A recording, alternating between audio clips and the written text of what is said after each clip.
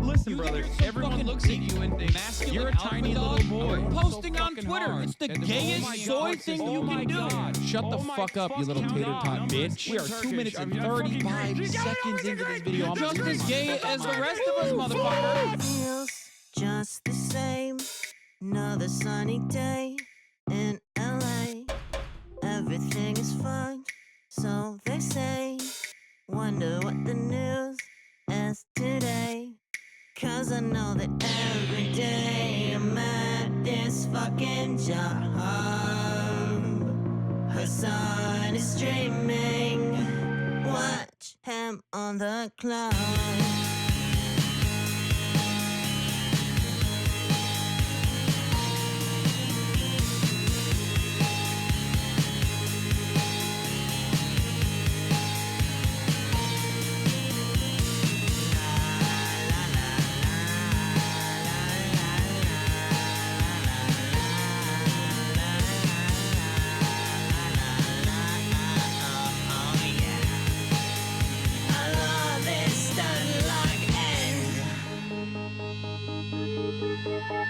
Listen, bro, the Lyra does not need this. Trans people love playing Hearts of Iron 4. Eating pussy is the basic, bare minimum thing you can do. You can be like, where did they find these people, dude? And women want to have sex. Your job is posting. You're gay. Okay. God, I don't hate women so much.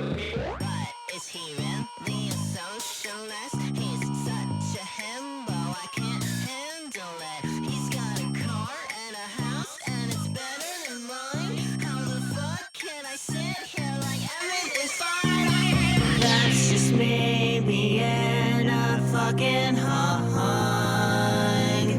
Hasan is streaming. Watch him on that cloud.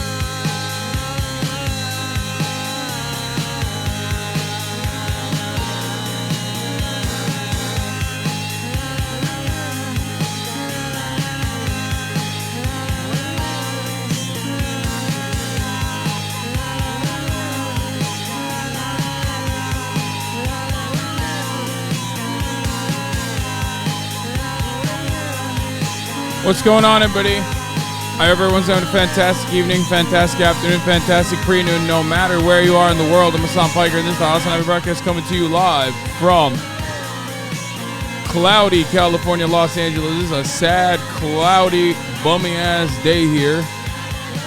72 degrees and cloudy here in California. live and alive, and I hope all the boys, all the girls, and all the MDs are having a fantastic one because today's a beautiful day. Today's a wonderful day. Today is an excellent day here in cloudy California, Los Angeles, folks. Anyway, today is Sunday, September 17th, 2023, 12:15 p.m. And I am an hour late, but you know what? It's better late than never, right? Because today I wasn't even planning on streaming, but instead I'm streaming anyway. Why? Well, there's a couple different reasons. One, I'm an addict. Two, I have hourly quotas to fulfill. I have obligations, contractual ones. But last but not least, perhaps the most important reason as to why I'm streaming today, even though I said I wasn't going to most likely, is because Austin is here. That's right. Austin is here. He's not here right now next to me, but he is here in the house. He stepped into my home while I was not home, as a matter of fact. Earlier in the day, around approximately 9 a.m. Pacific time, Austin Show had entered the building. Stepped in the dojo. I, on the other hand,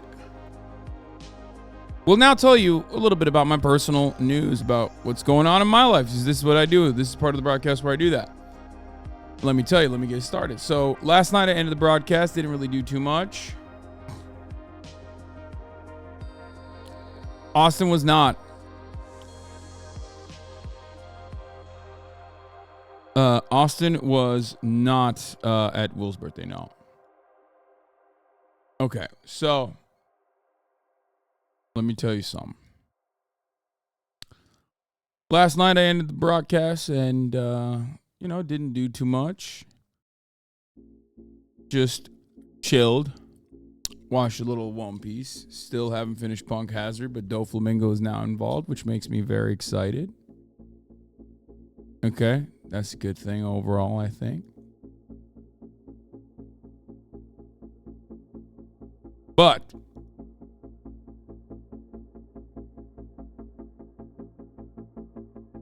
new loser alert, Russell Brand. We're not doing the Russell Brand one. Are men and women equal? Muslim and ex-Muslim? Wait, what? Is this the one? Oh, this isn't the one. Okay, never mind. Jubilee's going crazy. My ADHD is going crazy. So, nothing super significant happened. I texted Ludwig yesterday and I asked him, hey, do you want to ball up? And much to my surprise, he said, yeah, I do want to ball up. I do. I want to ball up. I want to ball hard. Which I thought was kind of cool for the first time ever. I was like, oh, that's great. Like, me and Lud, finally we're going to go ball up. It's going to be awesome. Okay. This has been a long time in the coming. Last time I did this was like months ago. Anyway, I thought to myself, this is great. Ben Shapiro. Turns out,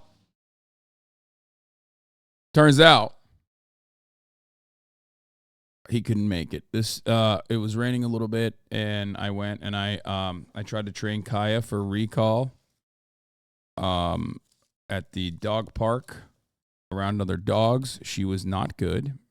She was bad. She was a bad girl. Okay. She was not a good girl. She was a bad girl. But it's okay. She'll get better. She'll become a better girl overall. Currently being walked at the moment by my mom. She's in her bad girl era. She does this thing where when I take her out and I like actually give her shit, you know what I mean? Give her things like take her to the dog park, let her play, give her treats. She becomes an incredibly spoiled little brat who I feel like is punishing me for giving her allowances. I don't know why. Like, she does the exact opposite of what she's supposed to do. Instead of being like, oh, this is sick, like, now I know I can like be out in the dog park, and then she will develop bad behaviors at the dog park, like running away from me when I call her name and stuff, and thinks it's a game. Wait, Cutie wanted to stream with you, and you said you weren't streaming? Ooh, I'm telling. This is a joke. Wait, Cutie wanted to stream with me? Why hasn't she texted me?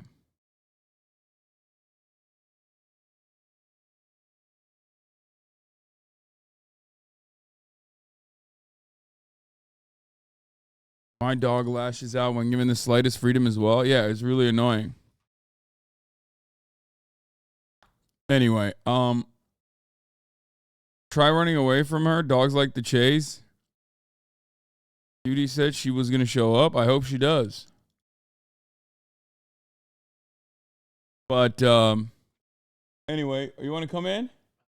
Oh yeah. Just get over here, bro. Get the fuck over here. God damn it.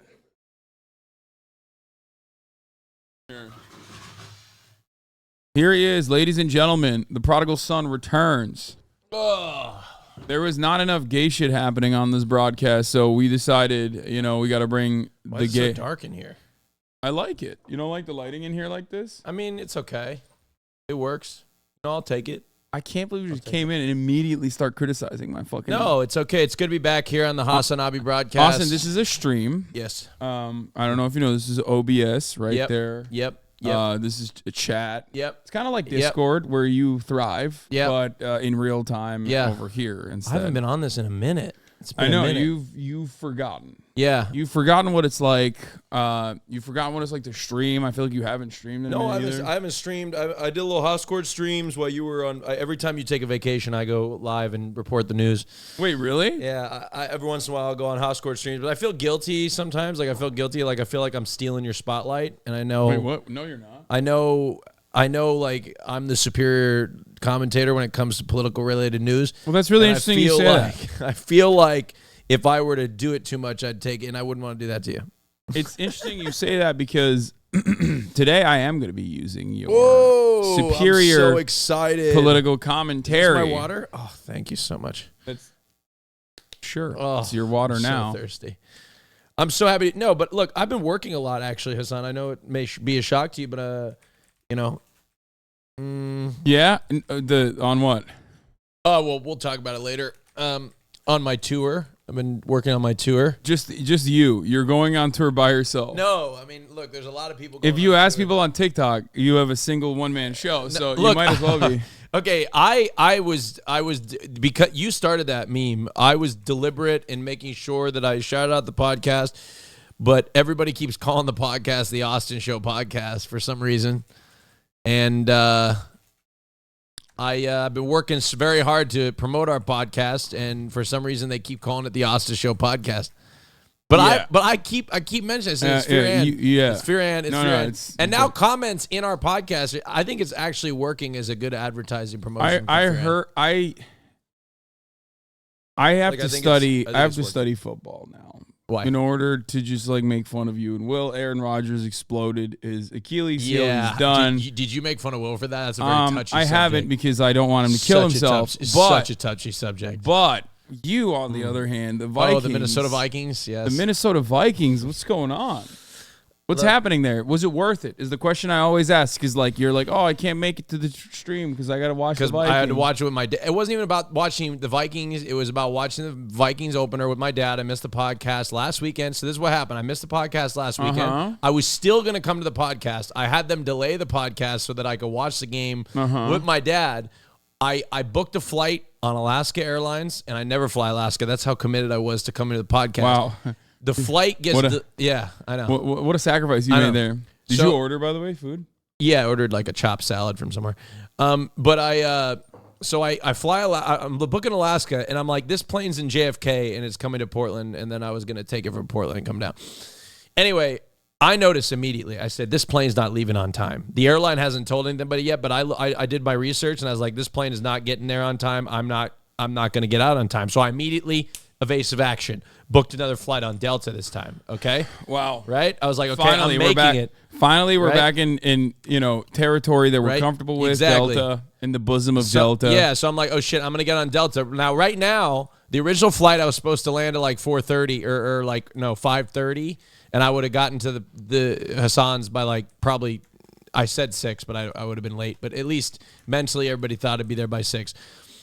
Okay, so anyway, the next flight we had to push the podcast another hour because that flight wasn't even getting in until 7. Anyway, that flight got delayed too.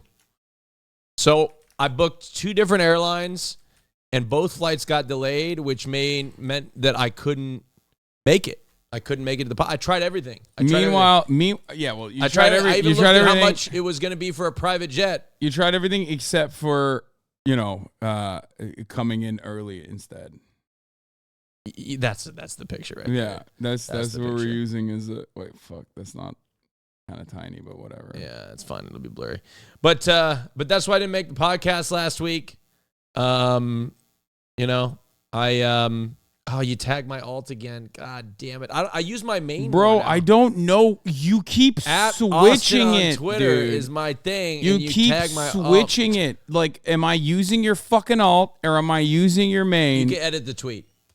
No, I'm not going to edit it. You can click right click. I'm not going to edit top click. No, I'm going to use your alt. My alt isn't. I don't even post on it anymore. I post on it. Look at the last I don't time care. I posted. I don't last care. time I posted Too late. Look at well, that. You should have thought about that before you fucking constantly yell at me for not. He doesn't know. You know what's funny about this? He's not a good friend. He doesn't even know about my tour. You know what's funny about this? I literally tagged your alt thinking I was being accommodating. Like I was like, oh yeah, he always fucking chirps at me. No, it's the main. He always chirps at me when I use his main. So he's like, no, I use my alt. Promote my alt. Well, no. I never said. I always want to promote the main. The alt's promoting itself. Always the alt. I'll just promote. That's Canute. Oh, okay. That's from 2021. Oh my god, dude, I'm getting old. Holy shit. No, you're like what? You're 26, 27? Oh, thank you so much. Yeah.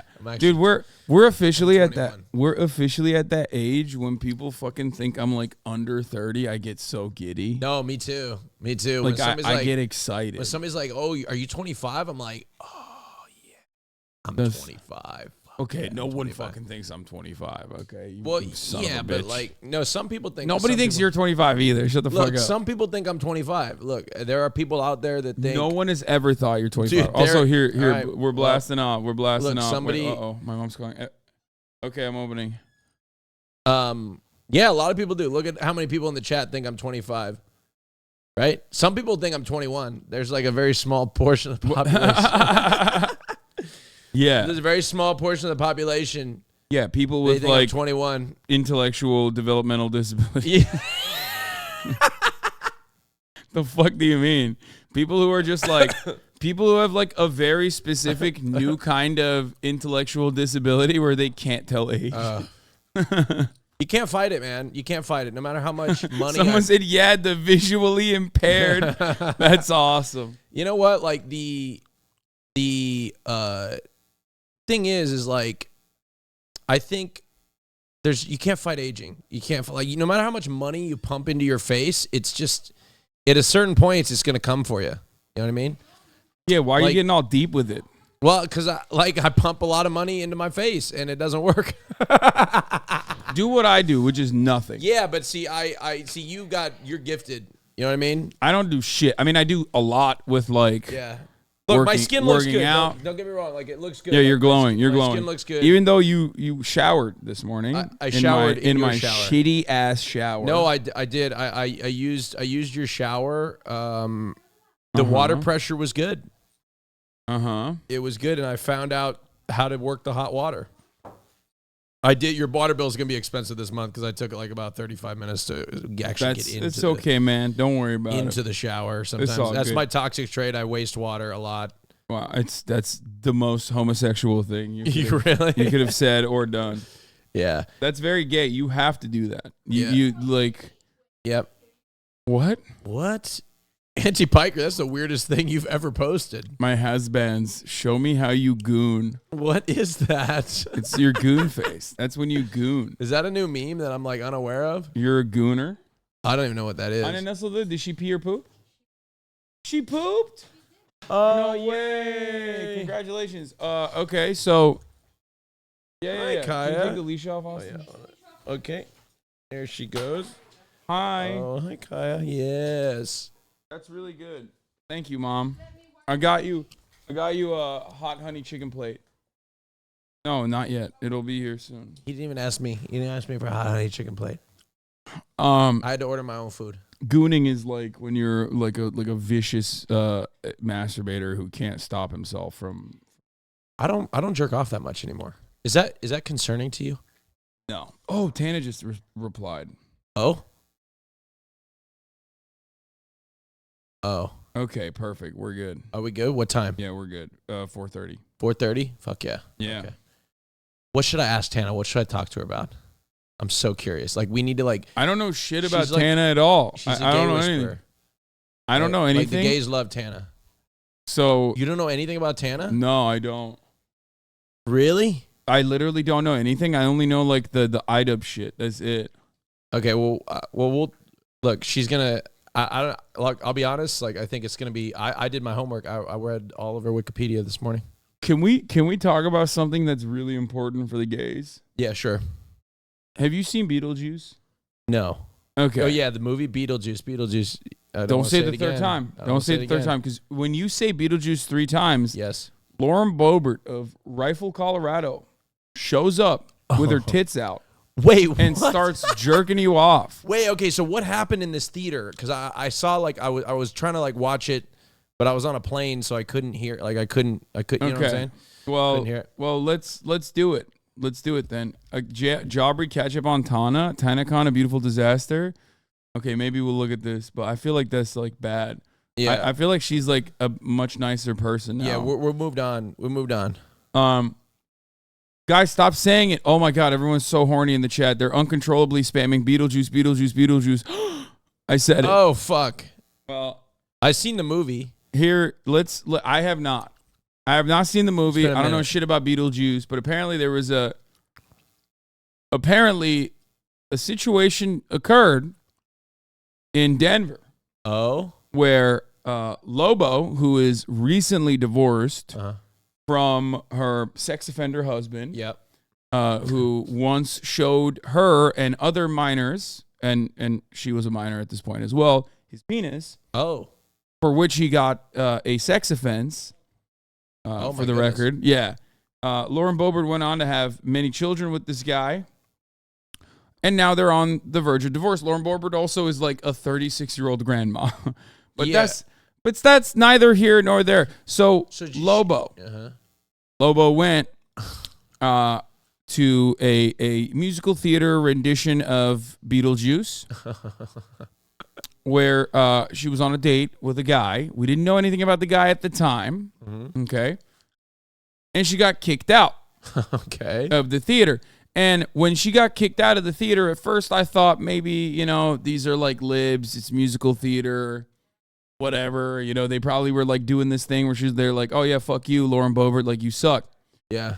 But turns out the musical theater, for some reason, has more cameras than like the fucking Capitol. Yeah, what the fuck? And like infrared cameras, they got night vision in there. I don't know what the fuck they were looking to catch. Yeah. I don't know like why they have this level of detail in the CCTV, because like what are they doing? Do they have like a serial masturbation problem or something in the movie theater? I don't know.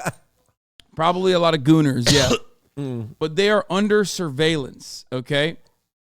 I didn't realize that I was under surveillance when I was at a musical theater performance. Yeah. Is this what theaters are like too?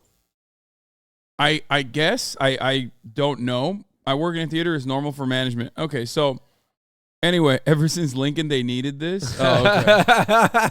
Yeah. Because of a mass shooting at Aurora a decade ago. Yeah, but they didn't stop the fucking guy. You know what I mean? It's not like the shooting didn't happen because they were like, oh, we have cameras everywhere. It still happened. Yeah. Anyway, so let's take a look. Too. Let's take a look at the video. And this is a literal frame-by-frame analysis on LoBo tugging on her date's shit, okay? Pulling on his fucking I didn't even notice this. I saw wee this. wee. Oh, fuck yeah. Okay. And he's grabbing a titty. She's chiefing a fucking vape, dog. It's crazy. Goddamn. Boebert. Say it 3 times and she appears in security video from a weekend performance of Beetlejuice, where the congresswoman was kicked out of the theater for being disruptive. The DCPA says she was vaping. Boebert's team denied that, said the haze was from fog machines in the show. That claim goes up in smoke. Boom. She's just fucking ripping fat pulls like... She's like ripping fat pulls, the vape queen. That is so funny. I just want to point out something here. I don't know if this is the case, but some of my friends are speculating that Anne dışarıda bıraktı adam. Okay. Kapının üstünde. Dış kapının. Yeah, maalesef. Yeah, I'm just saying that the guy left it outside of the gate. Yeah. So fog machine. Yeah, she's ripping fat vapies like she's a goddamn fog machine. Okay. But that's not what I'm paying attention to here. There's another thing that I'm paying attention to. Well, 2 things. Okay. Number 1 and number 2. She's stacked up. Yeah. Oh, I see. Does that mean her speculation is now happening in certain circles that she might have gotten a job. Oh. And not the public servant guy. Yeah. You know what I mean? I'm talking maybe a boob job. Or we're thinking fillers plus push-up. Yep. Because like push-up bra technology is pretty wild. Yeah. I did not know this. I did not fully comprehend the technological prowess that the boob tech has. Mm-hmm. Yeah, she might have gotten some gender-affirming care potentially. Or maybe she's wearing gender-affirming clothes, right? Mm-hmm. Anyway. Once again, your boob knowledge is not as good as you think. Push-up bras and titty tape are miracle workers. I think so. Anyway. We got the boob experts. The pregnant woman sitting behind Boebert told the Denver Post she asked her to stop vaping. She's like, I'm pregnant. Can you please stop vaping in front of me? And she was like, I thought this was a free country. Okay. No, I will not stop vaping, which, by the way, she has every right to do so. My queen. Okay, let's continue. And Boebert refused. Her one-woman show continued, taking flash photos, raising her hands and dancing, often the only one clapping or standing up in the crowd. Boebert occasionally took a break from being disruptive to enjoy the company of her male companion. He briefly had a grasp on the situation before ushers returned. Now, people zoomed into that footage. Also, my boy's got a little bit of male pattern baldness going on. But hey, listen, he's still copping a feel though. Look at that. I'm sorry, but is he actually openly rubbing Boebert's tits while she puts her hands in his crotch to rub his penis while in a crowded family theater, or am I crazy? Jesus. Look at that. That's wild. She's going in there with 2 hands, dude. That's crazy. She's handling her business, bro. Dude, honestly, she just needs to, like, I'll be honest, like, she just needs to own it. She just needs to be like, who amongst us hasn't given their new date a fucking tug? We've all been there. Beetlejuice gets me horned up. That's what she should say. Yeah, what's her defense here? There's no defense. She's got to own it. She was grabbing his cock and he's grabbing her tits. Yeah. They gotta spin this. They gotta find a way to spin this. He said, bro is palming that shit like Jordan at 96. Yes, dude. I mean, I don't know. He's dunking from the free throw line. She's got I don't know, quote scripture. That always works, right? I mean, I don't know. Oh, quote scripture? You mean this? I'm Christian, so they may try to drive me to my knees, but that's where I'm the strongest. Oh, yeah. Oh, that's awesome. Oh, my. Oh, she knows what she's doing. Yeah. She knows exactly what she's doing. I love being a Christian and being on my knees. Hello. She knows exactly what she's doing. she said that. Little minx, Look, I'm all about it. She's a feisty one. Not in the theater with families. That's a little weird, but like, I mean, it's dark. It's like I think people that are like taking this too seriously and being like, she's around children. Like, yeah, the hypocrisy is like kind of funny. Yeah, because like you're doing that around like kids and shit, which is fucking weird.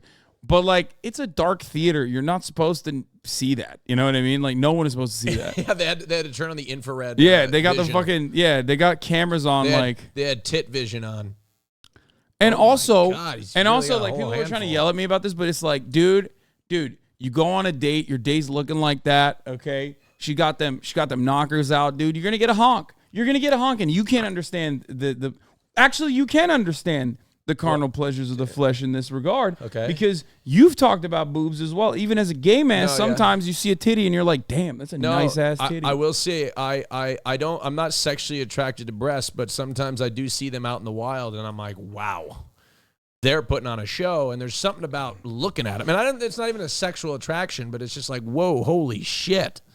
What's going on there? My Lord have mercy. But it's like, but it's not a sexual attraction. It's just like, whoa. But like, you just want to sometimes go honk. I mean, I don't necessarily want to grab them, but like, it's just like, God. I mean, consensual. It's consensual. Well, yeah. I mean, maybe if somebody said, "Would you grab my breast?" If she's grabbing my dick in public, ain't nobody stopping me. There's like 8 people holding him back. He's like, no, this is my titty. When I'm with guys and stuff that like I'm intimate with or whatever, like I do like grab like a little bit of cock. Yeah, I do. You got a little bit of cock. Like when I got like a passenger. Is it natural? Is it beautiful? It's beautiful and natural. Like if I got a guy in like the passenger seat of my car or whatever, like I will often hold hands or whatever, and I'll rub his leg or whatever, and sometimes I'll get a little cock. You know what I mean? It's the same thing, right? Different preferences, but you know, same different idea. Strokes for different folks. Yeah, exactly. So exactly. Anyway, it doesn't end there though. The saga has one final new. I mean, this is the gift that keeps on giving, folks. There's more because this is like unwinded slowly but surely with like new pieces of information building on top of one another. It's like in our rapid in and out, fast-paced news cycle, it's very hard to keep something top of mind unless it's a story like this that is like a beautiful onion. Okay, you peel off one layer, and underneath it there's more stinky onion. Oh, I can't wait!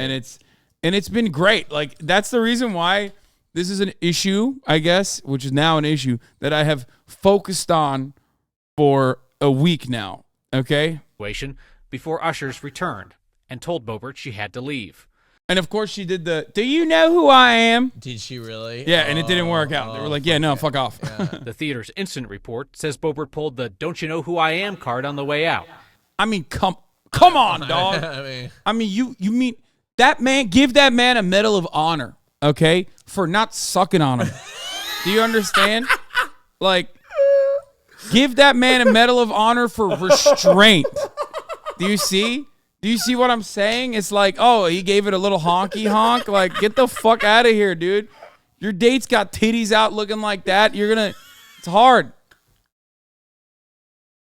Oh, shit. Oh, my God. I'm just saying. Oh. You think you should talk to Ann about this? She got kicked off a Ferris wheel for a public blowjob, lol. That's awesome. That's kind of hot. That's okay, awesome. Anyway. So, what is the last chapter in this saga, awesome. the Odyssey, okay? Yeah. Homer. What's next?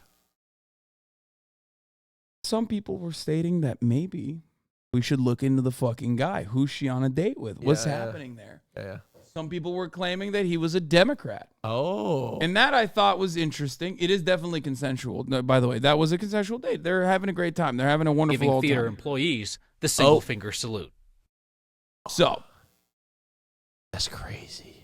Turns out the man groped by Lauren Boebert during Frisky Beetlejuice date owns a gay-friendly bar that hosts drag shows in Austin. What the fuck? Yes! He's a Democrat who owns a bar who hosts gay bar events. Oh my God! He owns a gay bar. That's what he owns. He owns a gay bar. Bar owned by Representative Lauren Boebert's apparent new beau has staged at least one drag show, according to a review of social media posts. One drag show. Oh yes! In January, the Hoochcraft Cocktail Bar in Aspen. Hoochcraft. I mean, that's gay as fuck, dog. It's an Aspen.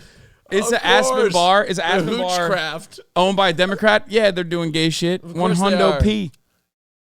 Winter Wonderland burlesque and drag show. Yeah, a Winter Wonderland burlesque and drag show. An invitation for the event reveals.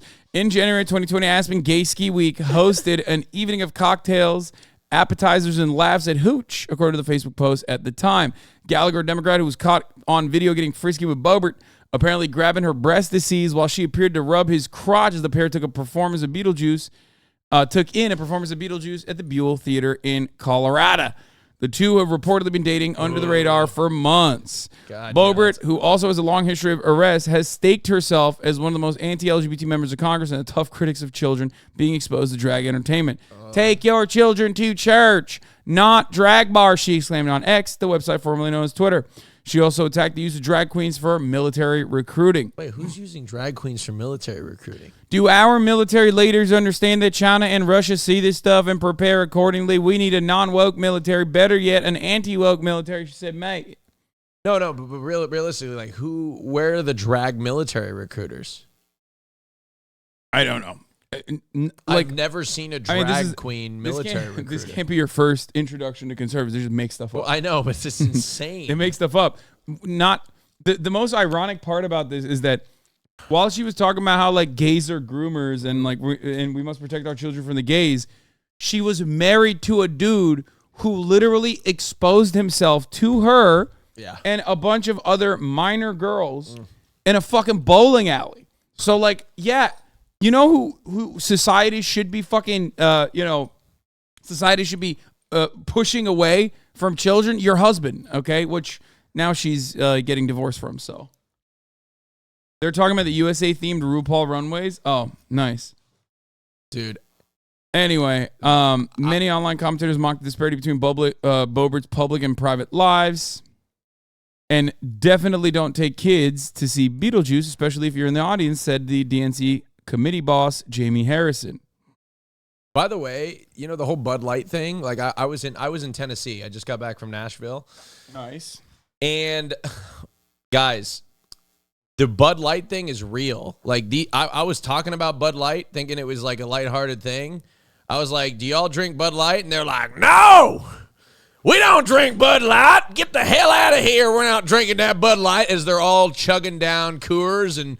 I couldn't believe that it's an actual real thing that they will not drink Bud Light. Like Bro, it actually, they have nothing else going on. They need to have a grievance. They need to have like a real perceived grievance. So they're holding on to men.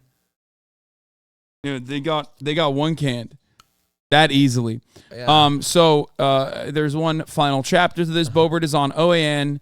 Talking about getting kicked out of Beetlejuice. We just had Kevin McCarthy, the Speaker of the House, announce an impeachment inquiry yesterday. We're facing a government shutdown and trying to fund the federal government. We have a wide open southern border. We have Zelensky threatening to send refugees here. And what's the top story? Do you have any comments on the scab accusation due to your starring role in the biggest movie of the year, Pixar's Sodas? Yes. My counter to that is, I'm sorry. When David Zaslav comes to you, okay, privately and says, "Do you want to be in a multi-million-dollar production of Disney's Pixar's Sodas?" You say, "Hold up, I would be scabbing if I participated in this movie, this major blockbuster hit." And then he says, "You're going to be Diet Mountain Dew." And when that happens, I'm sorry, I love Diet Mountain Dew more than I love my values, my principles. I cast all of that aside to star in Disney, Pixar, THX. They all got together to do this one masterpiece called Sodas. Damn. At least you made a lot of money from it. Yes, I was. Well, no. I did it for free because I did it for the love of the game. Wait, is this a joke or for real? But bro, please exercise some critical thinking. Do you think David Zaslav approached me to be in a fucking movie about sodas? Do you think that Disney Pixar is making a sodas movie like Elementals or whatever, but instead it's featuring sodas? Do you think I would actually scab? I mean, I accidentally have scabbed a couple times. What? I crossed the picket line Oh, well, yeah. Oh, is that a scab? Oh, you're yeah. You're I talking crossed about- the picket line at the various hotels I keep staying at. They keep moving around. I'm like, God damn, I can't even follow the picket line. I crossed it yesterday when I was flying out of LAX. It's all over the place. It's like a minefield of picket lines. Yeah. I'm trying to be a good supporter of unions. I can't move around this country without crossing a damn picket line.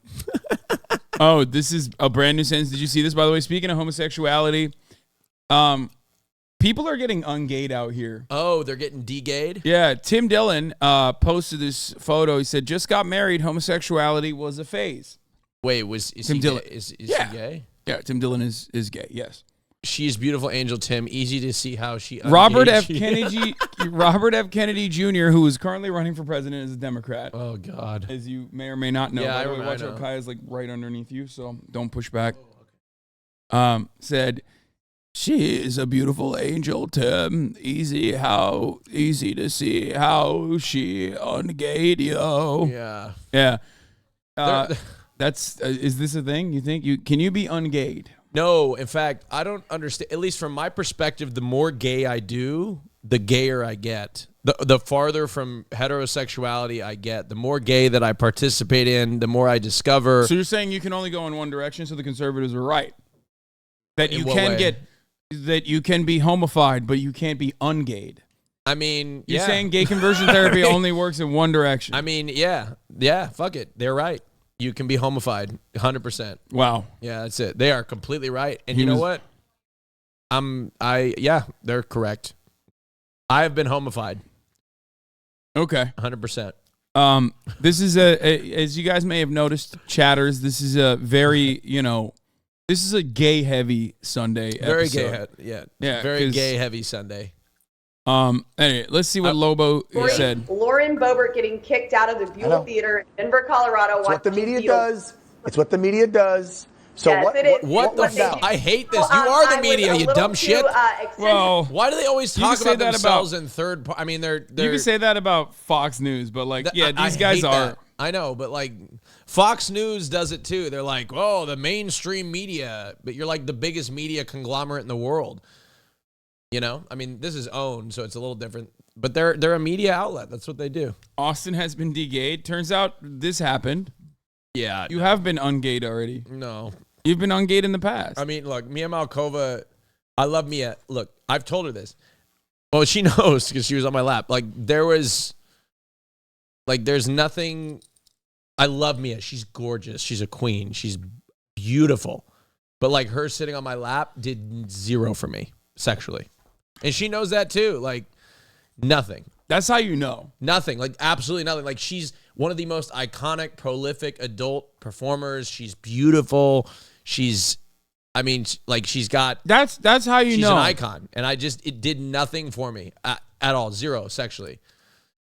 And but so that's how you know, right? Yeah. It's like Somebody said how? who's your favorite? Who's the guy you want to fuck real bad? What's the one? The Australian one who sings? Oh, Troye Sivan. The wayfish. That one. Troye Sivan. Yeah. I mean, you're putting words in my mouth. I never said I wanted to fuck him really badly, but should the opportunity come up, I would do that. I like that the more famous we become, marginally, albeit, the more you're like your rhetoric on this is shifting. Where you're like, we could just maybe see each other in a situation like that. You never know, right? I mean, I could come across Troy at a party or something like that. Yeah. He probably And he's wouldn't- like, "Oh, Steen, I'd like to fucking." No, that's not what he sounds like. bruv. Yeah, time to suck you, fucking Willie. Yeah. No, but That's look, how Australian men sound Yeah. when they're gay. Only when they're gay, they sound British. I have a tremendous amount of respect for Troy as an artist. Do you root, mate? Do you Yeah. fucking root? Yeah, Do you give you a fucking proper- root, mate? Fucking proper rooting. Yeah, I'll give you fucking proper rooting. fucking proper Yeah. rooting. Or if you're rooting, I'm tooting. Oh. Okay, we can't even get through this goddamn. I'm very known for having a animated personality, maybe overtly Me animated too. personality. I was laughing, I was singing, Oh, having a that was fantastic creepy. time. Was told to kind of settle it down a little bit, which I did. But then my next slip up was taking a picture of Right. the Can't take cast- any images of the play. I've done it too. I've snuck them. Right. So you got thrown out because you took a pic and you weren't supposed to. But there's no way they're avoiding like the major point of contention here. Like it's the top of the fucking hour and there's a 3-minute ad break coming. You know what I mean? And you want to avoid it by subscribing for $5 or for free. That's nuts. You know? Because the top of the hour is here. Yep. Okay? And if you want to dodge the top of the hour ad break, which is 3 minutes long, all you need to do is subscribe for $5 or free with a Twitch Prime by connecting your Amazon Prime account to your Twitch account where you get 1 free Prime subscription a month. Woo! Or get gifted a sub like from Ryan Sumere. Here's the 3-minute ad break now. Gestalto, thank you. Gestalto, thank you for the 5 gifted. While we're in the ad, What? Nashville is like live hog watch. You would love Nashville. But it's like weird because Tennessee is, you would expect it to be like that, but Nashville's also like pretty progressive. Yeah, it is as maybe a metropolis, but like all the tourists. Masuzi B, thank you for the 5 gifted. tourists that it attracts are a lot of those that you would see on hog watch. The like, irony that's their is culture. They think that's theirs, right? You know, many places in the South are exactly like you describe, where the people that have lived there for multiple generations, especially in like more urban areas, are literally fucking not as like reactionary or as annoying or as hog-like as the tourists that go there from fucking Iowa or Idaho who go there to be like, yeah, I love being in the South, brother. Yeah. And it's like, dude, what the fuck are you doing? Like the people there are not like that. Chill out. Right. You know? And honestly, like unfollowing Tankies today. Goodbye, Hank Piker. I will say that like as a gay man, because I present so heteronormative, I don't ever have to face discrimination as a gay man until I'm with another gay man. It's a very interesting. Yeah, like, you can like, hide. I can hide and like be like nobody will discriminate against me. But when I'm with another gay man, it's like it. Then they immediately know if we're together, then like that I'm gay, right? Which is such an interesting like it's just like an interest. It's an interesting privilege. Yeah, you've like you're OP at hiding it. I'm not trying to hide it, but like that's just what ends up happening. Yeah, you're a stealth gay. But you know That's what? right. Here's my whole But thing. there was no arguing. There's reports saying that I was arguing, threatening to call the Denver mayor. I don't know why I would ever call the Denver mayor. I think he would have tried to lock me up. Yeah. There were reports saying I was on the board of something. I don't know what I'm on the board of. I'm on the edge of a lot of things, let me tell you. But Well, probably the people that complained, here's what I'm thinking. You're in Denver, Lauren. It's very liberal. The people that complained to the ushers that you were being noisy could have recognized you and been like, oh. Dog, how are you not going to talk about the titty grab and the dick pull? Like, what's happening? Even on OAN, like, I know you're not supposed to be doing, like, cutting-edge journalism or whatever, but that's, like, a pretty fucking cool part of the story. Like, how are you not going to ask about, so what's up? You pulled his, you were tugging on his shit? Like, what's going on? Yeah, like, but do you think they saw that, though? That's what I'm wondering. Yes, they don't give a shit. They probably did. They're just not talking about it. I think That's he did. that MAGA girl. No, I know they saw it, but like, exactly. you You think know the how they bouncers are. and stuff saw I get it. Congresswoman Lauren Boebert, Oh, no. I think you explained it well enough. That's No. just after the fact. No, she was absolutely being like a menace, and that's why she got. Bro, there's like, I've talked about this before. This is actually a travel meme, so I think you will appreciate this as well. Mm-hmm. There is nothing more annoying to travel internationally or domestically than a gaggle of like upper middle class, middle-aged white guys. Yeah. Who are like either away from their wives for the first time ever. Yes. Or even like going on some sort of trip, but Yep. not business related, because in the Yep. business related, there's a different dynamic. Yep. So like they can't get as loud or as abrasive. A group of Austins is worse, motherfucker. No. Hold on, excuse me. I travel multiple times a week. I don't have time for shit. I have my headphones in and I'm not talking to anybody. Okay, so go fuck yourself. All right. Yeah. I'm a seasoned traveler. We're talking okay? about like a very specific group of people. If you've ever traveled and you've encountered it, you will know exactly what the fuck I'm talking about. Where like they immediately, it'll be like 11:30 in the morning and they're drunk.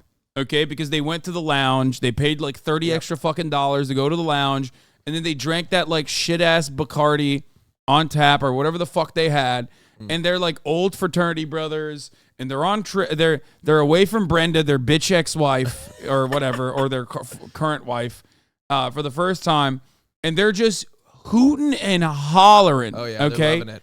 They're hooting and hollering. They're so fucking loud. They want everybody to fucking know that they're like having a great time, and I'm always like, dude, fucking stop! Like, just you're so annoying. Yeah. No, your bits aren't funny, and it's like we're not supposed to hear it. Yeah. Okay? That exists. Yeah. And that is a very specific, stereotypical thing that I'm mentioning. And then there's also this kind of like trashy lady as well. And I think LoBo fits that very well. Like obnoxious, trashy, maybe a little drunk in public going, I'm having a great time. Look at me. It's like, no one wants to see that. Bro, how is she like an 8 only in CCTV footage? Because like it's grainy and black and white. Dude, he's getting fucking look at him. He got like the top and everything. Yeah, no. He's like he's pulling on her shit. Did he grab? Rewind. Well, it was look at the circular motion. Oh, and then she goes. He goes in for the middle. Where is she? She likes it. She puts her hands down his pants. His dick can't be that big. Look how far down his thigh sheet. Yeah, no, this is the one hand, brother. Then she puts in the second one. Just to get a little thigh. Maybe he's got a fat one. You don't know. I don't know, but she's really far down there. Bro, he literally put his hands in there like she's got some fucking goodies that she snuck into the movie 100%. theater. You know what I mean? Like she put the snacks down there. He's trying to get the fucking Nutty Buddies or whatever. He's in there. He is in there with intention. You know what I mean? This is cutting edge journalism that I subscribe for 100%. All of this would have never come out if she just admitted to the vaping. Yeah, I know. It's really funny. I don't think people would have cared about like the footage that hard if they just like, if they just both small, no matter what happens, like, you know what I mean? Dude, your podcast honestly seems so toxic. Don't know how you got such a big following. Wait, why does he's calling your stream a podcast? I don't fucking. Well, they're stupid, bro. This is a curator of cool NFT art. What do you expect from them? Like, they're so fucking stupid. Oh, shit. Almost. Dude, what is happening here? What's going on? God damn. Luckily, it's not like it's it's like a fan too. Yeah. Luckily, don't free scroll. I know. What is this? What am I clicking on? How to avoid psychoanalyzing the other. Ideas tainted by pathology. What is this? Bro, this is... Some chatters are just like they can't help themselves. Hold up. My food's here. One sec.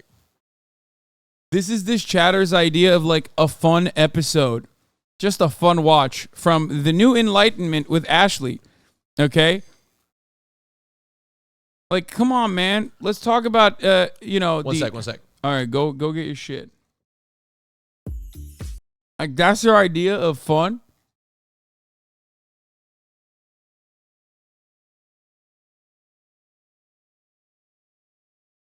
Jordan Peterson, 5 hours for the next 50 years of your life, must watch.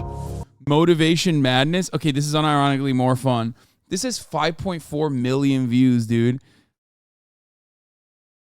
Why do we think that we can save ourselves? I mean, it is very obvious to me that there is a lot of spiritual hurt.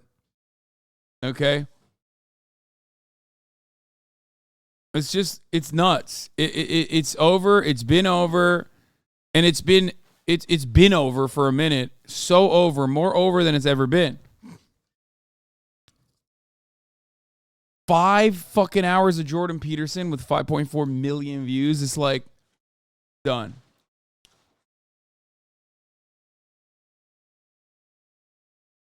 Okay. Jubilee isn't very fun. It's called Is Pride Still Necessary? Conservative versus Liberal Gays, the Middle Ground.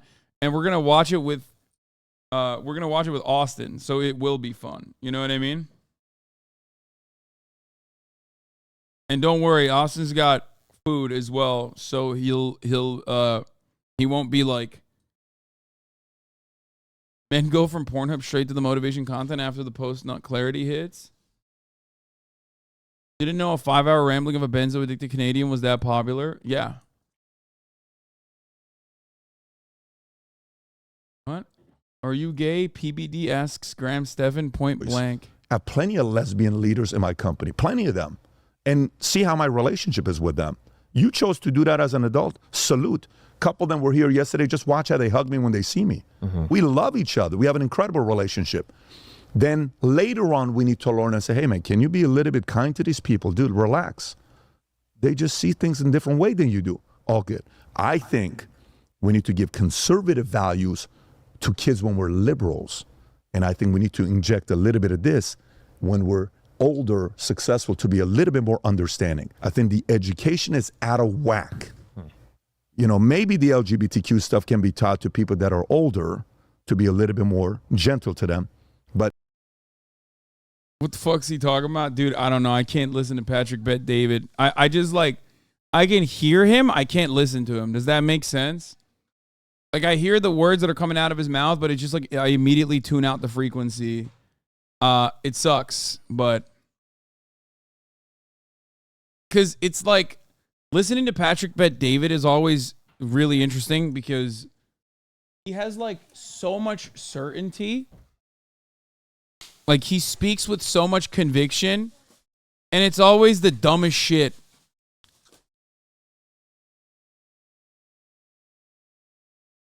It's just a guy who has no fucking clue what he's on, you know, what he's talking about.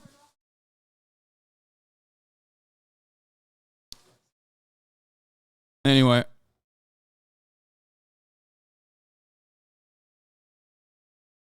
Oh, fuck, that looks crazy. Austin, there's no way that's healthy. Let me see that. Yeah, where'd you get it from?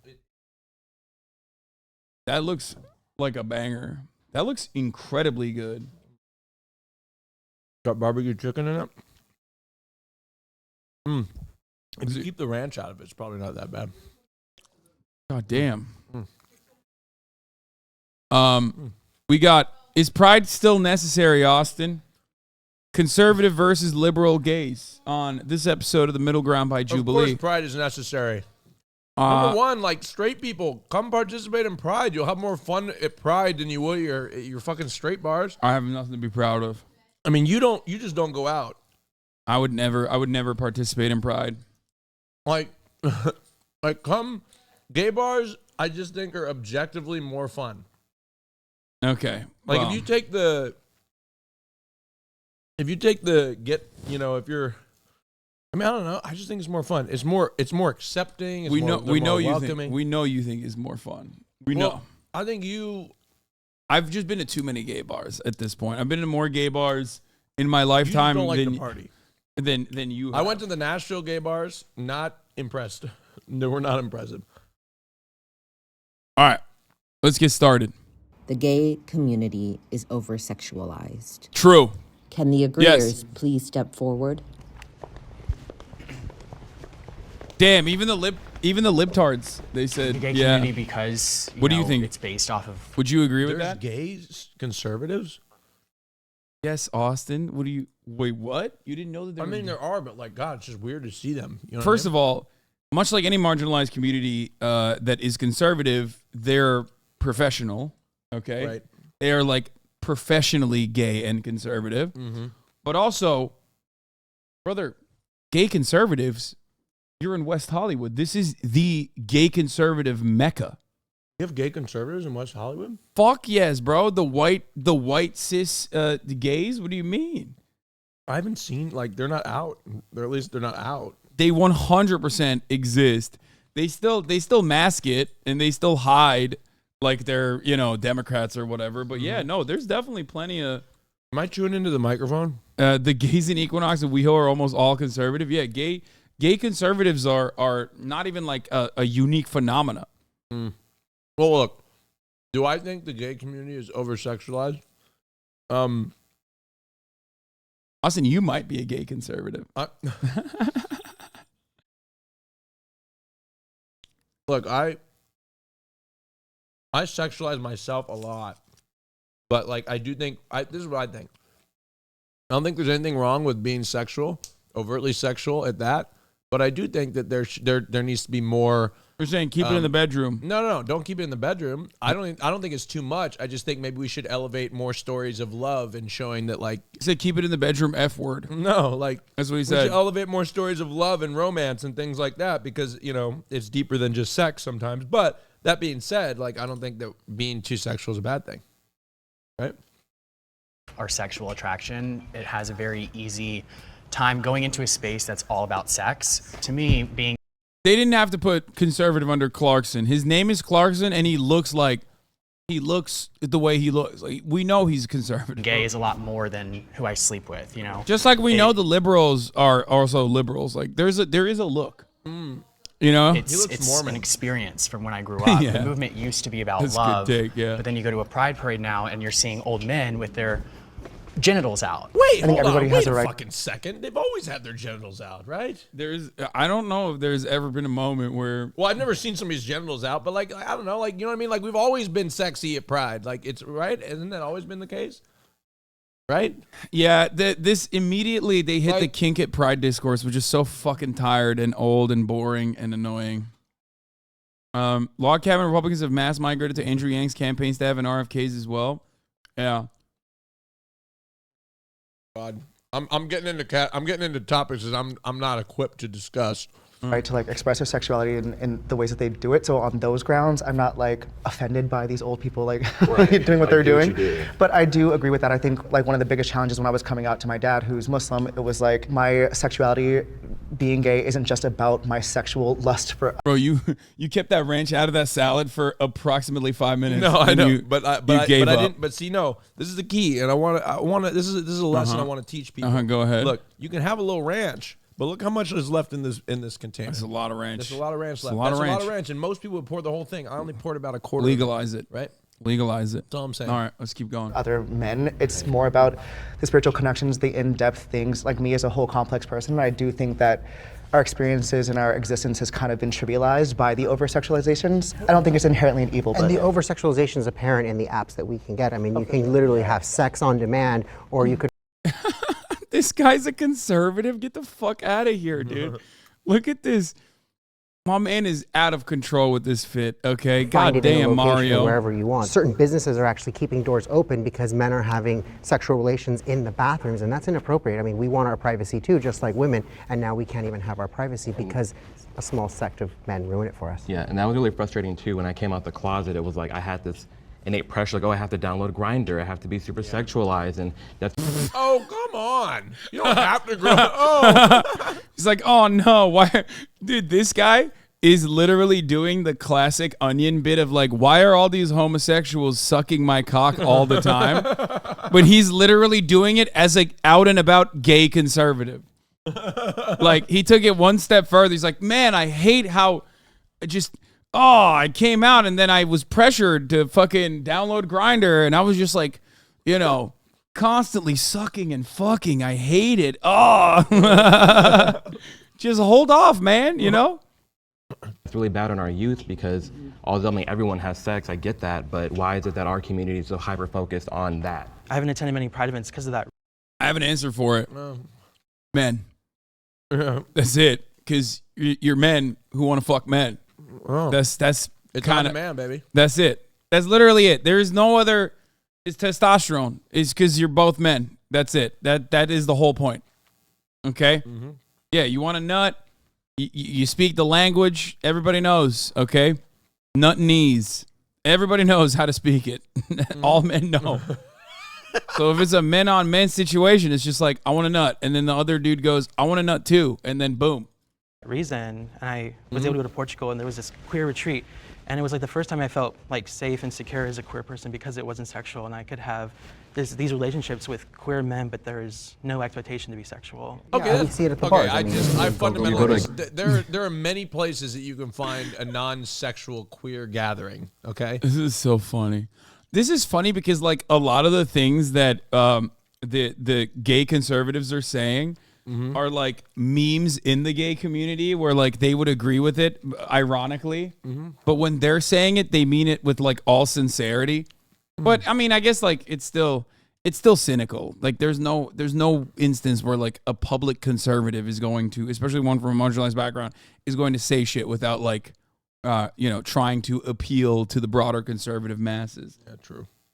Gay club, you're getting grabbed. You're getting hugged. It's funny though because like you love going to the Abbey, and I've always told you like I'm down to go to like a more upscale gay establishment. I don't want to fucking go to the Abbey because it's like it gets a little hectic. You know what I mean? Like I want to go to like a nice place. I want to go to a nice place. It's like a lounge or whatever, and it's like, but it's also gay. You know? You want to go to a gay lounge? Yeah, I'm down to go to like a more quiet place is what I mean. I don't want to go to the Abbey. It's too fucking high intensity. Yeah, you know what I it's mean? a lot. Wait, I thought the Abbey was fancy. Fuck no. None of the major WeHo bars are upscale. Yeah, every club on Santa Monica Boulevard is cursed 100%. Expectation to be sexual at the clubs. I mean, I avoid them at all costs at this point. Dang, what would Middle Ground be without you, Ragini? But you know, it's not just me. It's a team effort too. Cheers to that. Which is why we want to thank Milano for sponsoring this. It makes it to in the worst. I think it's easy to generalize our communities. You perked up real quick, motherfucker. What? You saw this guy and you're like, what's going on there? Sexualized because we're in it, so we're focused on it. But if you look at the straight community, I think they're doing a lot of what we're doing, especially now with more sexual liberation becoming a thing for them and their community. I also think that we have to remember, like, we've only been legal, as in like decriminalized in our sex for 20 years this year. That's crazy. Every year up until 20 years ago, like there's going to be an explosion of people wanting to embrace their sexual liberation. And then you look at things like the AIDS epidemic in the 80s, like that took away so many people and it made us afraid to have sex. So this, in my opinion, yeah, they stay back if they don't agree with the the sentiment. It's a way for us to overcome stuff, and we definitely need to find a balance. Hasan deflecting his attraction to Boebert on Austin. I literally immediately said Boebert is hot. When have I shied away from saying a dude is attractive?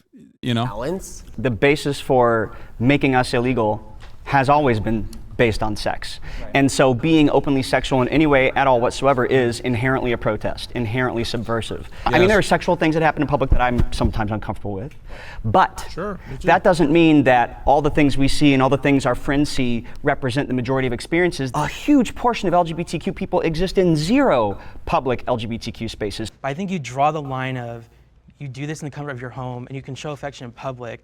I don't know if we need to be like indecent in public. I don't know if that. Man, what the fuck? Why not? First of all, this argument is so fucking stupid because like, this is the classic trope, stereotyping that marginalized communities are hit with all the fucking time that you never see from the broader masses, right? Heteronormativity is the norm. Like, we live in a heteronormative society. So when straight people are indecent in public, Lauren Boebert, for example, is like literally something we just talked about. It's not seen as like grooming, indecent, hypersexual. It's just you're on a fucking date and you were copping a feel. Okay? But when gay men do it, it's like, oh my God, this is the worst thing I've ever seen. There's children present. What the fuck is going on? That's the major difference.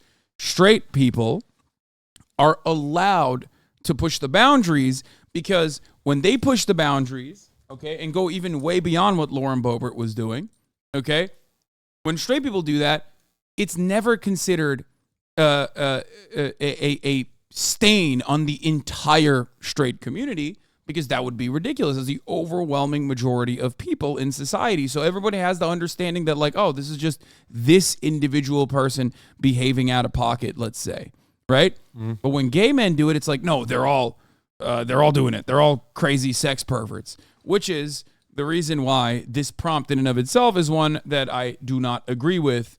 It's just that no matter what happens, it's because gay men are specifically seen that way.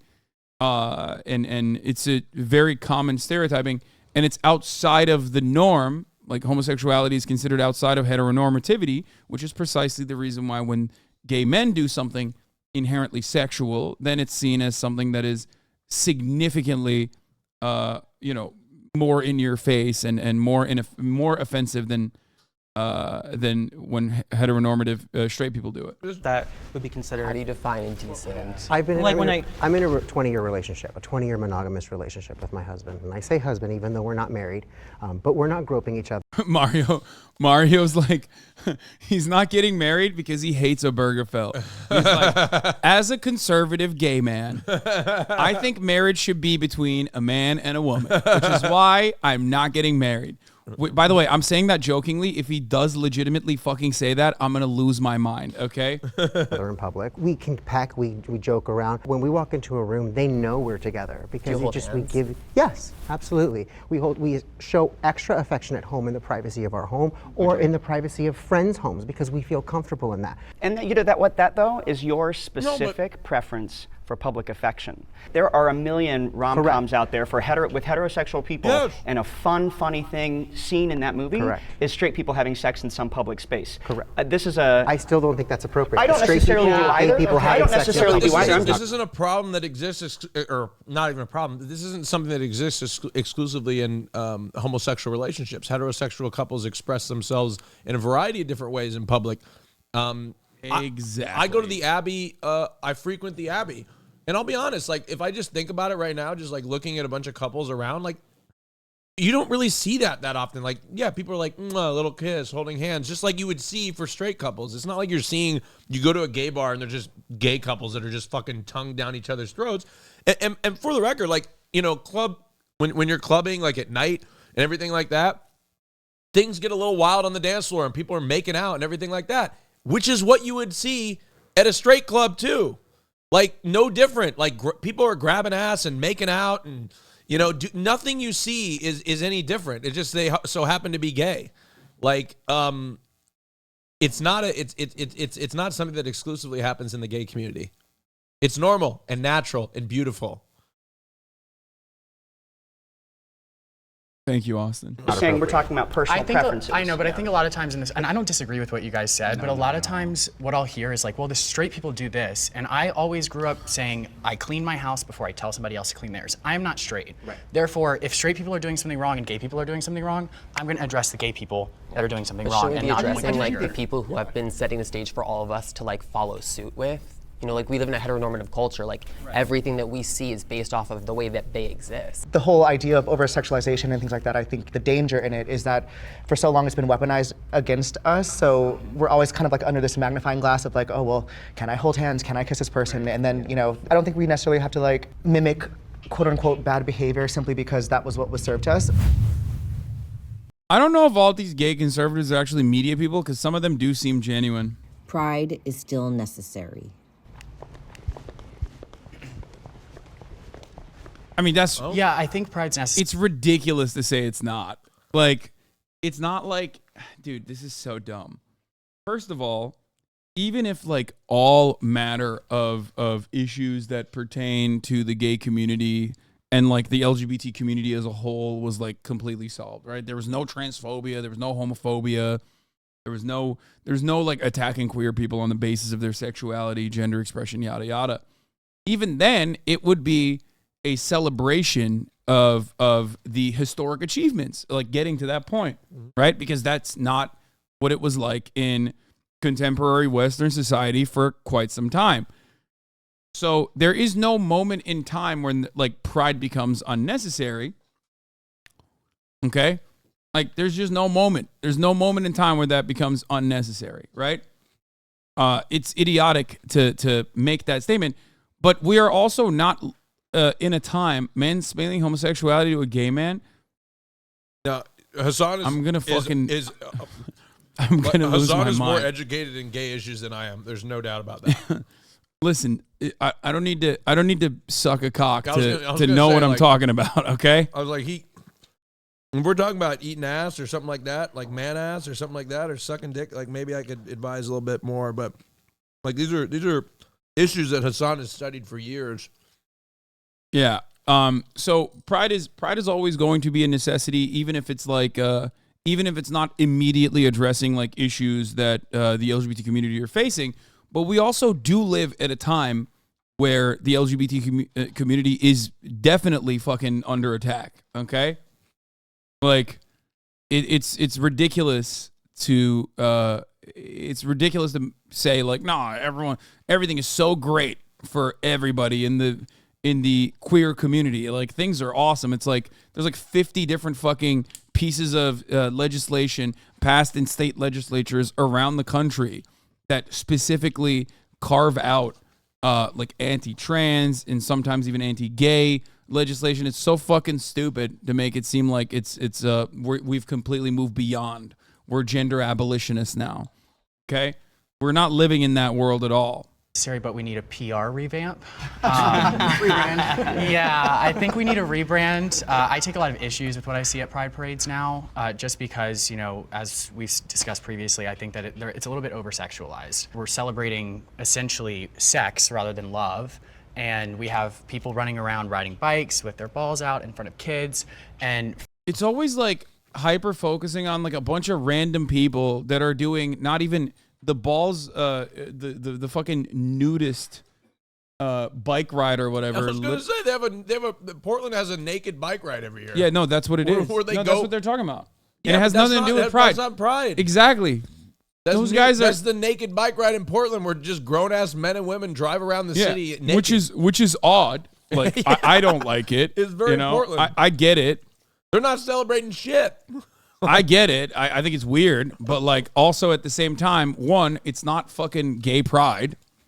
It's like just nudists in Portland. Yeah, nobody says shit about it. Seattle does it as well. It's like it's a whole event about being naked, and nobody says anything about it. Yeah, but they always turn around and they're like, actually, this is like gay pride, and there's children present or whatever the fuck. And it's like, yeah, even if it was literally like, we're doing this we're doing gay biking, okay? Which biking is pretty gay in general, okay? What are you fucking sitting on almost a penis like for extended periods of time? Like pretty gay, okay? Have you ever seen a bike seat? Looks like a penis with balls, okay?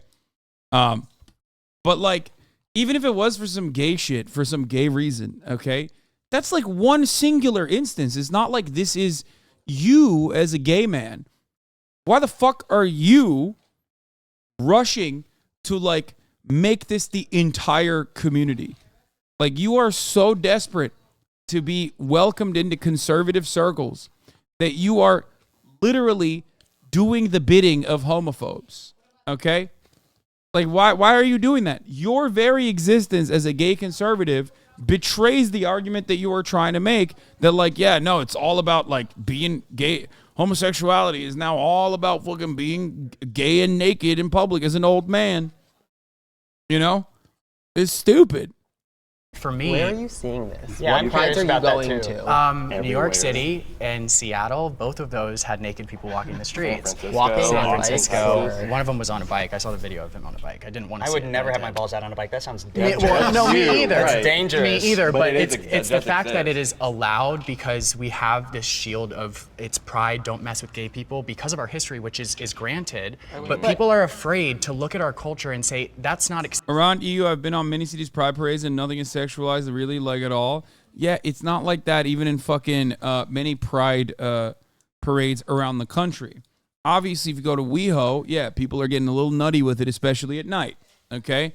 Maybe not during the day, but certainly at fucking night. But ultimately, like, it is, in some ways, it is no different than, going to fucking Louisiana on Fat Tuesday, okay?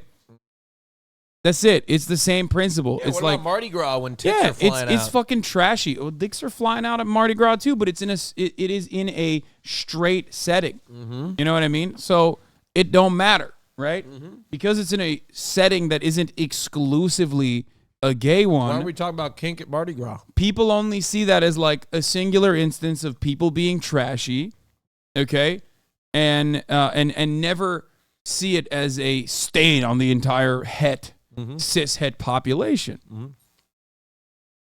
Yeah, I don't like it. I don't like I don't like the nightlife in WeHo proper during Pride Month or during the Pride Parade. Okay, but I don't like fucking the NOLA situation either. I don't like Mardi Gras either. It's just not for me. But I would never make the false assertion that this is like how every straight person behaves, or this is how every gay person behaves. It's acceptable, because if straight people were walking around doing that, it would be a totally different discussion. I don't think that's the majority of the issue, though. I mean, the reality is that being visible, period, is vital. Absolutely. We can be none of us will. None of us will be alive to see the day when heterosexual people and homosexual people have equal agency in what's allowed and what's not allowed in the public space. Me personally, I actually think Pride is very necessary. I love it. I wouldn't say Pride parades. I feel like you guys are leaning towards like the parades itself. Pride is like liberation, you know. Proud of who you are. And yes, yourself, and accepting yourself. Yeah, accepting yourself and having the people around you in your circle really accept you. It really tells the future generation, like, not only is it okay, but look how far we've come. At 2011, you know, the Don't Ask, Don't Tell policy was abolished. I'm in the military, and had that not been abolished, I would not be able to be, you know, a minority, be openly gay, and still be able to serve my country. Yeah, and I want to just say thank you for your service before I move on. And that's oh, dude. Oh, yes. He's like, oh. Hey, Yeah. look, I'll be honest. I've thanked people for their service. Yeah, because you're a conservative gay. No, you're not. literally, dude, you're wearing camo right now. Where'd you get these pants from? I got them at the mall in Nashville. Okay. Look, I've been hanging around with some trendy gays. Okay, have you? They've been inspiring me to dress a little different. Okay. I mean, I'm surprised that you're actually finally wearing different pants, and they're not like super tight. So I'm here for it. Yeah. Yep. Anyway. a prime example of the Pride that I would love to attend is someone who highlights service members, gay CEOs, people who are successful, who are contributing. Oh God. This is literally just like, dude, I love conservative monoculture because like he's just saying the dumbest shit. But like this is why don't we highlight gay CEOs? But the thing is like like who cares? Being sexual and highlighting gay CEOs aren't mutually exclusive. You can do both at the same time. Yeah. Right? You don't have to stop being sexual to highlight successful gay men. And they do that. women. Pride is literally the most like pro-corporate bullshit whitewash nonsense anyway. They literally have Lockheed Martin parades, man. The fuck are we talking about? Hello, the Navy exists, okay? America's been doing gay imperialism for a very long time. Jesus Christ. Gay imperialism. Like, it's so fucking stupid. Wait, is contributing to society. Tim Cook is celebrate gay? Yeah. Who you are, love who you are. Well, if they but would have talked the about it more, Pride you know what I mean? is no longer about being overly promiscuous because we're not allowed to. We don't need to overcorrect to the point that we start to get backlash. We need to correct our PR. But I still think we're looking at a small group of the people. What does he that are think? Pride. Like, the there's small gonna be group, like, but they speak the loudest. No, but they don't always. You said you saw 2 people naked. Like No, those 2 separate instances of groups of people who were naked Out of with their hundreds of butts thousands. out. Exactly. Right, exactly. Yeah, I hate this because like now I have to argue with like something that you saw. Okay? This is what like conservative conversations devolve into. By the way, Barry's doing an incredible job. Okay?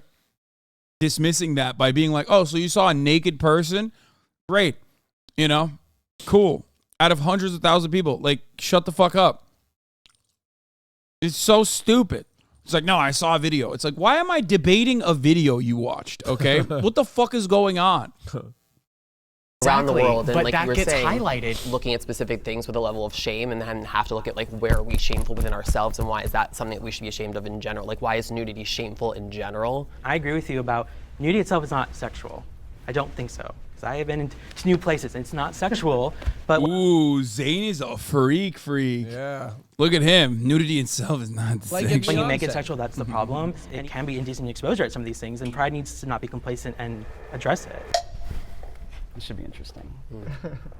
Oh, Mario. Yes, heels. Come on. I know. I'm alone on this one. But the reason I'm alone on this one is because Bro, Mario's got the fucking Navi fit, dude. It's pretty sick. Like, he looks like he's out of the Avatar. It is funny when, like, someone is, like, the stereotypical, like, obnoxious, peacocking gay who then is, like, conservative at the same time. But he's the reason we need Pride still. He's just like, you're so loud, brother. What Like, are you we talking need about? Pride so we can continue to, like, have you do what you do without getting discriminated against. Horizon Zero Dawn. Yeah. Oh my God. Oh my God. It is Horizon Zero Dawn. No, literally. Oh my God, I just realized you're not even wrong. Bro, look at this. Do we have a side? Like, I wish I could show it from the side. Like,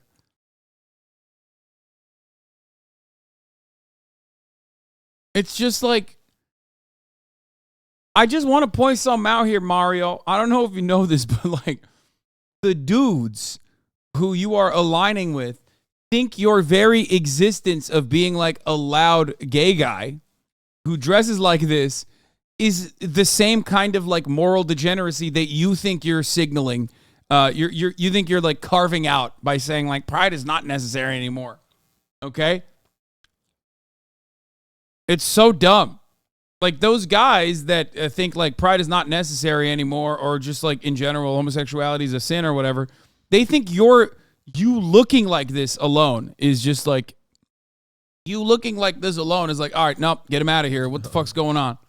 Organized one of the most successful prides in my community in 2016. I invited groups that were outside the norm, like the NRA and the local GOP, including the Democrats. Because for me, it was important that this event reach the entire community more than just say we are a sexual being. We wanted. Yeah, like that was it. He invited everybody to have one final pride. Bro, he did. Yeah, he did the red wedding. He was like, I'm this pride. We're bringing homos and homophobes together. Okay, and then the homophobes are gonna kill you guys. Why would you? The NRA, dude, they came geared up with their weapons to just like kill people. Yeah, he wanted to do the gay Holocaust. To educate the people. I was told I was never allowed to help them again because how dare I invite a hate group like the NRA when all I wanted to do was arm LGBT people and educate them on how to protect themselves. Because as you guys said, there are those people who would. God, he's so annoying. I hate him. He's such a, like, he knows exactly what he's doing. You know what I mean? He's like the typical like annoying conservative guy who straight up is like completely aware of what they're doing. They're doing this specifically so that they'll get a reaction and then go, oh, look at this reaction. It's so crazy. It's like, bro, you did that on purpose. Like, protect them from who is a great question. It's like, protect them from the NRA. Would hurt us. I live in a very, very red community. Okay, Mike Garcia is my representative. And Santa Clarita? Yeah, Santa Clarita. But I dress like this to galas. Big government galas, realtor galas. No one has said anything to me. And in fact... Oh, okay, then they're not homophobic. Yeah, they must be, yeah. They must be totally cool with that. I just don't understand how you are like so close in proximity to being hate crimed and you just still like regularly are just like, well, they're not hate criming me, so it doesn't exist. All I get is positive affirmation that, hey, you're living your best life. And I say it's not really necessary because I can walk down my street in heels and braids. In and California. Oh, hell you are no. so privileged in that way. In Republican-controlled California, A recent yes. poll of Californians found that 35% of Californians feel that homosexuality should be discouraged. I've done this in Michigan. I've done this in Michigan. I've done this in Tennessee. I've done this in Missouri. And I've done this in all those states. Yes, I have. Yes, like I you're have. gonna be walking down a street, dude, that's so in dumb. Oklahoma, like in heels and looking like that, and they're gonna go, "Man, you're living your best life." Yeah, you keep it up, queer. You're living your best life, and I'm so happy for you. That's not happening. Dude, the funniest part about this is that like he's in the Gays Against Groomers coalition, I guess, which is like an anti-trans hate group, predominantly comprised of straight people, by the way. But he's like, I guess, the gay face for it. And what's ironic about it is that, like, bitch, you're wearing heels right now. Like, what do you mean? Those, like, actually, genuinely, legitimately transphobic, homophobic people would just shoot you in the back of the fucking head. Like, what are you talking about? Like, they're not doing that to you in, I guess you got lucky in all these, like, red places or whatever. But ultimately, it's not even just about that. Like, it's not even just about, like, direct acts of violence, which does occur.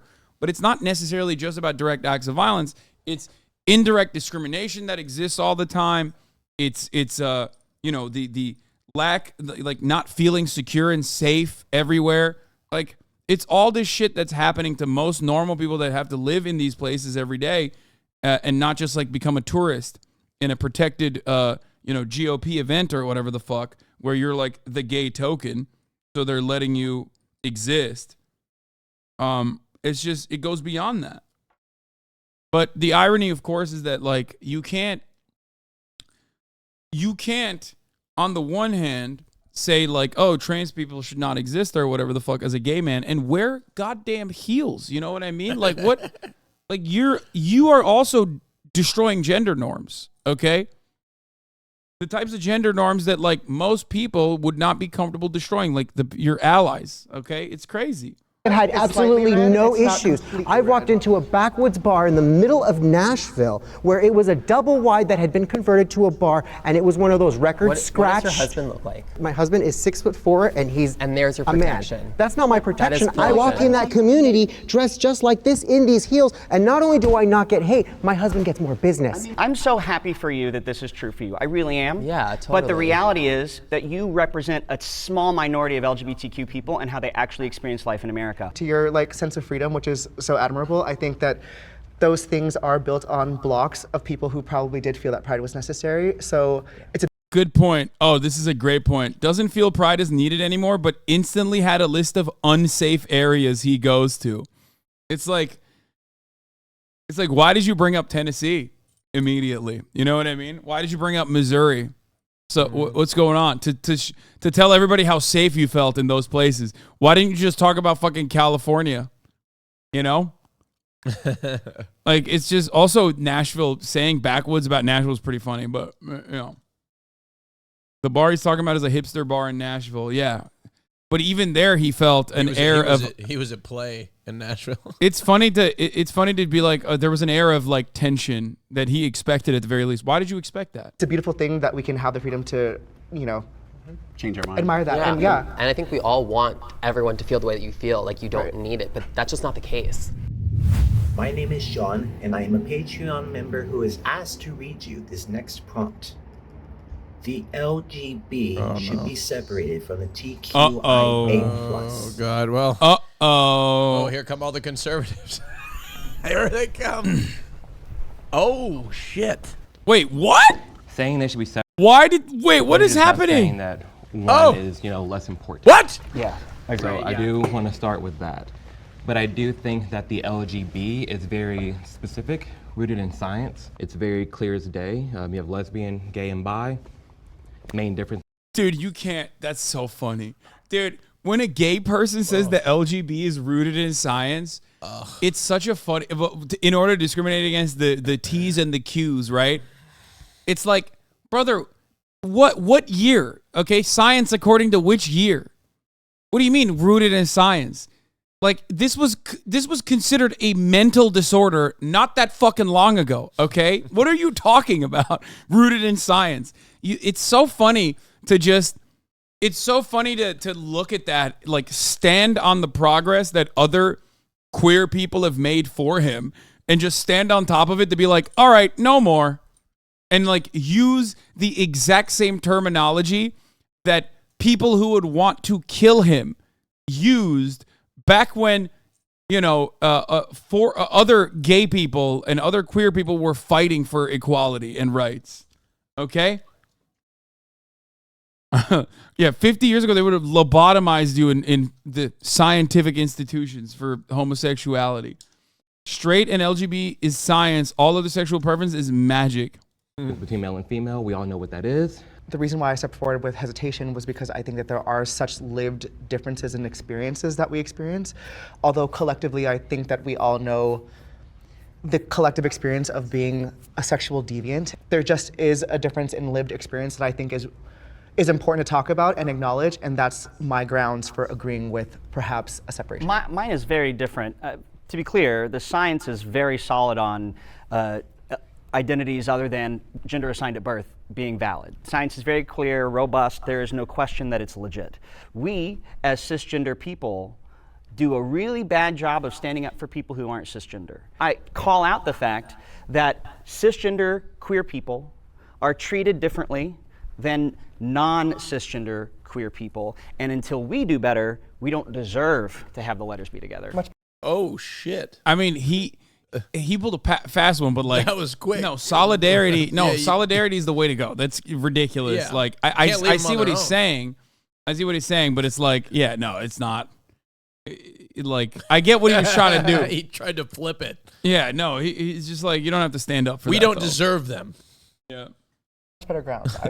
So I mean, I agree with what you're Yeah, saying, but I think he's in so general, this woke, he went to conversation the can right. become very hostile because it seems like, you know, I'm like, oh, I don't want you to be a part. Like, I don't want you to be my friend. I don't want to be with you, be next to you, be seen with you, and that's not the case. One is an identity, and one is a sexuality, and that's just the simple difference between the two. Eventually, as both groups are fighting for their own personal interests, those are. Yeah, but it's beyond the boundaries of heteronormativity. That's it. You know what I mean? That's it. So originally it was grouped up under sexuality regardless, okay? The historical oppression that trans people have faced has been on the same boundaries that gay people have faced oppression. That's it. That's the reason why it is grouped together, because it is outside of what is considered normal. That's it. Not heteronormativity. You can be a heterosexual trans person, but it doesn't matter because society doesn't view you as such. They group you when they are engaging in the act of oppression. You know? Are going to not work cohesively. So one is going to be quieter and one is going to get taken advantage of, et cetera. And it's not that we can't support the TQ+. Right. I just think that they're two vastly different things. I think that you oversimplify identity versus sexuality, though, because there are tons of men who identify as straight who have, on occasion, with regularity, once in their life, sex with men, which is why... They're bi. I think once with men, sure, Yeah. experiment. So he said you suck one dick. He said you suck one dick, you're a dick sucker. He's like, nope, you suck one cock, dude. It's fair play, okay? The one drop rule for cock. For cum. The one dick rule. Okay? It's over. It's done.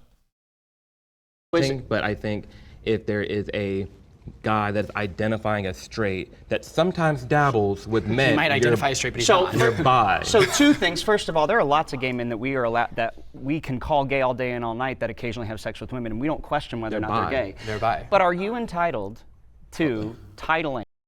This is a funny take, because like first they said the science is clear on this, and now they're like showing that it definitely isn't. But also simultaneously, this argument is pretty funny because you could argue it from both ends. Austin, why haven't you said anything? What? All right, come on, go ahead, dude. Give us a little bi erasure maybe, or bi positivity, bi visibility. What about it? I don't know. You're tapped out. You're not. No. I'm listening. I'm listening. Okay. I promise. I just got a Someone text else message. is. Is that up to you? The title is an objective fact. If Yeah. you sleep with men and women, then you are bi. What if someone Sexuality that you were is doesn't on a agree? spectrum, and it's incredibly complex. It's Incredibly natural, complex. and it's incredibly natural, and it's everybody incredibly on that spectrum is natural and beautiful, and they're having a human experience. except for conservatives. People are so obsessed with giving folks. Except for conservatives, they're not natural, nor are they beautiful. People that identify as gay, it's very normal and natural to sometimes maybe there'll be certain gay men that have some attraction to women on occasion, once every 10 years maybe. I don't know. Labels are as human beings are attempt at describing very complex feelings and emotions. No such thing as being gay. It's just a disease of the mind and soul, a deception from Satan and against normal human nature. Gay people need free healthcare treatment and therapy and need to pray and repent to God and become normal again. Yes! That's awesome. Just the truth. Yeah. I love that he's presenting just the truth to us. Well, at least I like the socialized medicine part. Yeah, That's he's pretty like badass. he's like yeah, I am a homophobic Christian socialist. we need free healthcare for for homosexuals to cure them from their homosexuality. But I love that. Not for those who need insulin. Yeah, gay people has been considered more. Dude, only for the gays. I love when people say being homosexual is not natural. It's like, bro, have you seen nature? nature is more trans and more gay than your mind could ever fucking comprehend. Okay? Not only is the entirety of humanity, the human existence, defying nature in general. That's that's kind of what we do. So the appeal to nature is always going to be a silly argument regardless. But literally, if you were to look at nature, nature is so fucking gay. It's so gay.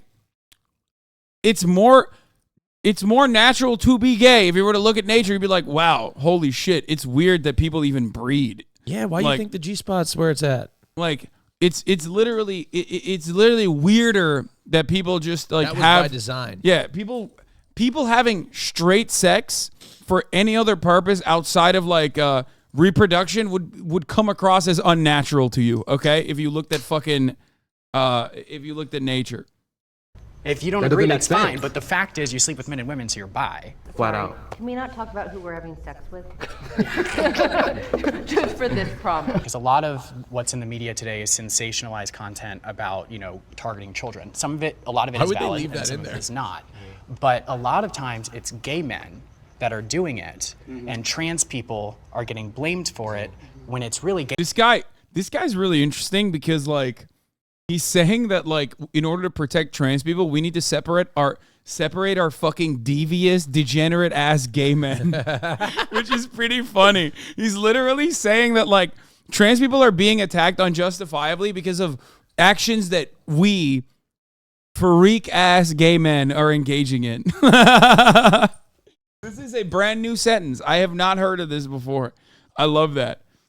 Gay men in drag. Right. And because the letters are together, people don't know the difference. And even when I first started like coming out, the first thing that somebody said to me was, are you going to transition into a woman? And I'm like, wait, what? Yeah. That has nothing to do with my sexuality. There's nothing wrong with doing that, but because they're together from an outsider's point of view, optically, I think if our goal is to educate the populace on who we are, then we need to make a more clear distinction between LGB and TQ+. No, I don't disagree. I think it's just important that if we do that, we don't erase any of the validity of the people who are in the group that we're not a part of. And yeah, I think it's silly as fuck to destroy solidarity and like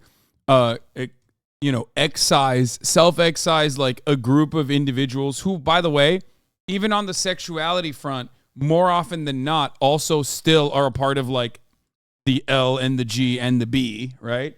Because like, so what do? Sorry, you're only allowed to be a part of this if you're like a trans man who fucks men. You can't be a part of this if you are a trans man who fucks women. Like, is that what we're doing? Like, so stupid. Also, what I wonder about in this context is some people are born intersex, so they have sexual organs of both genders. Right. How do we identify under the criteria you guys have identified? How would we label them? Because if they have both and they have sex with only one gender, what are they? It's such a rare case. I'm not But saying it does they don't exist. I don't think the exception makes the rule. Wait, what do you mean? That's not that rare at all. That's so stupid. People are like, that's such a rare case. It's like, first of all, you can't make the argument that something is natural and then literally just like hand wave away a natural phenomena. Okay. And also the number of intersex people is not all that rare. I mean, there's a larger number of intersex people on the planet than there are Jewish people across the board internationally. A larger number than redheads in general. You know what I mean? It's like, it's silly as fuck to just be like, nah, it's just rare. Fuck it, YOLO. Yeah, like there's people born with 11 fingers. I think as human beings, we like to package things that we can develop a palate for. We like to make things more palatable. We like to establish clear-cut rubrics for what is and what isn't a person. I think that's just the natural human tendency. It's how our brain categorizes things. But I think that what separates us from the apes is that we can give credence to these differences and create pockets of space, at least for a discussion, if you don't necessarily agree. I mean, technically, apes are more woke because they don't give a shit about these distinctions. Like, let's be fucking real. They have not created these distinctions to, like, vilify it. You know what I mean? Agree or whatever. Because it's natural and beautiful. And beautiful and natural. Yeah. I think it would be an incredible disservice to the transgender community who gave us a lot of the beginning for us to fight for our rights, a separation from them, now that we have our rights. That's just so privileged of us, like Marsha P. Johnson threw that first brick at Stonewall, and because of her. She didn't throw the first brick. Or the second or the She got third. there at 2 a.m., first of all, and second of all, Marsha P. Johnson was also a gay man, so when she was fighting for those rights, she was fighting for gay rights because she was gay. Was she a I gay totally man because agree. of the time that it was? Wait, he just correctly gendered her while simultaneously fucking misgendering her. That's so cool. This man is throwing incredible fucking hooks that I have never seen before. It's awesome. She was a gay man. You can't say she was a gay man. What the fuck? That's so sick. That's actually so sick. Like he's hitting. I do think he's like, unlike the other losers, like he does seem genuine, right, with what he's saying. It's so sick that he is like coming out with like really cool new ways of being like transphobic while being pro-trans. You know what I mean? It's awesome. She didn't transition until long after Stonewall actually happened. But that's neither here nor there. We're here to defend. I'm here to defend the TQ being part of the LGB. Yes, there are some gay men that will overlook what's underneath the belt. That happens. But to say that you have to like them, that's wrong. And I also have a heart for the Q, because we can't clearly define the Q. When I was young, it was questioning. Now it's queer. Queer was a slur once upon. Now it's QAnon. Which is an important part of the movement. But I look at those people. This guy's like, yeah, I'm advocating to keep the Q, but change it from questioning to queer to QAnon, so that we can welcome the QAnon folks into the gay community. We're former homosexuals who now live a heterosexual lifestyle. They're never going to be accepted by the straight community, and they're not going to be accepted by our community. I've put them under the Q umbrella. Those straight people who do have sex with the same gender on occasion, they would fall under that Q. They may not fall under the B. So I have a heart for them because they do exist in our spheres. We just can't put them on a pedestal above any of us because we're all in this together.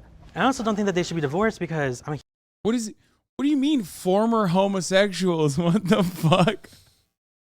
What is a former homosexual, man? He's saying they got ungayed. There's no such thing. Homosexual. Yeah, sorry, I retired from dick, Took one too many. In the great dick war. Everybody knows that the more dick you have or take. Didn't Milo do that? Exactly. It's not real. It's not a real thing. Like Milo is still incredibly gay. Okay. a huge disability advocate. I have a mental health condition. It's very different from someone who uses a wheelchair. We still have a disability. What you're getting at is that we're a minority. They're a minority. And the more that you take apart those minorities, the harder it is for us to fight for our rights. The queer community is already divided. Since the queer community is already divided, I think separating the two is going to make them even more divided and a lot more animosity between queer and T with LGBT. It's a double-edged sword because in one way it's like, okay, well, ex-homosexuals exist and we are valid. Wait, what? There ain't no fucking way. Wait, have you seen the guy that was preaching about how he I'm not gay no more. Yeah. I am delivered. Yeah, of course. It's a classic. But exactly. Those are memes because that person is still very much gay. we don't want to divide too much because we don't want to lose our united front against heteronormativity or whatever.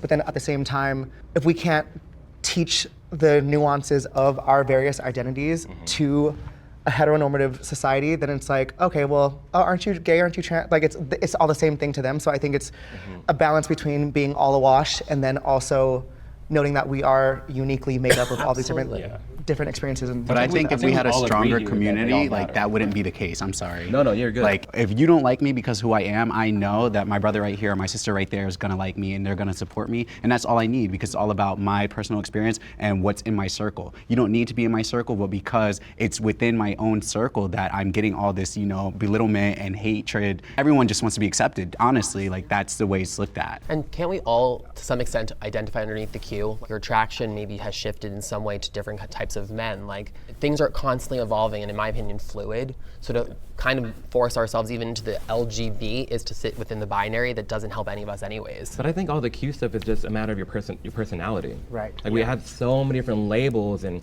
you like this kind of person, then you're this sexuality, when reality just goes back to you're gay, straight, or bi, and then your personality. But our And it's community is just- not doing itself any services by categorizing ourselves. Bear, twink. Yeah, and then you see it on. I mean, it helps me filter out on Grindr.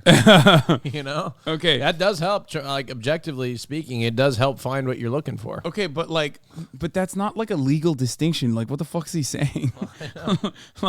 But like it helps. It helps. Like you go to a bear bar as a twink and they're like, get the fuck out of here. They don't let you. Yeah, you're legally a twink. Okay, stick to your own kind. False twinks have to register with the government. Yeah. Yeah. Austin has been arrested on numerous occasions trying to falsely identify as a twink. No, people he goes call to the me- DMV all the time. The dick motor vehicle. Look. People call me a twink as an insult. Like they think it's an insult. Number one, for many years I tried to be a twink. I really did. I really did. I tried to shave my face. I had like. You still do. No, I don't try Dude, to be a twink. One day you're going to fucking live and let live, and you're gonna fucking show that glorious beard, and like, and the amount of twinks that are gonna line up to get fucking blasted by you. Like Troye Sivan is gonna hit you up and be like, "Mate, I want to suck your willy." No. And Troye then Sivan likes twinks. and then you're gonna give me a fucking phone call and be like, "Hasan, you were right. You were so fucking right. I've been telling you for years. You need to do two things. One, grow the beard out. Yeah. And two, say the F word. No, okay. Well, I have been saying. You've been saying the F word a lot. Yeah, I've been maybe a little too much. I've been using it in many different places. Yeah, maybe a little too much. I've been look. Okay, we the gotta have an guys that I've been- intervention. Look, regardless, here's the deal. This is what I've realized is I try to be a twink for many years, and for some reason I try to be a twink because that's what I was attracted to. So that's what I thought that like I should look like because that's what I was attracted to. That's what I thought other people found attractive. Reality is you need to embrace what you are naturally. I think that's the biggest thing, and you will unironically, or not ironic, that's not the right word, but embracing who you are most, what you most naturally are will attract those that you are attracted to. I think that's what I've learned. Mm-hmm. So like if me you're an embracing- unsubscribed, you need to embrace that you're going to see a 3-minute ad break at the top of the hour. Yeah. So like I've started to embrace the fact that look, I'm in my late 20s, right? I have not embraced growing a big ass beard.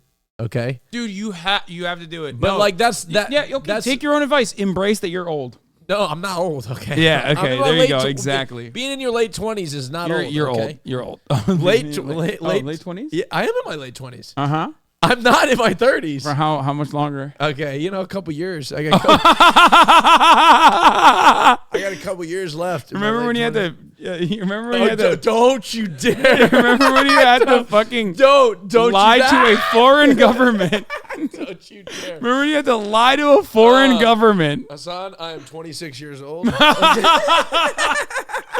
Okay, look. Oh, dude, you've literally engaged in international crimes. Hold on, look at this. Whoa, distraction. Oh, look at that. Look at that. Yeah, wow. He's so hot, folks. He's so hot for. How old are you again? This year? 28 years old, 28 years young. Oh, you're this year you're 28? Yeah, I just turned 28. Really? Oh yeah. Huh. Interesting. Oh yeah. Look it up, folks. Find it on my Wikipedia. They changed it to 40. That's not right though. Wait, you lied. For like 7 days, it was like it said I was 45 years old on my Wikipedia page. Okay. Yeah. Anyway, but as we were going back to embracing your identity, if you're unsubscribed, you're about to see a 3-minute ad break. But you can change that, okay? You don't have to embrace the unsubscribed identity. You can subscribe for $5 or for free with a Twitch Prime by connecting your Amazon Prime account to your Twitch account or by getting gifted a sub. Here's the 3-minute ad break. Now, one thing I will not accept is male pattern baldness. That's something that is yeah, no, you don't have to. I don't either. I'm not like I refuse to accept that. I don't either. Yeah, like I am going to probably take Propecia, but I just can't sacrifice his sex drive. Hasan. I don't know what I don't know if I'd live with myself. Is it true that you called someone a Stragget in Hoscore despite them being bi? Yeah, they were showing very heterosexual behavior. I called it like I said. Austin just said, like when you Austin said by invisibility. No, like they were. I thought I made a mistake. I made a mistake. Okay, I made a mistake. They were bisexual. That's my word. Stragget? Because I'm straight. Oh, you're going to take it. You can't say it. Look, you can't say it. Stragget. No, look. I saw them. They were saying some very. They were participating in a lot of straggetry, and so I had to call them what I thought. I call it as I see it. Okay. Let's keep going. On the apps, on the profiles. Oh, no fats, no femmes, no this, no that. We're already segregating ourselves. We can still be a community while having a better way of explaining what the differences are between the letters. Because, I mean, even in our conversation today, you guys are talking about a lot of anti-LGBTQ legislation. And as if I was Oh my God. The real reason was because you said you're too old for Timothée Chalamet? Oh, yeah. Why'd I call him a Stragget for that? You guys are taking note. That was weeks ago, okay? That's so funny. Yeah, but that's bullshit. No, that's deserved. They deserved it. Yeah, they deserved it. You were valid. I'm a man in my early 20s. Early 20s. I'm in my early 20s. I graduated high school. You just are no longer a class teen. of 2020, okay? All right. Okay, let's keep going. Person watching, I would think, oh my gosh, like they're coming for my rights. They're coming for my rights. But a lot of times that legislation has to do with the what the TQ+. fuck is this? And I'm not saying. Wait, I'm sorry. Wait, Hasan needs to put his tits and armpits away. He's exciting the gays too much, which is my thing. Get away. Have fun with your women, Stragget. Hasan Piker is a Stragget. It seems you've been calling me that a lot. Well, and at first I didn't think it was a bad word, but now I feel like you're kind of hateful with the way you're using it. It seems. Look, I discovered this word recently, and I was hurling at you. I'll be honest with you. You kind of fucked up. You were the biggest target I could find, the straightest person I knew. Well, when you age, you become more bigoted. So. Oh yeah, it's a normal part. And more conservative. Yeah, right? it's a natural and beautiful part of life. I think. Yeah, true. Anne, yapıyor musun yemeği? Anne. Anne, yemeği yapıyor musun? Okay, ne zaman yapacaksın? Okay, Saul. What was there? No, that's not good. The beard, on the other hand, will look good. What were people? Where was that comedian? I saw on Netflix there was an ad for this comedian. Or no, I saw it on TikTok. This comedian said that liking World War II documentaries is also Shane Gillis. Yeah, also known as early onset conservatism or something like that. Shane Gillis said that. Yeah, he said. All right, let's keep going. I agree with it.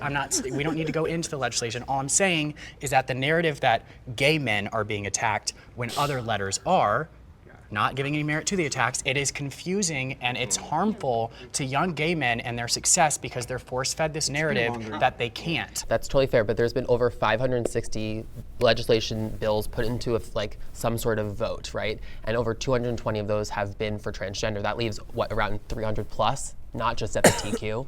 I think that there's a lot of nuance when it comes to the laws that we have to talk about, but either way, when you say over 500 LGBTQ+, the distinction between the two gets lost, and I don't think that it's... I passed one of those laws. Why? I passed one of those laws in Nebraska. What? He's like, wait, what? There ain't no fucking way. Are you joking with me right now? He said, no, I passed one of those laws. Bro, you should shut the fuck up. You should be very embarrassed to say things like that. That is one of the most insane things I've ever heard. What the fuck? That protects children under the age of 18 from receiving gender-affirming care and hormones. Because I've seen. And you're proud of that. Yes, I am very proud of that. I am so ashamed of you. Because I have friends who had their first experience with affirming care. Can I finish? But can I finish? We're sitting here but with can I finish? the stuff you felt as a child I'm sure a lot of us is so disagree with him, sad. but let him. That is the most insane thing I've ever heard. Why is he proud of that? What the fuck? Bro, he's just, no way. He's just living his best life, I tell you what. He said you should be ashamed of yourself. I mean, it's true. That's right. He's just, that's why Jesus Bro, Christ. this guy is like playing for the other team and like in different places. Like, why don't you pass it in your backyard, bitch? You know what I mean? He's like, I traveled to Nebraska to be fucking transphobic. It's like, that's insane. That's insane. Like, do it in your own backyard, bitch. You can't do it, right? You can't pass that legislation in California. So you went to Nebraska, you fucking freak, you psychopath. Let him finish because we both have things We can to say. all talk, but like let's let. Because when I passed this legislation that you say targets LGBT people, I sat next to a young girl who her first experience with this type of care was a double mastectomy at 15. She's now 19, doesn't know if she'll be able to. It's actually very common. Because How common? I want a number. How Can I common? finish? How common? Yeah, you pass that legislation, you should be able to fucking immediately hit the talking points, right? That's the beautiful part about like anti-trans activists is that like they literally never know how they literally never know what the numbers actually look like because the entire aspect is it is revolved around a lie. That this is an incredibly common thing that's happening all the fucking time and not some like super unique circumstance that is infinitely more complicated than the way that they're presenting it. The overwhelming majority of any kind of gender affirming care that revolves around plastic surgery is done to cis people, okay? It could be a nose job, it could be a boob job, it could be a mastectomy, or a breast reduction. A lot of that is done to cis teenagers, not trans ones, okay?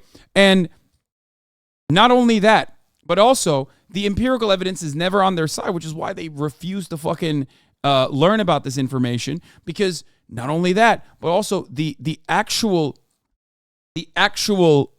satisfaction rate for trans affirming care for adults, especially because there aren't that many minors that get this kind of life altering surgery or anything like that. It's just not it's not statistically relevant. It's not even in the fucking margins.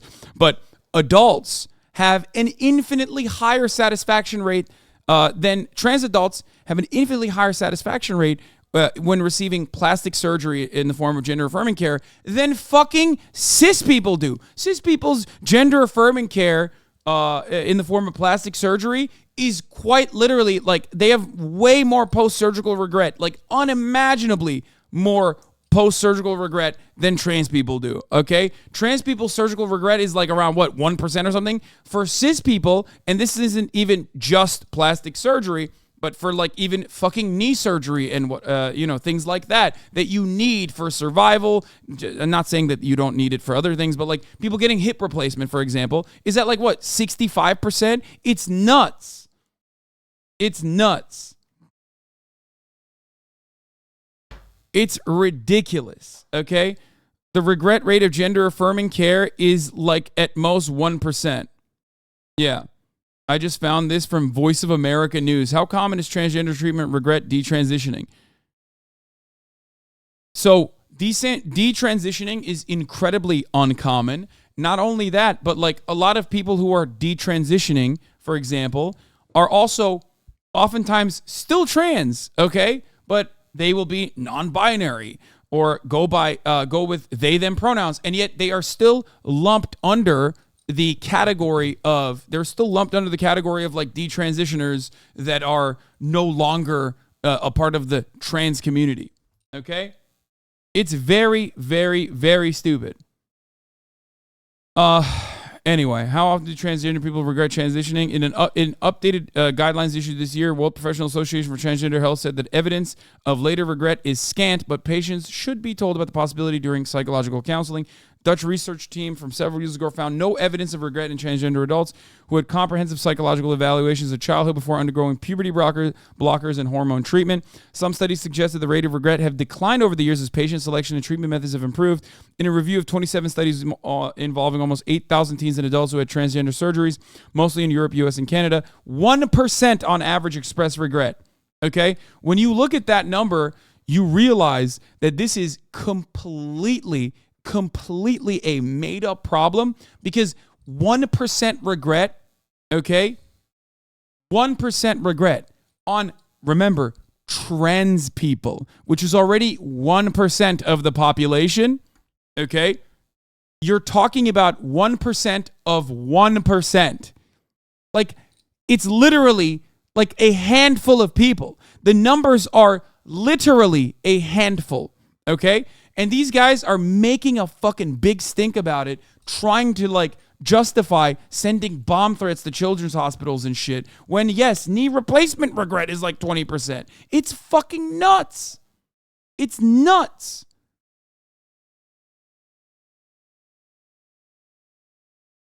It's nuts.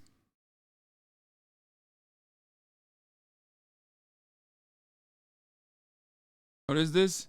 A really nice analogy for it. The trans healthcare trolley problem. An unknown number of trans people have been tied to one of the train tracks while a runaway trolley is set to roll down an empty track, saving the trans people. However, that guy over there might voluntarily walk onto the train track. Do you pull the lever, sacrificing the trans people to protect that one guy from possibly making a mistake? Yeah. It is always in the hypotheticals. It's like, what if someone who's not trans gets trans surgery? That's like, that's literally, that's it. That's why we have to protect, the one guy that might accidentally get a fucking trans surgery or some shit.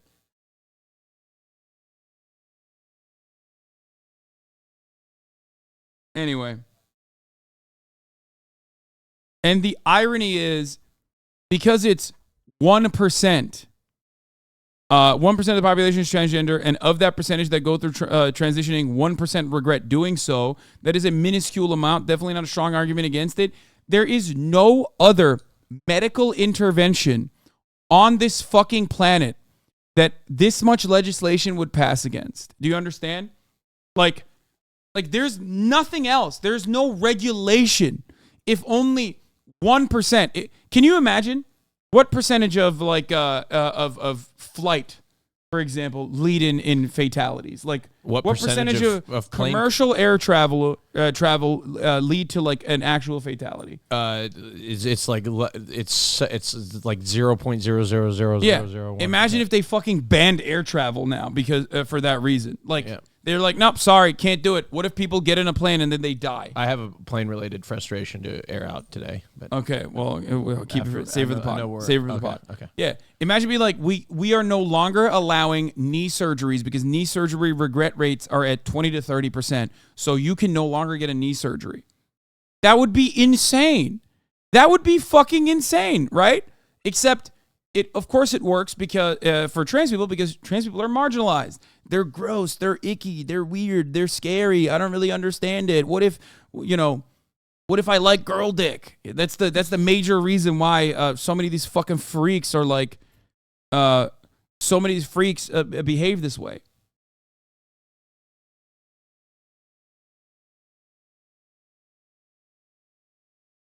Anyway.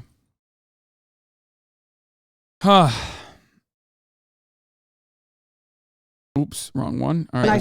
You passed You're asking me a question in the middle of my statement. You passed a law that affects so many kids from feeling like themselves. Yes, I did. Transgender I'm proud kids. of my law. That's unfortunate, and I'm ashamed of you. If that's what it's going to take to get you to stop so I can finish my thought, I appreciate that. All right, you know what? I'm going to shut up until you finish, but I would really like to say something when you're done. Sure. The person that I testified with, who their experience was a double mastectomy. Let him finish. Let him finish. Let him finish. Let him finish. People talk. Okay, that one person. Look how fucking sassy he is, bro. The people that want you to pass this law are freaks, okay? They think you're trans, dumbass. They would hate crime you just as easily if it was legally permissible. Like, you're so stupid with your fucking sassy ass avatar hair that you're whipping around, dumbass. was one person in Nebraska, but I know a plethora of what other state do you live in? people. Hold on, let him finish. Let I him know a finish. plethora of other people in other states The all over this generalizations country. are so easy. I who know a are plethora of feeling- people all over the who- country. Can we not do this? Like, what is the? Can we let him talk? Let's just You're gonna pause. get time to talk. I don't It's appreciate okay. that. I know, I'm furious too, but let's here's let the him deal. finish. He's pissed off more than you, and he's quiet. Just let him. You're gonna get your point out. Just let him. I'm talk. good. Thank you. Just let him talk. Okay, let's pause. You say how many people? You say it's a small subset. But for the people who it affects them for the rest of their lives. A decision they made as a child will affect them for the rest of their lives. First of all, what happened in that circumstance is literally not a thing that is legally permissible to begin with. Okay? You can't do that. Like, it has to be an incredibly unique circumstance for someone who is a minor to receive a double mastectomy as trans medical care. You can get a double mastectomy as a minor for any other reason, but you can't get it if you're trans, okay? So that's number one. Remember, you can get it some form of like breast reduction. You can get a double mastectomy, obviously, if you have like cancer or some shit like that. You know what I mean? I don't know how you would actually get cancer that early on, like breast cancer, but you can't get it as a trans minor unless there is a genuine medical intervention that is an absolute fucking necessity. It is super unique. Okay? Like, you are quite literally talking about something that doesn't fucking happen at all, as though it's the most common thing, and the person you're using is literally 1% of the 1%. Actually, even smaller than that, because we're talking about minors. We're talking about trans minors, right? Like, trans minors is even smaller than the 1% of the 1%. Across the board, trans people are 1% of the population, and only 1% of trans people that get, adults and minors, that get any kind of like trans-affirming health care regret it. Person will never feel their sensation on their chest. They don't know if they're going to ever be able to have a child, and they know they will never be able to breastfeed. They will never be a woman in the regular senses. And this is happening more and more because we're conditioning our young people to say, hey, this is okay, this is okay. You can make these decisions. As a senior in this community, I have to say, wait a second, you guys are kids. Wait till you have your whole lives. Let's talk about this. Honestly, shame on you for not going after the actual facts. I realize your anecdotal experiences move you, and I respect and appreciate that. But let's be I don't. Fuck you, dude. Like, perfectly clear. The most permanent yeah, they should just beat the shit out of him. They should have been like, fuck this, and just started wailing on him. thing a kid can Fucking go asshole. through is puberty. First of all, so when you deny a kid the opportunity to pause puberty, we're just talking about puberty blockers. Which straight kids do all the time. All the time. All the time. Yes, since the 80s, kids have been prescribed puberty blockers for a variety of reasons, and the law you passed prevents that. So you steal from kids who would. Yeah, it's also it's also idiotic because like a lot of this stuff passes and they basically use it for exclusively trans people, but you have now made it legally permissible to like, you know, expand that law in the direction of cis kids as well. It's very frustrating. It's so stupid. Like, in an effort to shit on trans people, you just let fundamentalists also move the needle into the direction of like any kind of fucking hormone regulation. It's so stupid. Like, what's next? Birth control? Well, you know, get excited for that prospect as well, because the very same people that are attacking trans people do want to fucking stop birth control as well. Would like to be able to pause the ability to further. Fewer than 3% of people who do any kind of transition regret it and go back. Fewer than 3%. Finally, I want to make this very clear. I'm not done. You were so mean to everybody else who want to talk to you. My turn. He's getting real sassy with it. Yeah. Gay wig is popping off. Gay wig. There has been really robust standards of care laid out by all the leading medical associations that has been in existence for a long time, that is science-based, about guidelines for these things. But to be clear, the guidelines are very specific about This is supposed to be the parent's decision with their kid, with their medical provider. What you did was rob all those families of choices. Your opinion, because you believe you know better than science, you know better than parents, you know better than people who even do know themselves, you're going to prevent them from having options because you personally have a problem with something that a couple of people and some other people you're aware of knew. None of them are statistically significant. Maybe you've got dozens of people you know of, hundreds. That's a teeny tiny little sliver. You will never know or know of all of these people, and yet you've decided for them, and shame on you for it. I think we all can agree, though, that even though he's passed legislation, over 18, you don't care what they do. I don't care what they do. You're just Yeah. The distinction that those like Matt Walsh always make too. Thank God. That's surely a distinction that they will also carry on. Surely. More so protecting the kids. He's protecting that kids are that And don't like, have. also, what is this fucking argument? It's like, I don't give a fuck about like owning a bunch of trans teenagers and like causing them to commit suicide. But it's fine. Like the adults can do it. Like, oh, okay, sick, man, thanks. As long as you stop it before they actually get to fucking the age of 18 because they killed themselves, then it's fine. J. Fred King, thank you for the 25 gifted subs. His laws more so protecting those kids that are just tomboys, tomgirls, that are just they're being force-fed this idea like, oh, I'm gay, maybe I'm a girl, and then like they're just like pink. They like are more feminine and it's like, oh, actually transition. And I don't think it's that simple. And I just hate that this is such an absolutist discussion on both sides because it's like you guys are like, no, there's nothing. No, I'm not being absolute. I'm not being absolute either. Okay, but I just don't put don't words think. in my mouth. Okay, I'm disappointed that someone Can you let me is talk, proud please? to sit Can you let here me and talk? pass a law that harms children I got when it. we know that our we queer know your community point. We got it. We know your is point. so harmed already. All I'm saying is that your guys are not making space for the people who have gone through this process and regret it. I personally know someone in the same situation that you were in, and I'm not sitting here arguing for either side because I think this is a very nuanced discussion. It used to be a 2-year process. Now it's 6 months. Those things are changing because the capital and the motive behind it is now, which I'm sure that you guys on this side are against capitalistic, healthcare. That's pushing it. And those guidelines, yes. There's a lot of money to be made in gender-affirming care. A lot of money to the doctors who are 1.6 million per child that gets on it. That's throughout their lifetime. That's how much that There are pharma so makes many now. other things that kids get that make people more money. I understand that, but you're not leaving. I any room hate for that nuance in argument. this I fucking hate discussion. that Actually, I would argument. argue that you guys aren't leaving room for nuance because you're deciding. You make a decision. I never said a statement. Well, okay, on I it. apologize. Oh my and God. For those of you that I have been mean to, I'm sorry. I Oh my love and respect God. all of you as people. Oh Nuance my is God. valuable, and that's why we leave it up to the parents and the medical professionals and the individuals. He brought who up make big these trans. decisions. There are people. He said that the who reason get why plugs and regret it. they're, There are people who get nose jobs and regret it. giving There's gender no such affirming thing. we don't There's give no, hair I'm not- plugs there and is nose no- jobs to kids. there- Because they're Kids can get the nose point is- jobs, can get breast each jobs. person that they Of give course, it kids to. are getting this all the time. It's big trans. Sorry, I think it sounds like we're not really going to find a middle ground between some of you.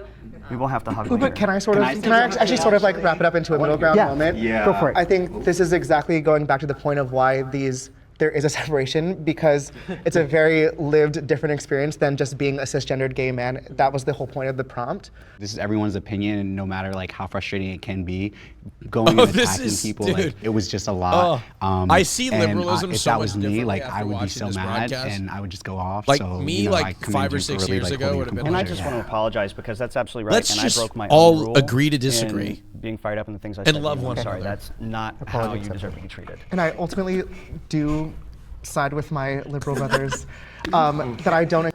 That dude is a genocidal freak, okay? And any number of awful things that you say when you get passionate about him excitedly talking about how he's gonna, how he played a role in like potentially killing trans teenagers in Nebraska, or at the very least like displacing families in Nebraska. Like him being so giddy about that, like no amount of retaliation is going to be too far in that situation. Fuck that guy. He's such a smug piece of shit too. Fuck him. Fuck him, dude. Which, of course, they have already expanded to adults. They're always expanding it to adults. That's the goal. Hey guys, this might come as a surprise to you, but absolutely zero people actually give a fuck about like high school sports for women. Okay? Nobody gave a shit about girls' sports in high school. That was simply a point of contention that had viability in the larger market. They tried it originally with bathroom bills. They tried transphobia in the immediate aftermath of Obergefell when they realized that, like, gay rights were solidified, at least for the time being. Okay? So they moved on to something different. They moved on with the same exact principles, with the same exact fucking hatred. They just specifically changed the crosshairs to trans people. Okay? Trans existence in public. So here's what they did first. They attacked trans people by doing bathroom bills, where they were like, oh yeah, you know, trans people need to be in the bathroom of their own gender or whatever. That was profoundly unsuccessful. So much so that even Trump, who was running for president at the time, okay, literally came out against it and said, let North Carolina North Carolina should just leave things as it is, calm the fuck down. Okay? So then they went back to the drawing board and focus group tested what kind of anti-trans legislation would be more accepted by a broader population. And Americans love the concept of meritocracy and fairness. And what area do we still have some level of meritocracy and fairness? For Trump. What area do we have some level of meritocracy in the United States of America, in American existence? Sports. Yeah. So they realized that if they were to instead say, oh, actually, we want to pair up transphobia with, like, trans people somehow encroaching in spaces that are otherwise dominated by cis women, then you can make a much more viable, much more popular argument against trans people existing in society. So they did that. And that has a lot of popularity, around 60%. Okay? Queers for Trump. The reason why they are pushing that button over and over again is not because they legitimately give a fuck about trans teenagers, all three of them in any particular state across three separate fields, participating with cis women. They care about it because it's an entry point into legislating away trans existence. That's it. They never cared about just protecting minors or whatever either. They just know that that is a more permissible form of bigotry that they can expand on. Okay? That's it. And that's always been the case, and that's precisely what they're doing right now, right in front of your fucking eyes. That's why I push back on this dumb shit all the goddamn time. Because I'm, a foe, and I want it to be way harder to just like be. I want to be doing transphobia on expert difficulty. That's why I do it. If I arm you with the facts, then it's like much harder for me, but much more entertaining and much better for me to be transphobic in that situation. I agree with the legislation, but it's not malicious. I see where you're coming from, and that exists, and people that live here, they have that. But I do disagree with legislation, but I don't necessarily have to personally attack you. Oh my God! Drag shut up. shows are too sexual for minors. Oh my God! I think it's You know what's funny? Oh my God! You know what's funny about this is like drag shows are too sexual for minors. Like it depends, right? Oh, this is God. It depends. It depends, right? But also, dog. That means no more Disney. You know what I mean? Like no more Disney. You can't let your child watch Disney. Okay, Disney has to be 18 plus. Yeah. Well, like I'm curious what these drag is a cartoonish caricature of gender and sexuality in a lot of instances, which is why it can be PG-13 or it can be 18 plus. Okay? If you want to see what drag looks like in a PG-13 or even younger than that category, then it's Disney. Disney movies is the perfect depiction of that. Okay? Like Bugs Bunny in drag, Disney movies. What's the fucking Mrs. Doubtfire? Like these are Help is on the way, dear. Yeah, these are totally valid, totally acceptable instances of drag that is not inherently sexual and that children can watch. Oh, Robin Williams, rest in peace, Robin Williams. Man. Yeah. All the fucking movie, man. Robin Williams. Oof. So people fucking losing their goddamn minds over it is so stupid And they always use like a hypersexual, the hypersexual versions of drag to be like, children are seeing this, fucked up. Not put a blanket statement over everything. I was just gonna say that. Because I know already when they step forward that we're gonna get the Miss Doubtfire example, and then it's gonna be like, oh, well, why is that okay for kids and drag is not? I love a good drag show. I frequent them all the time. Most of them are not appropriate for children. Yeah, that's just a self-report, dog. The ones that you're going to are horny. You know what I mean? Bro, but like, but also like, okay, keep like, I've been to many drag shows. It's not like there's a bunch of children watching drag shows. But also, like, what are we talking about? Because it's just like, it's performance art, okay? It's performance art. If you take your child, okay, to the motherfucking opera, a big chunk of opera, it also features drag. You know what I mean? Are they too young to you know go to the opera? Is that what you're saying? Well, I mean, I guess I don't want to ask that to conservatives because they're so fucking stupid. You know what I mean? Isn't Mrs. Doubtfire cross-dressing, which is different from drag? I mean, you think conservatives make the distinction between cross-dressing and drag? What are you, crazy? If that was the case, why the fuck are they constantly cross-dressing to shit on trans people? Nobody over there is going, oh, well, Steven Crowder's technically cross-dressing. It's different. So, Hasan, isn't the problem here is that they put you in this weird position where you have to defend and say that, like, it's appropriate for, we want to, like, you have to sit there and be like, we want to bring our children to drag shows.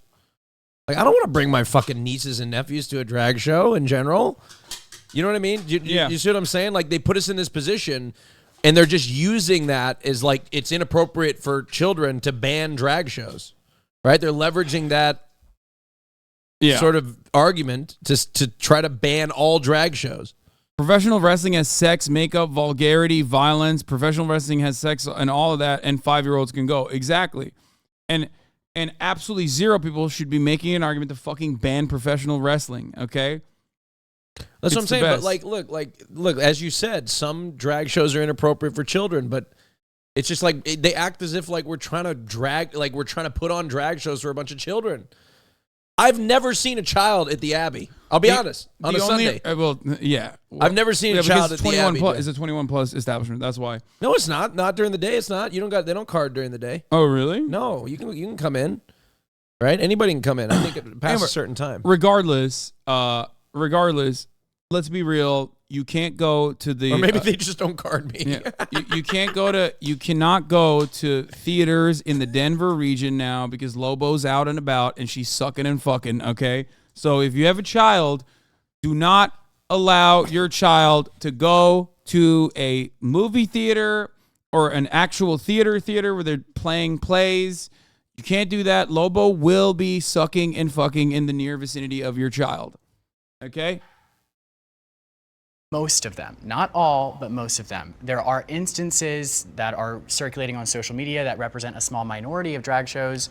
They're talking about like Drag Story Hour. Yeah, that one is like the most frustrating because you're just saying that it's like gross that a drag queen is reading a book because not a single one of those drag queens are doing anything beyond like Ursula, okay? That kind of stuff is so fucking idiotic because it's not like they're, you know, going around and being like, look at my dick to children, okay? Which would be illegal and you should go to jail if you do that. That's like a totally separate issue, except unless you're Lauren Boebert's former husband, who Lauren Boebert married after he did that to Lauren Boebert when she was a minor at a bowling alley. You know, women's clothing is inherently sexual. Okay, dude. Where kids are present and then it's over sexual. Yeah. You see your own mom dressed up and you're like, I'm so horned up. Is that how it works? It's inherently sexual?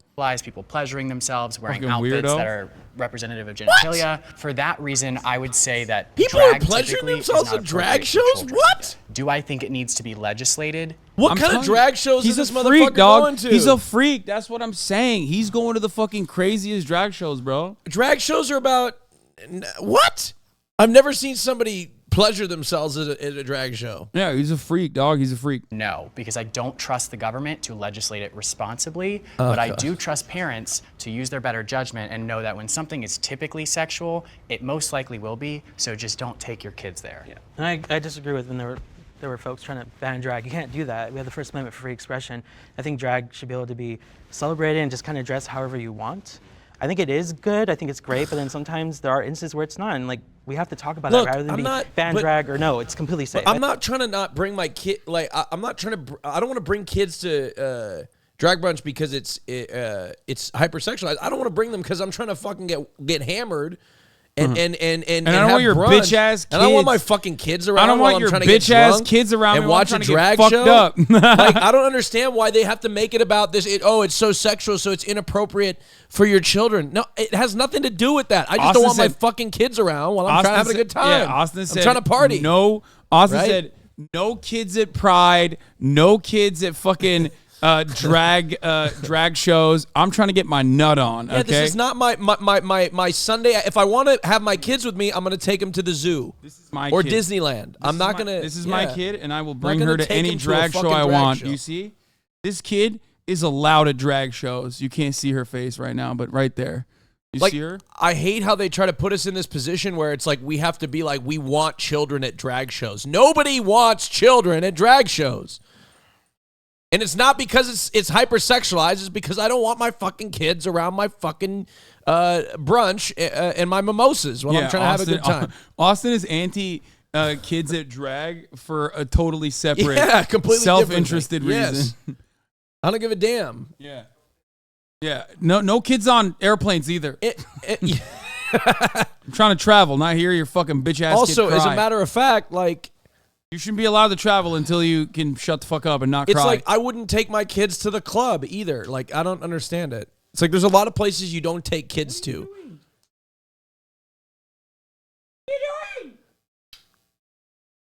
Like, I'm also not going to take my kids to an Elton John concert, not because he's gay and sexual. Wait, really? Why not? Because I don't want to fuck my kids. Well, I'm trying to listen to Elton John. They can stay with grandma. Okay, you are just a bad parent, dude. You're like not. No, you were gonna be a horrible stay parent with grandma, one day. and I'm gonna watch Elton John. Okay. Okay. I think we need to have that middle ground conversation on what that means. As a child who wore my sister's clothes, I wore my mom's makeup, I put on their heels, I did all the things. I just explored my. One day your children are gonna see all the times that you've shit on them. Look, your hypothetical children are gonna be. I'm going to be a fabulous father. No, you're not. I'm going to be a fabulous You're father. going to be a horrible dad. Are you kidding me? I'm going to be such a great dad. But look, one thing about being a parent, as all parents in the chat will understand, sometimes it's got to be, you got to have you time. You're not a fucking parent. I know, but I know. Why are you talking if about there's anything parents I know, in the chat will understand? If there's anything I know about being a parent, it's you got to have you time to make, if you don't take care of yourself first, you're not going to be a good parent. Okay. That's so funny. Feeling comfortable expressing yourself and being around drag could be like for a kid like me, if I saw that it was okay to dress up. I'm a father to and two nobody cats. was like shaming me. Maybe that could be helpful, but that doesn't I need change to the see if fact they've that been fed the today. majority of drag shows that we see today are sexualized. We have to the even jokes, start with yeah. drag as where its origin comes from. Here it happens mostly in bars. That's where these queens are getting their training. I myself, in my time, have helped a drag queen organize a show that was family friendly. And I use the quotation because she actually took it out of a bar. She's like, we can't make something family friendly and still produce it. Yeah, he's like, guys, you don't understand. I am a sea of contradictions. I am Mario, gay man, likes to wear heels. Also thinks we should kill trans people, okay? You don't understand. I've thrown drag shows where I invited the NRA and the Gays Against Groomers lobby to come and red wedding all the trans people that were there to watch the drag show. You don't understand. I've done both, okay? This guy is such a fucking massive weirdo.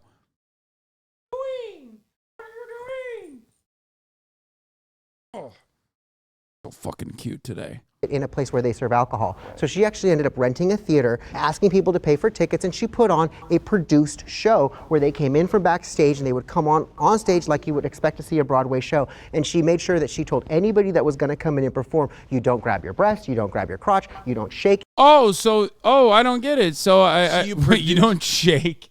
Wait, this guy did the lamest drag show of all time. He said no dancing. Like, what is this, fucking Footloose, dude? What the hell? He said no dancing. It's illegal. This, like, what? You think, like, if you do a fucking all ages drag show and you can't, like, even dance, like, what are you doing then? You're just, like, sitting there, maybe reading a book, and you call it, I don't know, maybe Drag Queen Story Hour? Maybe you could do something like that.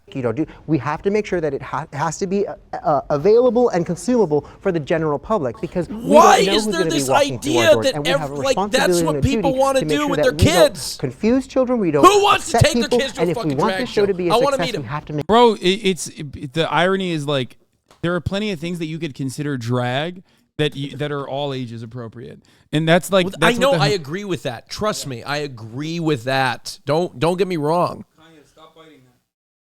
Right?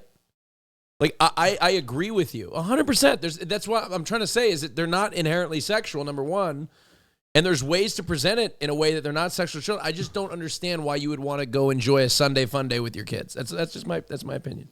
I kind of want to skip the I would date a trans man one, because it's like so stupid, and I'm not interested in hearing their dumbass takes on it, and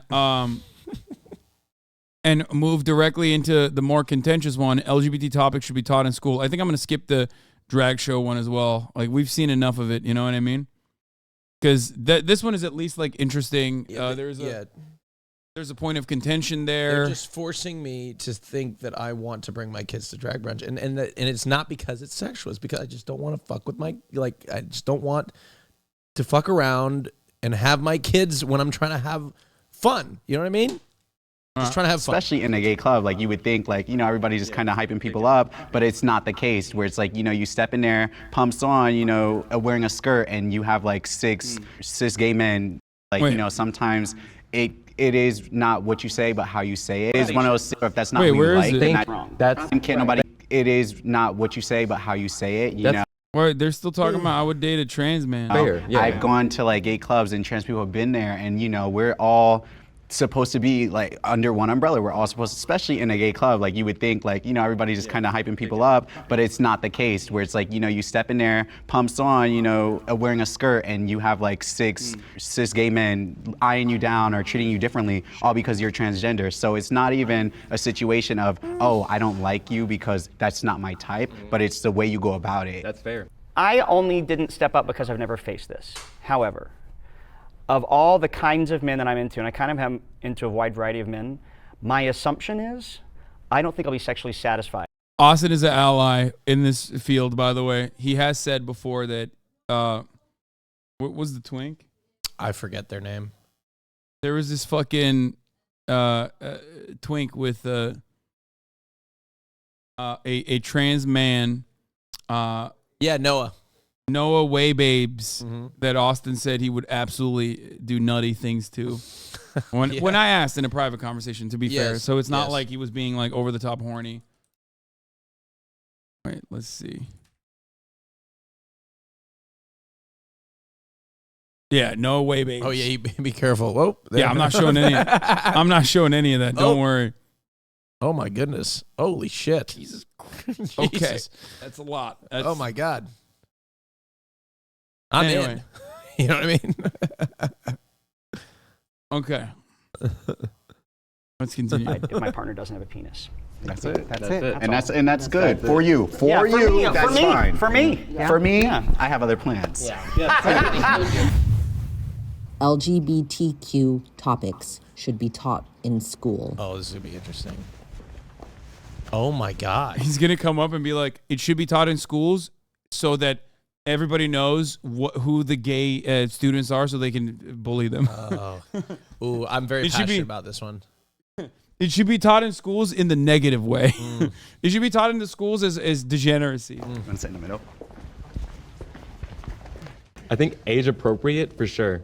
Yeah, I exactly. think it's nuanced. It's age and grade. That depends on that. But I mean, there's definitely times growing up when I was in the closet in middle school, I'm like, okay, we're taught men and women, they get together and then they have a baby or whatever, especially like 9th, 10th grade. but like for gay people, something that doesn't exist. We don't like women. So like, what is my experience? I'm not reading it in a book. I'm not seeing it anywhere. I'm having to run to the dark corners of the internet. I'm having to experience all these things that they shouldn't just be going through. We should be. It's kind of wild that he's like, he's like a PragerU guy, and yet this is like a pretty coherent, clear point that he's making here that is like on the side of the truth. Teaching something at least, but and it goes back to the over-sexualization thing. It's like when people say are iffy about gay topics being brought up in school, it's like, oh, the sex. But it's like, no, like yeah, not reading it in a book because Mario banned them all. Yeah, Mario stayed back. Mario Wait, stayed is he back? No, he didn't come up to He this didn't come one. up? Yeah, he doesn't think they should be taught in school.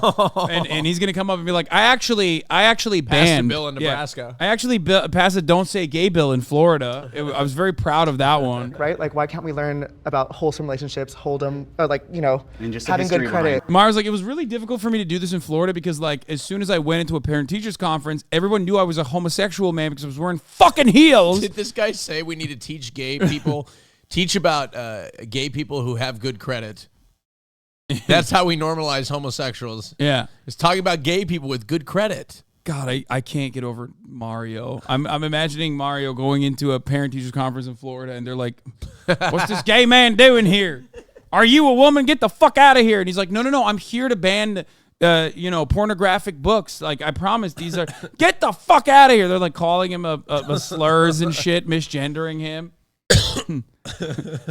they're trying to fucking hate crime him while he's like, no, I'm on your side, I promise. Making good LGBT education, how to drive. To be fair, I'm on that. I'm advocating for that as well. Look, I rented a pickup truck in Nashville, and I was a menace. You should not be allowed. And I got a parking ticket too. They booted my car. That's good. No, I'm pissed because I typed my license plate. And I came back after dinner, and there was a fucking boot on my car. They tried to stop you. And I had to pay $100 to get the fucking boot off. Yeah, they tried to stop you from further endangering people in Nashville. Yeah, no, but this is what's crazy, and this is where I was angry for the workers because this poor girl had to come and whatever this fucking slimy ass parking enforcement company does is if you don't pay your ticket, or if you don't pay the parking, which I did pay for the parking, I just mistyped my license plate for the spot. They'll come and boot your car, and then the employee has to come and unboot the car after the person has just paid a $100 fine. Okay, imagine this: these people in Nashville, probably drunk half the time, have to. This girl, who's like 5'4", has to deal with these like crazy, pissed off people who had just paid a $100 fine. So I was pissed. And you know what she said to me? She said, "Please don't curse me out." That's what she said. And I was like, "I'm not going to curse you out. I'm not going to curse you out. It's not your fault." This is what I said. I said, "Look, people think I'm a Karen." I said, "It's not your fault. I'll deal with it. I'll deal with the company." I'm proud of you. That's what I said. I'll deal with the company. I said, "Thank you very much. Have a good night. I'll deal with the company." And you know what I'm going to do? I'm going to fucking dispute that motherfucking charge. I'm not paying that $100. I'm proud. I paid that $100. I'm getting that $100 back. I don't give a damn. It's Nashville. Okay? Is beautiful. I mistyped my license plate. Okay? Okay.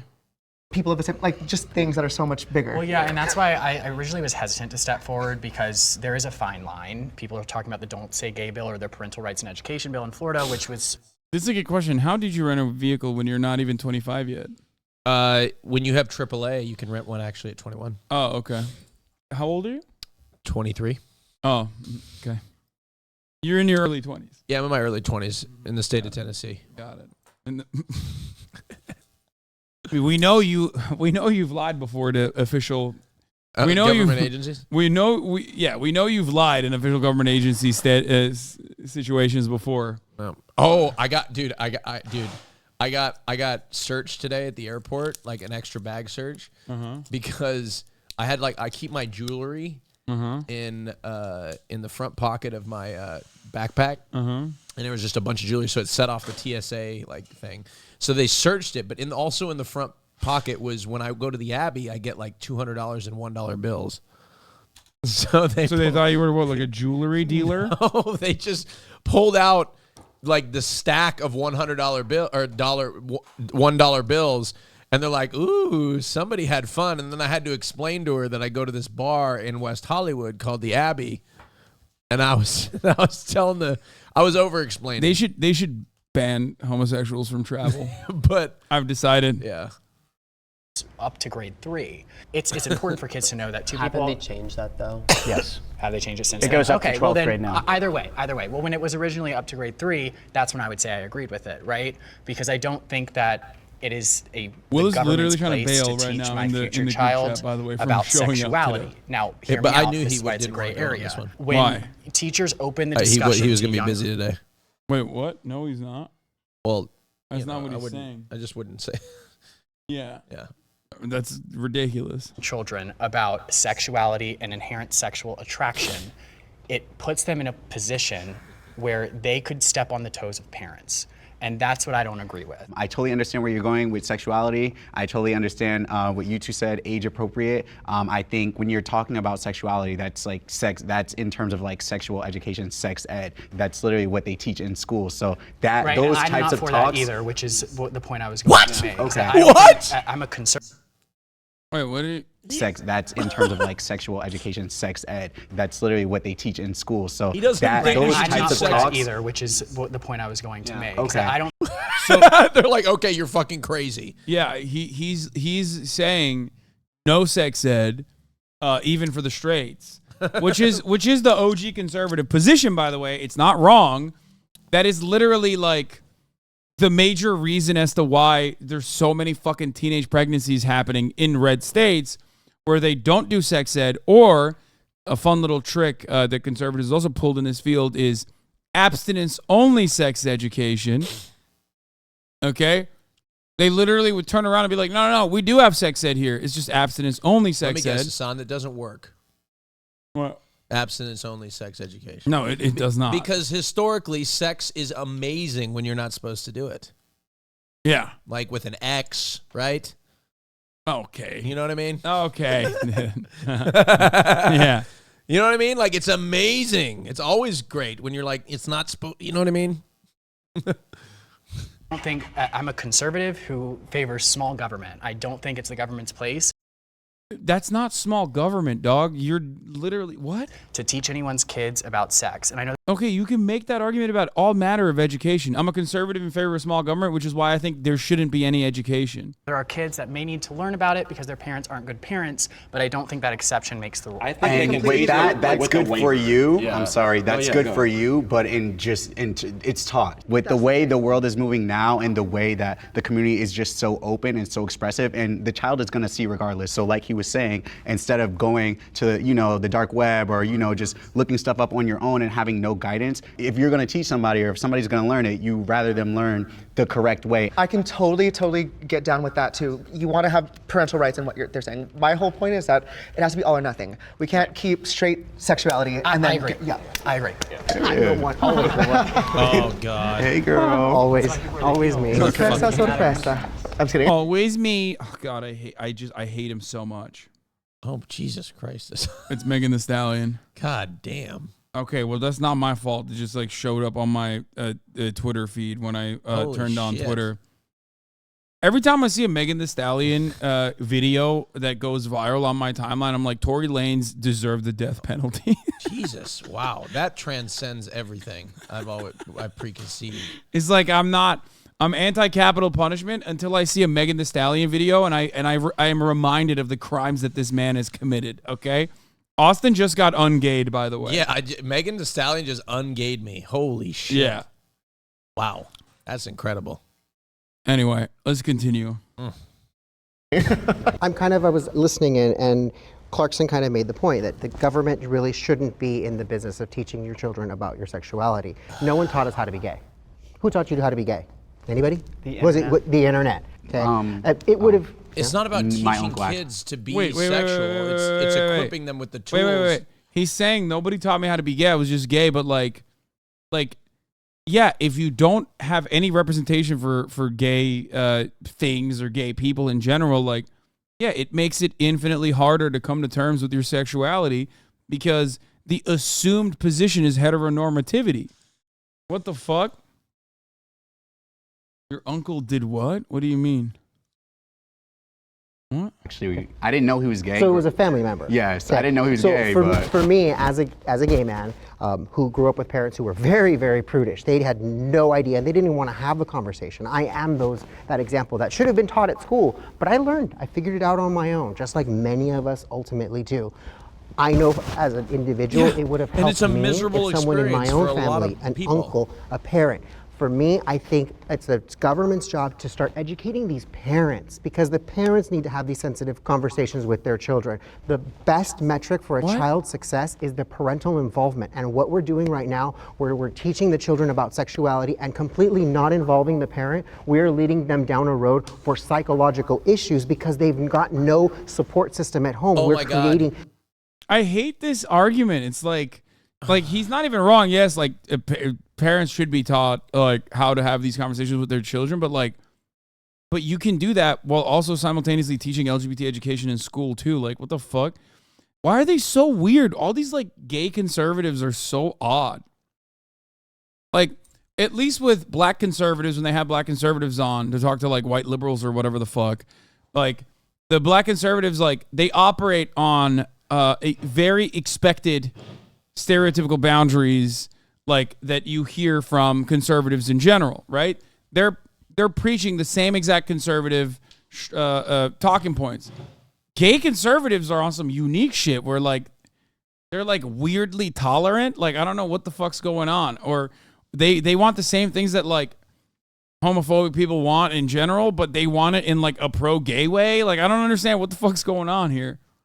A school system that's supportive and a home system that they think is unsupportive. We live in 2023. Most of the people are very accepting. Parents are understanding, but parents have to know what's going on in their children's lives so that they can be prepared. And I think it's the school's responsibility to prepare those parents, not to have children have these conversations with parents, because children do not teach their parents. How do you get parents involved when they don't support it though? Like, I have a lot of really good friends who are educators and they want the parents involved, but a lot of their parents are coming to school already queerphobic. Right. See, and that's the challenge. That's the challenge for the schools. That it's not the school's job to overstep that unsupportive parent and then shelter that child, because now that child has created a two-world system where I feel safe here, but I don't feel safe at home, and then the state comes and takes the children, which is happening. How do you feel about waivers? Like, how do you feel about schools saying, oh, we're going to teach your kid this, and the kid comes home with a waiver? Like, if they sign it, then you're okay with the school teaching it, but if the parent doesn't sign it, then they go in another room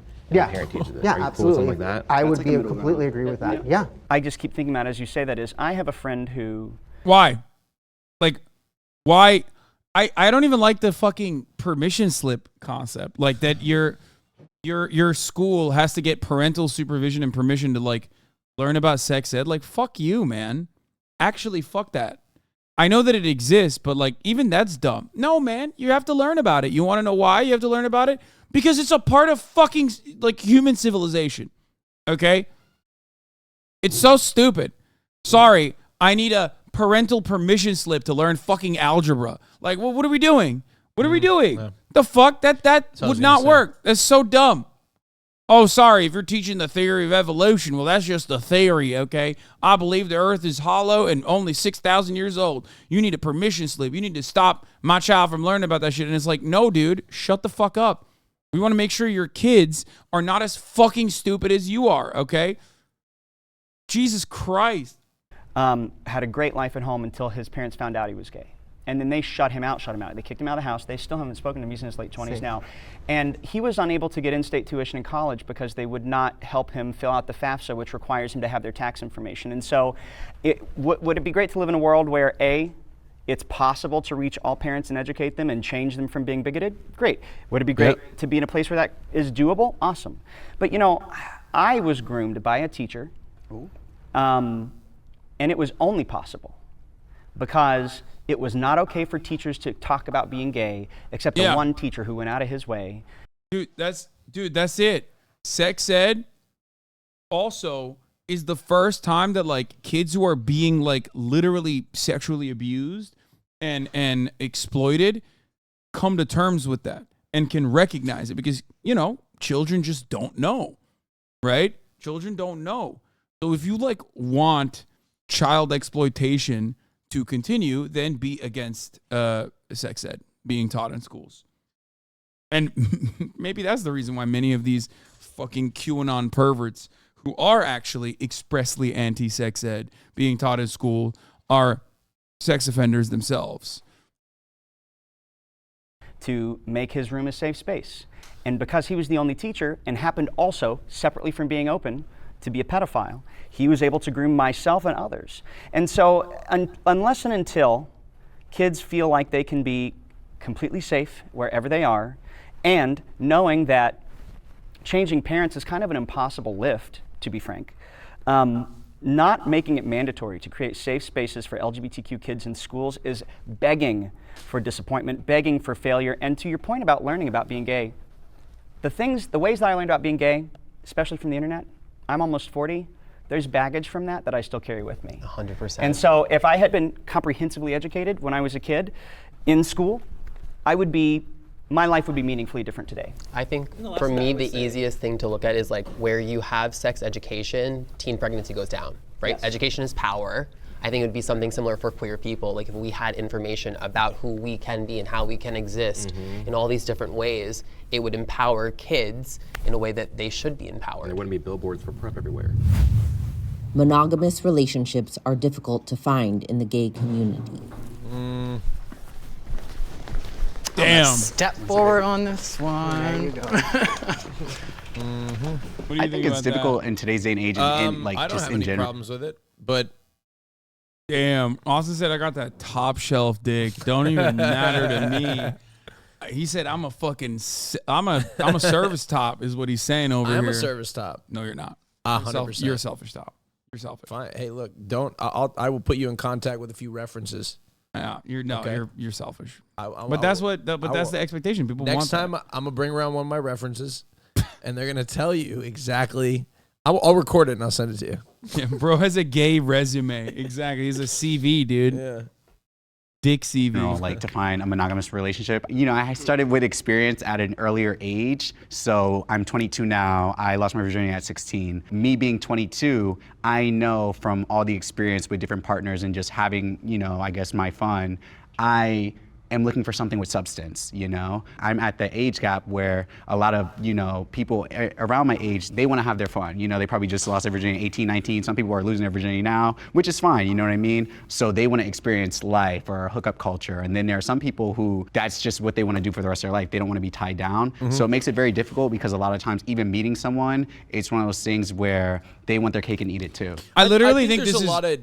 Go ahead. What? No, you go first. I was just saying, I do think there's a lot of gay men out there that genuinely look for a monogamous relationship, but I think, as men, I think generally speaking, we sometimes have a desire to be a bit more promiscuous. That's and what I was engage gonna in say. more polyamorous, sort of like threesomes, foursomes, swing a little bit. You know what I mean? Yeah, this is not so much as a gay thing as a man thing. Right. 100%. Like, it's very stereotypical of men to be interested. Yeah.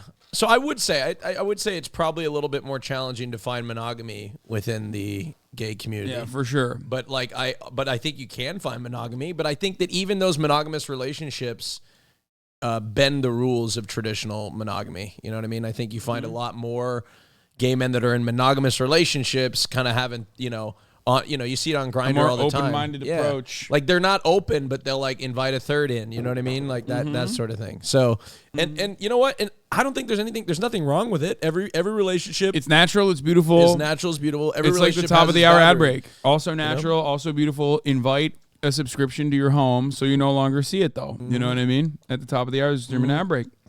That's right. That's how it works. Why no, not all men with this topic from Goons? You can't say that we don't do drug prevention classes because I don't want the government telling my child not to take shrooms. Yeah, they're basically they're affirming your argument from earlier. Yeah. Not natural, not beautiful ad break segue. Well, you might have to put up with that. Okay. In order to naturalize it, though, all you need to do is subscribe for $5 or free with Twitch Prime. Also, you know what I think we need to normalize a little bit more that I think is still a huge problem is like frequent, or or at least frequent just STD testing of just even if you don't have any symptoms of anything, you should just go get tested, because a lot of these STDs out there are asymptomatic. And I think that one thing that's taught in schools, we see the most dramatic cases of gonorrhea, chlamydia, and those sorts of things. But one thing that a lot of people don't understand is a lot of these diseases or bacterial infections, they go unnoticed. Yeah. And if a lot of people think that you would know if you had it, you know what I mean? But some of these things are a little, sneaky. So I think, we need to advertise more people need to go get tested more frequently. Respect. And as in the gay community specifically, get on PrEP, take PrEP, and also there's something called DoxyPep. I don't know if you, if there's queer people or even straight people, you can take, I think there's something called DoxyPep. If you take 2 doxycyclines after you have a sexual partner, it's 80% prevention for chlamydia and gonorrhea. So just something that out there, if you're looking for extra protection, go talk to your doctor. Good shit. Yeah. STDs are beautiful and natural. And they're beautiful, and that's another thing. We shouldn't stigmatize them, because sometimes people get STDs, right?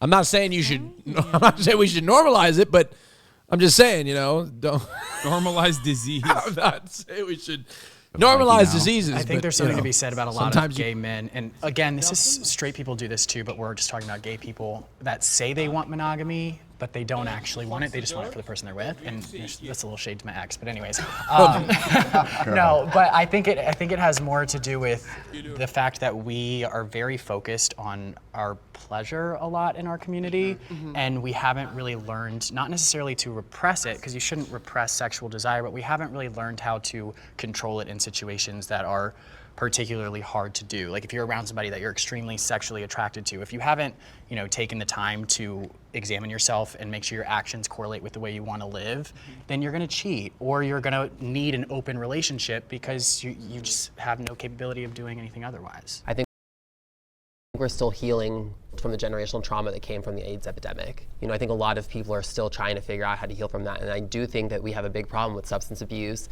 sex addiction, and I think that needs to be addressed as a community. And I think as we start to look at why we are leaning into these things that are less productive for us on our regular lives. I think it's just important when you get into a relationship with somebody to set boundaries as to what you two are comfortable with in terms of how you want to define your relationship.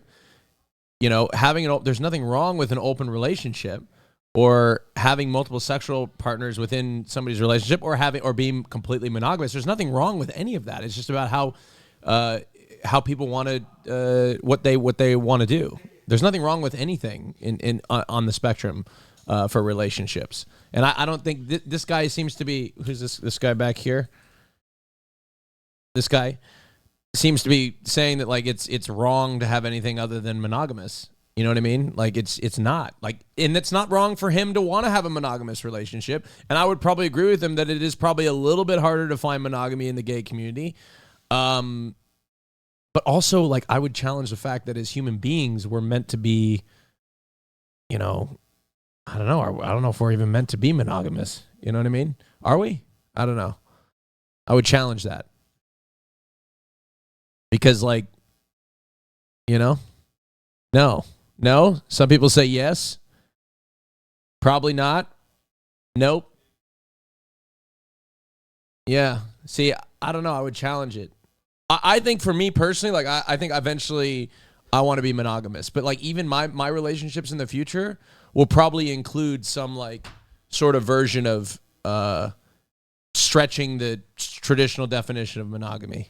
Yes, one partner, we're together, we play together. You know what I mean? We invite a third or a fourth. You know what I mean? That's what I see my future relationship being. Have no capability of doing anything otherwise. I think we're still healing from the generational trauma that came from the AIDS epidemic. Or I a think fifth a lot or of a people are sixth, still you know what I trying to mean? figure out how to Make heal it a from that. party. And I do think that we have a big problem with substance abuse, sex addiction, and I think that needs to be addressed as a community. And I think as we start to look at why we are leaning into these things that are less productive for us on our regular lives, we can start to realize maybe this is part of that. I think whether it's monogamous or non-monogamous, it's a couple's choice to figure out what works best for them. I think we've become very married to the idea of marriage in general, where people are willing to get divorced and remarried and divorced and remarried, where it's like you're not really married to the person, you're married to the monogamy that comes with that marriage. I hear a lot of gays complain about this, but then they're looking on Grindr for a long-term relationship. I don't know how you expect to do that, and who I have talked to, they're looking in the wrong places, it seems like. It seems like there's a need to like have a monogamous relationship. This guy and I think talks that's a lot good about 'cause I have one, Grindr. But like, divorce rates are so high.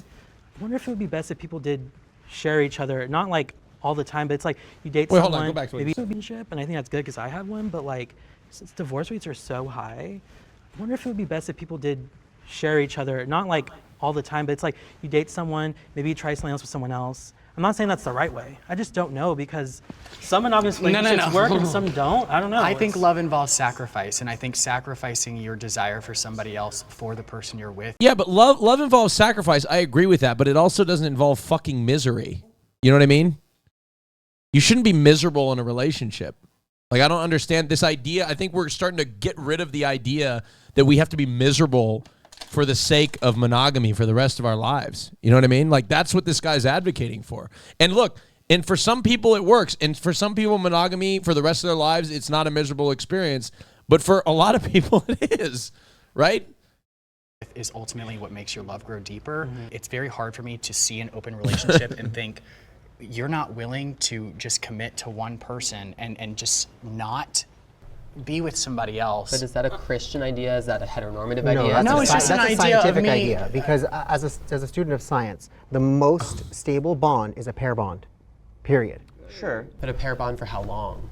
It can be forever. I mean, my pair bond, I'm expecting it to be forever. Is there nuance in that though? Because even as straight couples, there's like, I mean, you get in the 40s and 50s, there's swingers everywhere. Oh, absolutely. You know, we did not arrive at monogamy through evolution. It's a combination of some things, and there are benefits to pairing, but there are plenty of mammals in the wild that don't do lifelong pairing. One of the leading drivers of divorce is cheating, and it seems to me taking that off the table is a great way to prevent that one pitfall. Some of the happiest same-sex couples I know are in open relationships, and they make all kinds of other sacrifices for each other, making space for each other in other ways. I think we might be best served by surrendering that one of these is right and one of these is wrong, because we put each other and ourselves in a position of an expectation of, I should want this, or I should want that, I should be this, I should be that.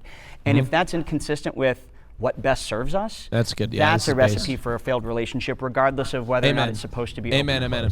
You know, I just want to say that I really respect and appreciate all of you, and I God. Even Except those you, of that I Mario. disagree with vehemently, I see a lot of humanity in, and I also want to say, if I said or did anything that was offensive to anyone, I just want you to know I really do respect the shit out of you guys. Oh God. You guys are all amazing. I'm happy to see our message, you know, even if we don't always agree. Boom. Fuck you, Mario. It's not playtime. It's gay time. Okay? It's gay time, not playtime. I don't know why she's so fucking riled up today. Especially because, like, I literally spent the entire morning, like, making her run in an open field. She's like, I love you all, except Mario.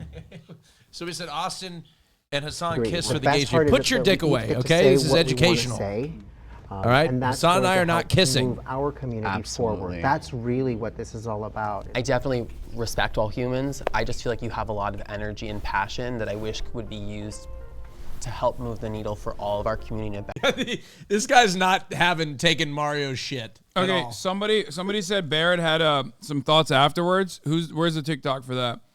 And then after that, we'll move on to something more fun, like women rank the attractiveness of men. Ooh, I love that. I'm a gay man because I'm a male with male body parts that likes male body parts.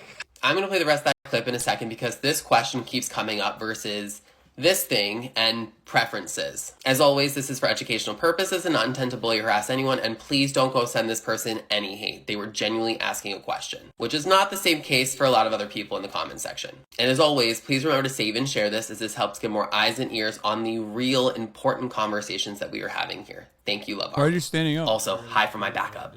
I have a question for you. Go for it. Would that change, let's say if you met someone and you were attracted to them based off of what they looked like in clothes, and then you found out that their genitalia didn't match what you had expected or assumed, would you still not be interested in them? It would hurt because I would be interested in them. That's happened before. I can't be interested in a person, but at the end of the day, I'm gay. So if I go downstairs and there's nothing there, or there is a female body part, I can't perform. So then you wouldn't date a trans man, would you? A trans man is woman transitioning to man. Oh shit! See, it's so confusing. Yeah, so it's like you wouldn't, because if they didn't, trans man, trans woman. Trans man, which is woman transition to man. That's why it's trans man. No. Okay. You can turn around if you Okay, yeah, no. Okay. So, reset. We're going to break this down to a few parts because I know a lot of people are confused about this idea of preferences versus this thing. And Okay, I thought this was gonna be like about extra secret stuff, not the dating trans men part. All right, let's go to the fun one.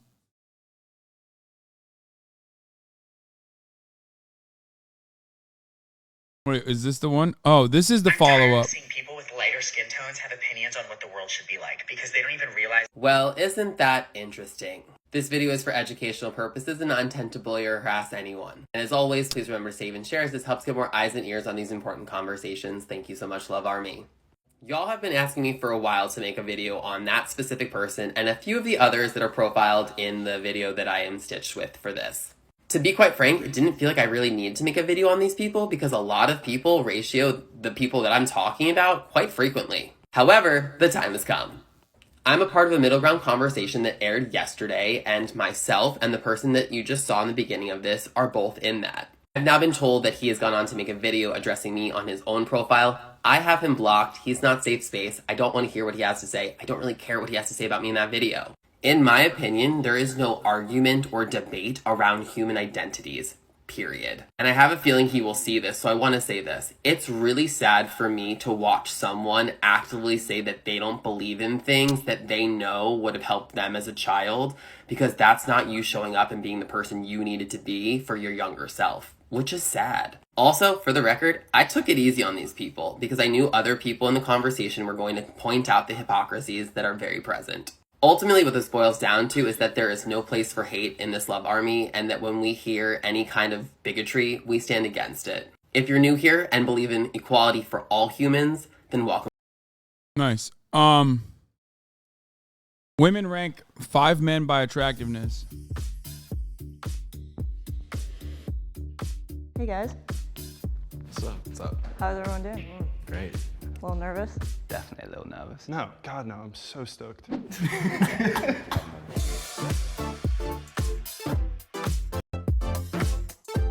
We're ranking 5 men by their attractiveness. Or women are. Excited. Can I rank them too? Yeah, where are you going? I need to get a snack. You need to get a snack? You just ate. Protein bar. He came back from the bathroom and went, I need to eat. I need a snack.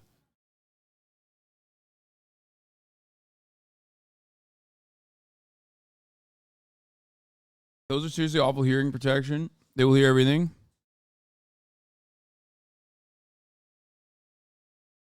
Okay. What? Yeah, I did.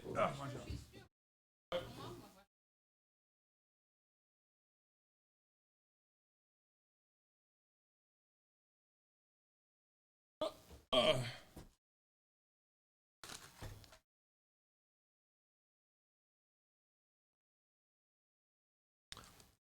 Oh my God. Over here.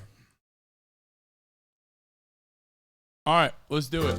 You want to see from the start? No, just so you okay. get a better understanding of what they look like? Yeah, that was... You literally let out a disappointed sigh immediately. You went, That's nuts. They're straight men. Wait, what? So? I'm sorry. Like, there's an... Wow, what do you mean by that? I don't know. It's just tough. Yeah, it is tough being straight out here. What the fuck? Kaya, Well, no. All of them, with the exception of maybe one, look like they've showered today. So that's a good start.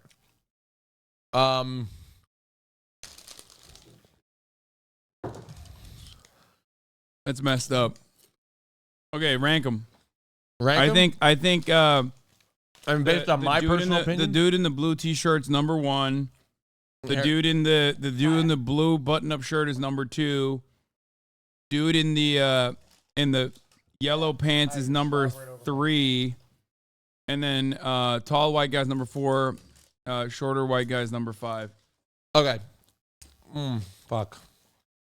Kaya, knock it off. Kaya, get away. God, she can be so fucking annoying sometimes. So. Okay, so, God, I don't even know. None of these guys really, I'm really attracted to any of them, to be honest with you. Yeah, this is a tough situation. I would go blue 1. Stop. The gentleman to the left of the blue. So my same rating system so And the far. navy blue 2. Okay. Okay. God. It's tough between 3 and 4, but I'll go the guy on the far right 3, guy in the middle 4, and then the guy next to him 5. Okay, so literally all of it is identical to mine except for you put the guy in the I put the guy in the middle as number 3, and you put the guy in the right as number 3 instead. Yeah. Okay. Okay. Yep. Some people in the chat are saying middle guy is number 1. Kaya! Get! Being extra annoying right now. I don't know why. Sit, Kaya. Look, I'm attracted to none of these men. I'm sorry. What's up? How's everyone doing? Great. Oh, actually, hold A on. little Wait, go nervous? back. I changed my mind. The guy in the middle. God, no. I'm so sorry. Go back. Here, go back. I need to redo the rankings. The guy in the middle. The guy in the middle. But the guy on the left is still. Oh, the guy in the middle though is much higher. Yeah, he's number 2, I think. Guy in the middle is number 2. Okay, Asian dude 3, got knocked down at number then 3. the 2 white guys are 4 and 5. Yeah. Yep. I'm so stoked.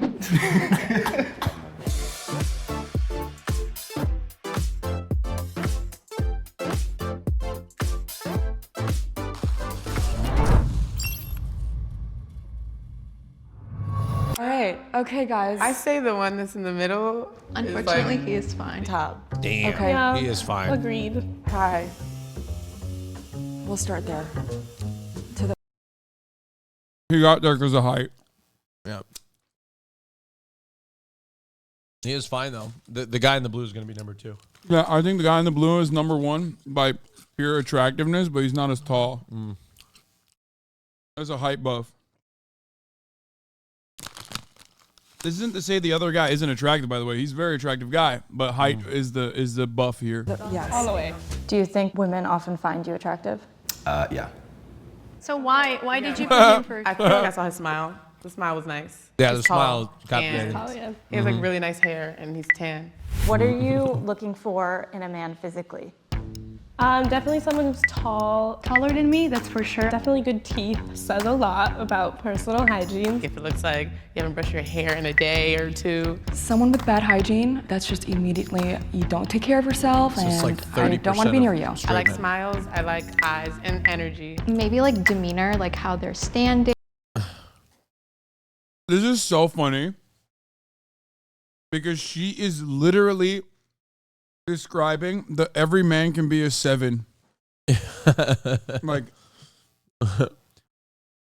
smile, eyes, energy, just demeanor. straight up describing like my rules for how you can become a 7.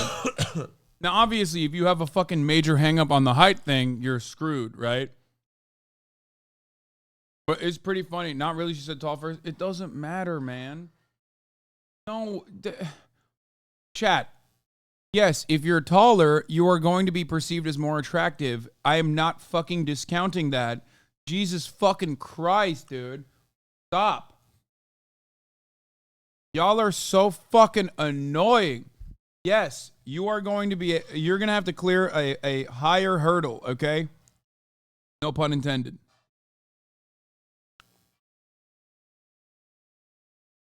Nobody's discounting that. Having said that, however, you absolutely can still be a 7 if you do all of.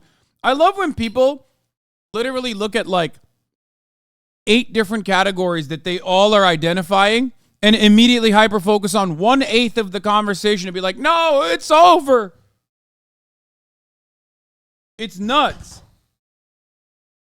Like there are 1, 2, 3, 4, 5, 6 things that they all are pushing for here, okay? And you immediately go to tall. It's like, yeah, I know. That's a part of it, for sure. Fuck. That's why I'm gay. I had no choice. I think blue shirt needs to be second, or I agree. because his face is really symmetrical. Yeah. I like the eyes, yeah. Second. Yep. Let me just see. Yep. Yep. Okay, this one has personality. Yeah, he's like on. Yeah. Blue, by the way, is number 2. Dumbasses. Hello. He's got personality. Jack's gonna. Wow. Wow. Okay. He's literally not even fucking tall in comparison to the other guy. Shut the fuck up, chat. Bothered. I really like him. Look at his shirt, guys. Yeah. It's giving Shaggy from Scooby-Doo. I really like Look it. at the chain too. Jack is giving. Like, Jack is giving. Yeah. I think I got like a pretty nice face. Like my nose is really like, everyone says I got a cute nose. I like this dude. He's quiet and he's here. Yeah. He's just, That's true. That is one of That's my favorite types of people. I would say that like I'm very middle of the road here. I am the only short. Okay, bro, that it's got to be racially motivated. Dude, Asian dudes get fucked over a lot in these conversations. I'm not even kidding. Because, like, objectively, he's a good-looking dude. That's nuts that they just skipped past him to just, like, move to the fucking most average white dudes on the planet, okay? It doesn't make any sense to me at all. Short hair white guy, so that's like gonna set me out of the group. It's like, oh look, vanilla ice cream right there. I feel like we could leave them how they are. Yeah.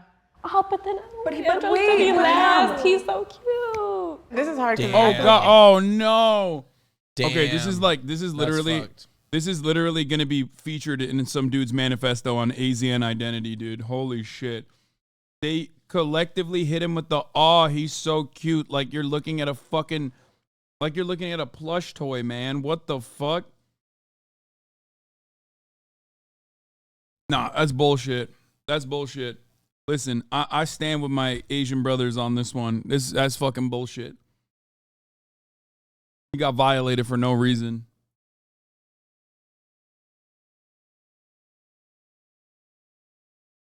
Andros is so sweet. Like I just want to protect him. Like he looks like a baby that like I feel like I don't know. Oh god. Okay, let's try to switch this one to this one. See how that looks. Which one? Which one? You, green shirt to the end. Let's see how that looks. And you switch. Yeah. How do you guys feel about that? Because style. I think Andros is second for me. I'll say it again. Yeah. Honestly, yeah. Andros. Oh wait, second Wait, like no. that way? Yeah. Reverse. No. Oh, you guys meant that way. wait, I Oh meant yeah, this way. I meant I the meant that. reverse. Oh. So should we keep him in the middle?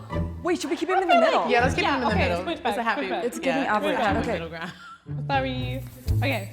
Come up for Andros, baby. Look-wise, I think. First impressions. Yeah. Nothing personal. How did you feel during the physical round? I loved it. I loved when people were judging me. It made me feel good. Even though I wasn't at the top, it was just like, yeah, they get to look at me. It was honestly good for them. They got to look at some beauty over here. God damn. Can everyone introduce themselves, name, and what you do? Yeah. Absolutely, where did Jack get this confidence from? I genuinely don't get it. I mean, respect. Like, I'm gonna fucking sit. I'm not gonna sit here and shit on him. I think that's great. That's got to be like crazy parenting. You know what I mean? She said, I'm Kai and I model. I'm Wes. I'm a student and model. I'm Andros and I run a tech company. Is that an accent?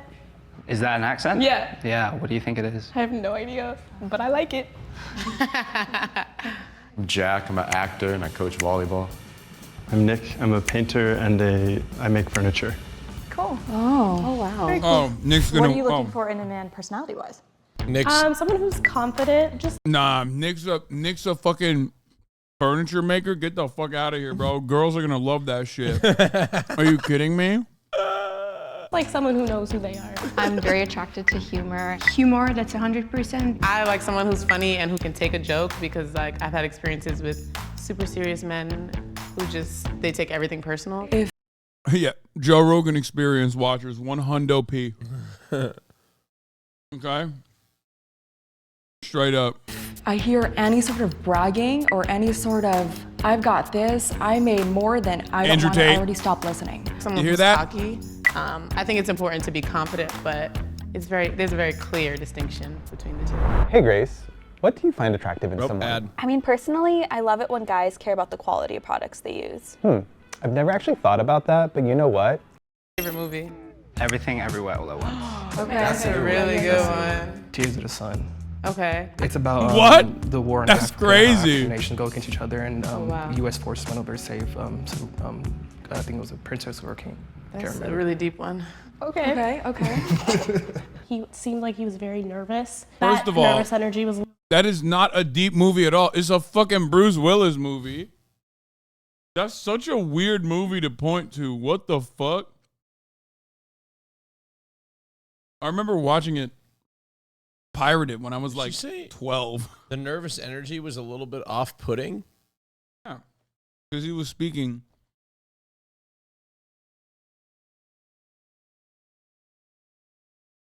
He was speaking quietly.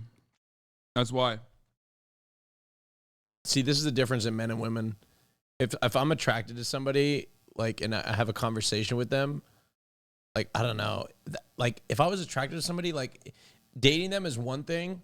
Like, to date them, they could definitely fuck it up. But if I wanted to, it was just like a hookup. Like, they can't. There's there's not much they could say to fuck it up. You know what I mean?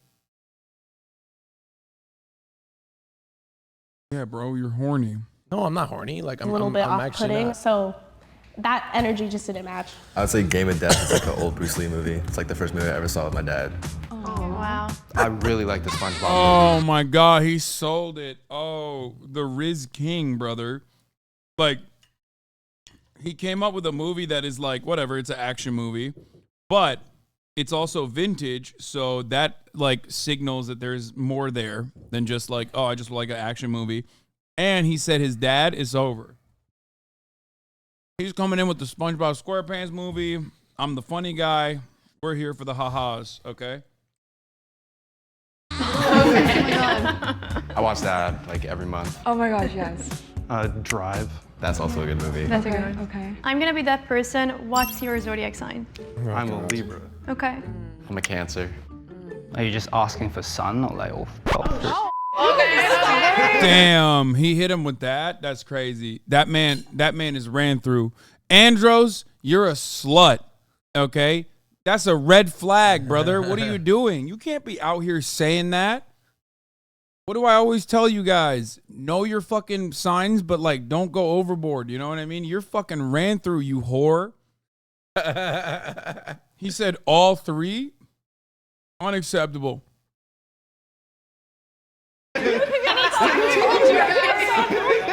I'm Aries Sun, Sag Moon, Taurus Rising. Okay. I'm Sagittarius, but my sister knows all the other stuff, the rising. It's all my phone. Once you but- said Sagittarius, I was good. Oh, you saw Sagittarius. You hate on fire signs. I'm kidding. That was crazy. I'm an Aquarius, and then I think I have like Gemini somewhere or Libra. Should we have something deeper? Like, Should we go deep? When's the last time you cried? I was watching a medication commercial for like back pain, and this woman was like in a hospital bed. I was like, "F this is so sad. Oh my God." Yeah, so I cried at commercials. Nick. And yeah. Last time I That was so bad. Oh, Nick. I almost cried last night when I was watching Jujutsu Kaisen, and like on the this is before the Shibuya arc, but the main character, there's this girl that was like really fat when she was in high school and invisible, okay, and she loves the main character, and she like actually lost all the weight and like finds basically tracks the main character down, okay. And then it tells the story, her backstory about how like everyone thought that she was, basically invisible or thought she was awful.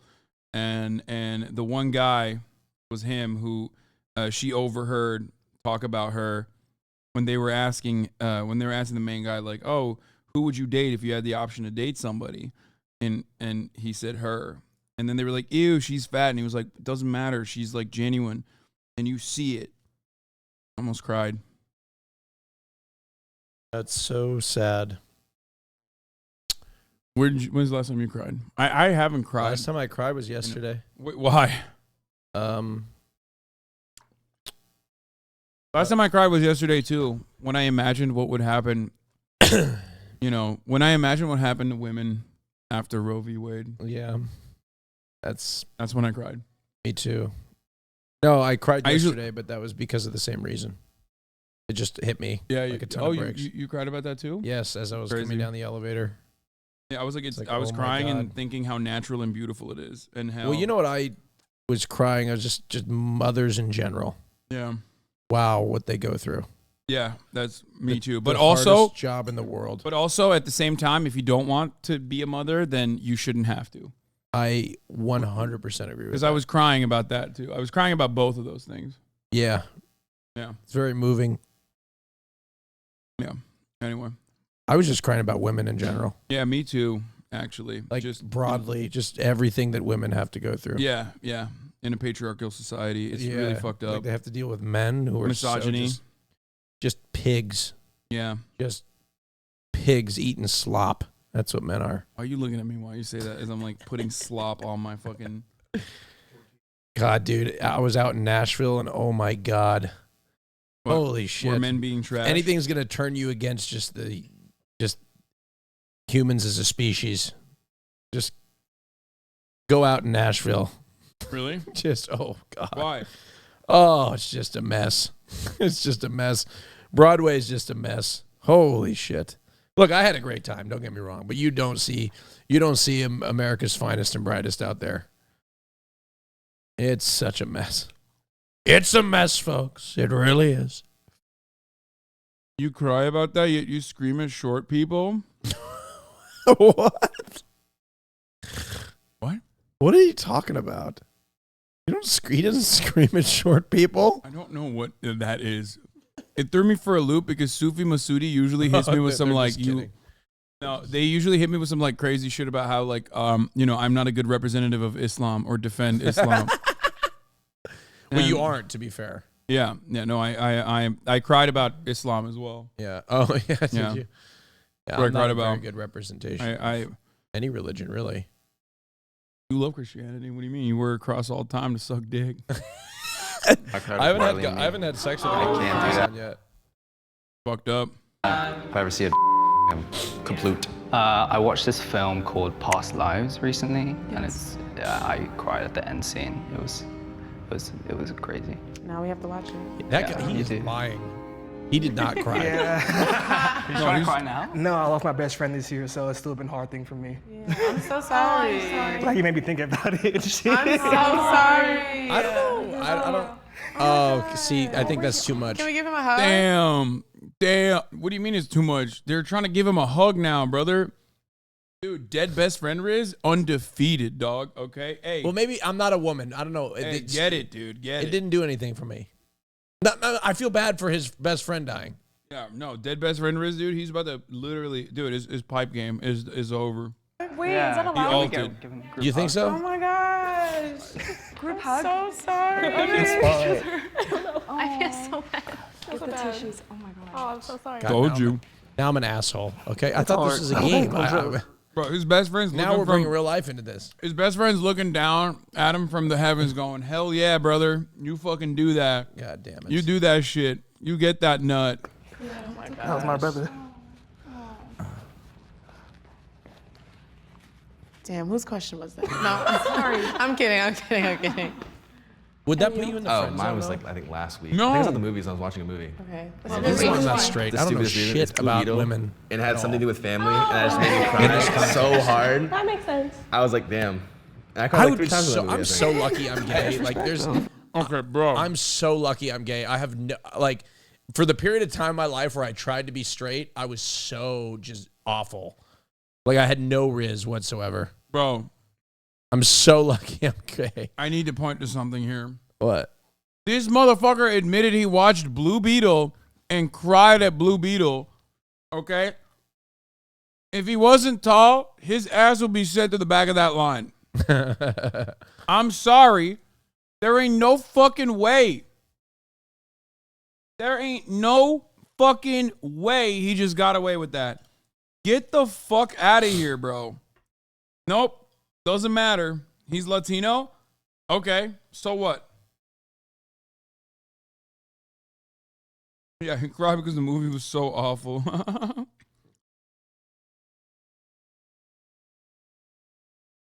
Like, what do you mean?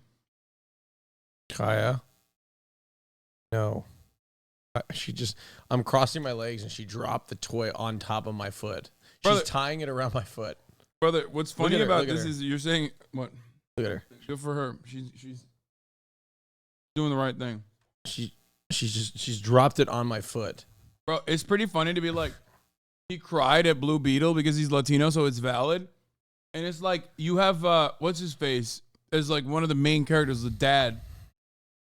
That automatically is grounds for one, not watching the movie. And two, certainly not crying at the movie. George Lopez? Okay, what's your body count? Oh, okay. Fuck me. My mom's gonna watch this. 13.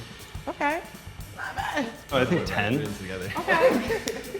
I think I don't want to think of each one as like a number. So yeah, I'm not gonna answer that question. I like that. Yeah. I want to keep that private. Piggyback off his answer, and I lost track. Okay.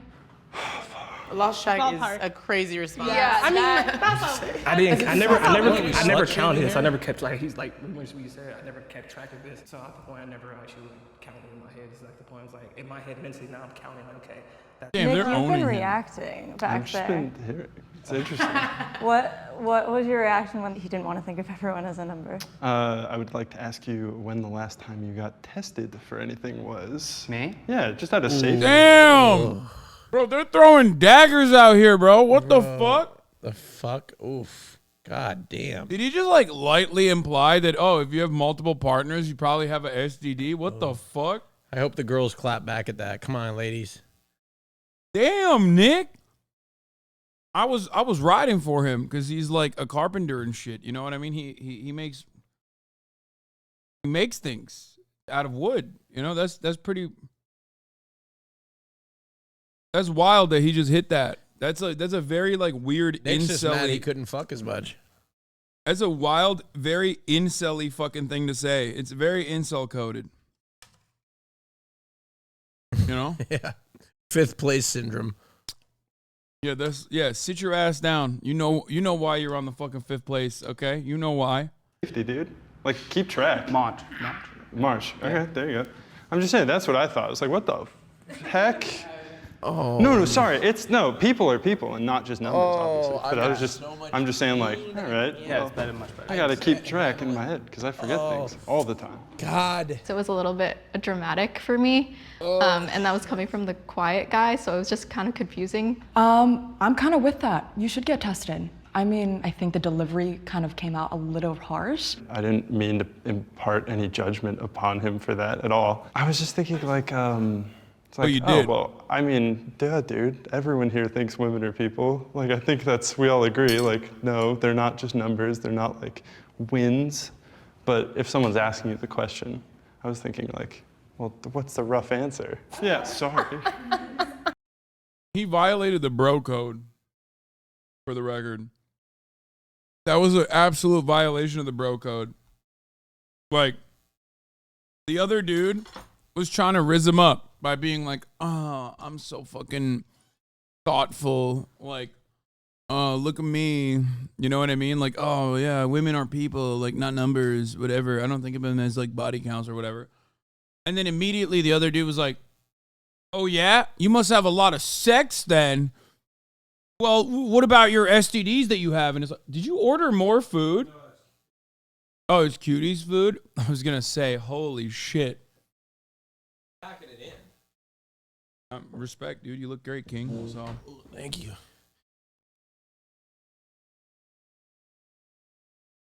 Totally.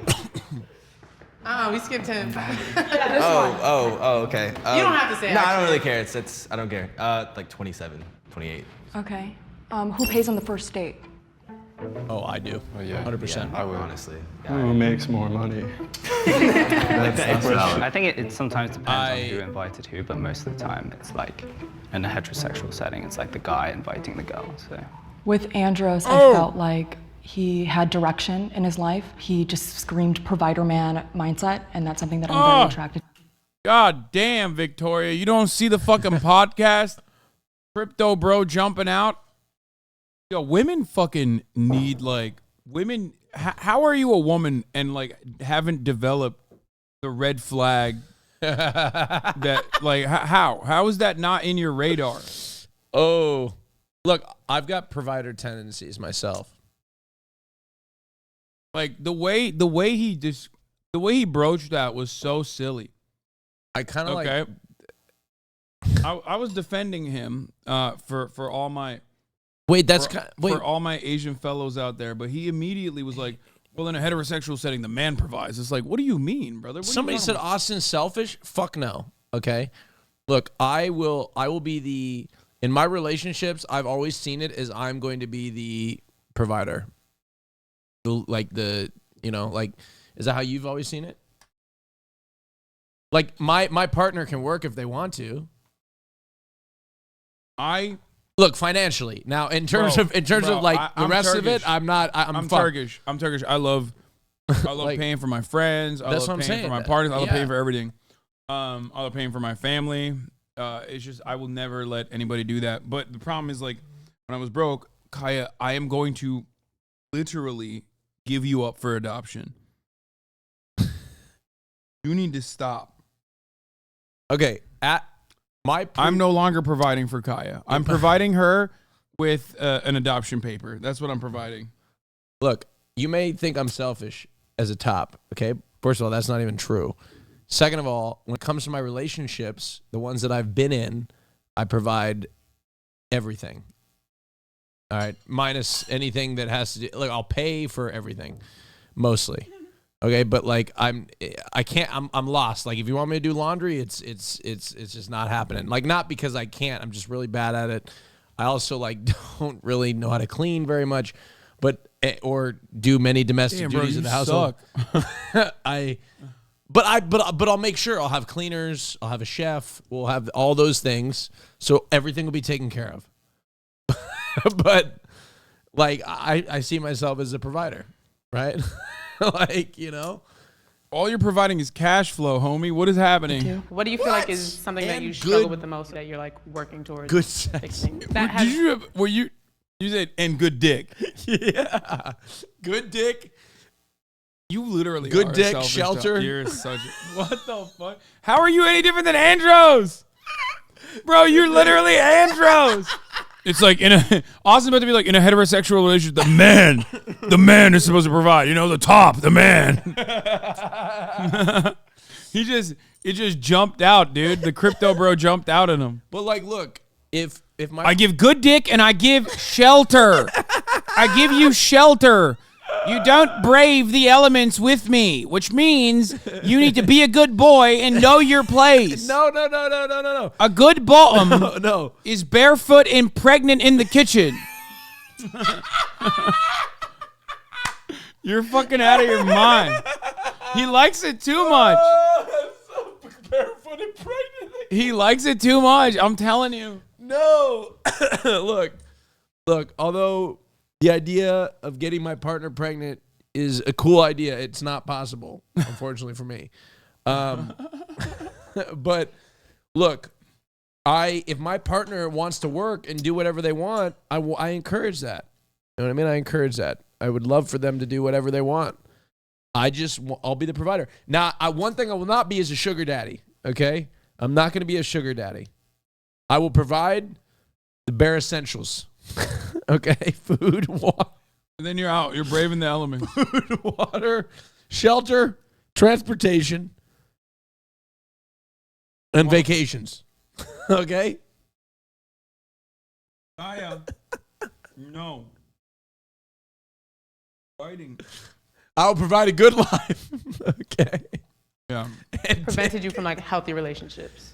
But I'm not a sugar daddy. At one point in my life, just going through a lot of hardships, especially with my grandma when she died. I just kind of lost myself in the wilds, lost myself in the Damn, bro, a sauce. lot of people have But I can died in definitely this say I guy's was life. Toxic to a certain degree a couple years ago. I think mine. Bro, this dude is running the Joe Biden riz, the Joe Biden technique. He's like, my wife and children are dead. You should vote for me. He's like, my grandma died. My best friend died. Fuck, man. He's like the motherfucking Grim Reaper out here. Everyone is dead. God damn. Oh my God. And it's more like asking for help because I grew up an only child until like maybe a couple years ago. And then also growing up, my mom was always working, so I'd come home alone and do everything myself. Like communication is like my #1 factor. If like you can't do that, then there's not going to work here. I think for me, I tend to dedicate a lot of time at work, and so sometimes I think my exes would say that I neglect them or I don't spend enough time with them. And as I'm getting older, I think I'm realizing that having a healthy relationship actually really helps with your ambitions. You're an Aries. I'm an Aries. Yeah. That makes sense. I'm a Scorpio. When I was young, I was like kind of dumb, and I didn't realize talking and doing stuff with other girls was as bad as it like could be. You know. Oh! I didn't cheat or anything. Let's calm down. So Go back. Oh, what a red flag, dude. Why would he say that? Oh, shit. Because, bro, he is the most like unassuming, unearned confidence white dude out here. I mean, respect the Jack. He's pulling off the shirt. He's just like, he like doesn't think that this is going to look bad. But honestly, here's why it's awesome. Okay? Because of the vibes he's putting out there.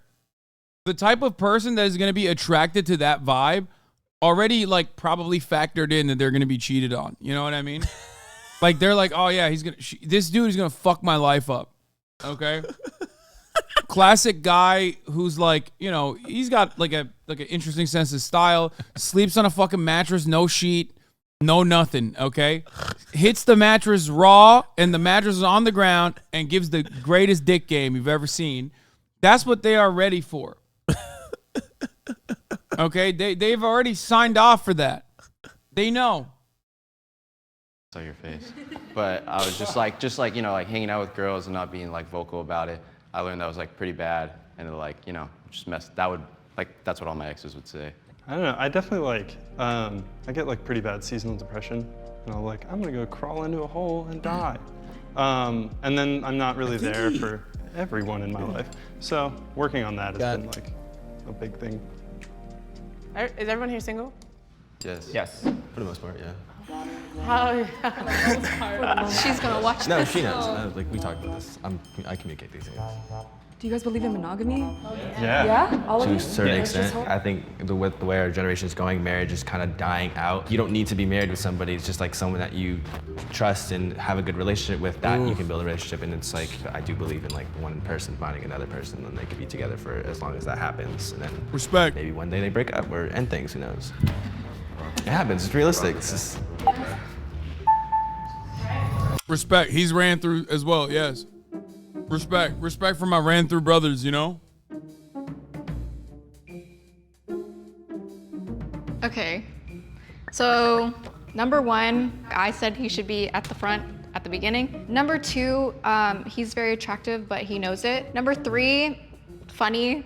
I said I like funny guys. I'm telling you. With his looks and his personality and his job, definitely someone I'd actually be interested in getting to know outside of this.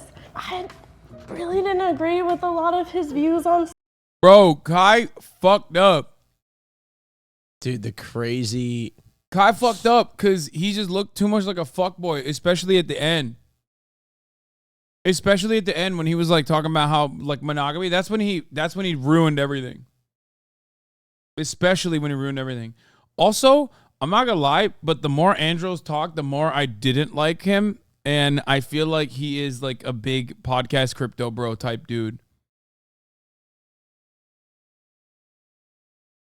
Like, hey. What?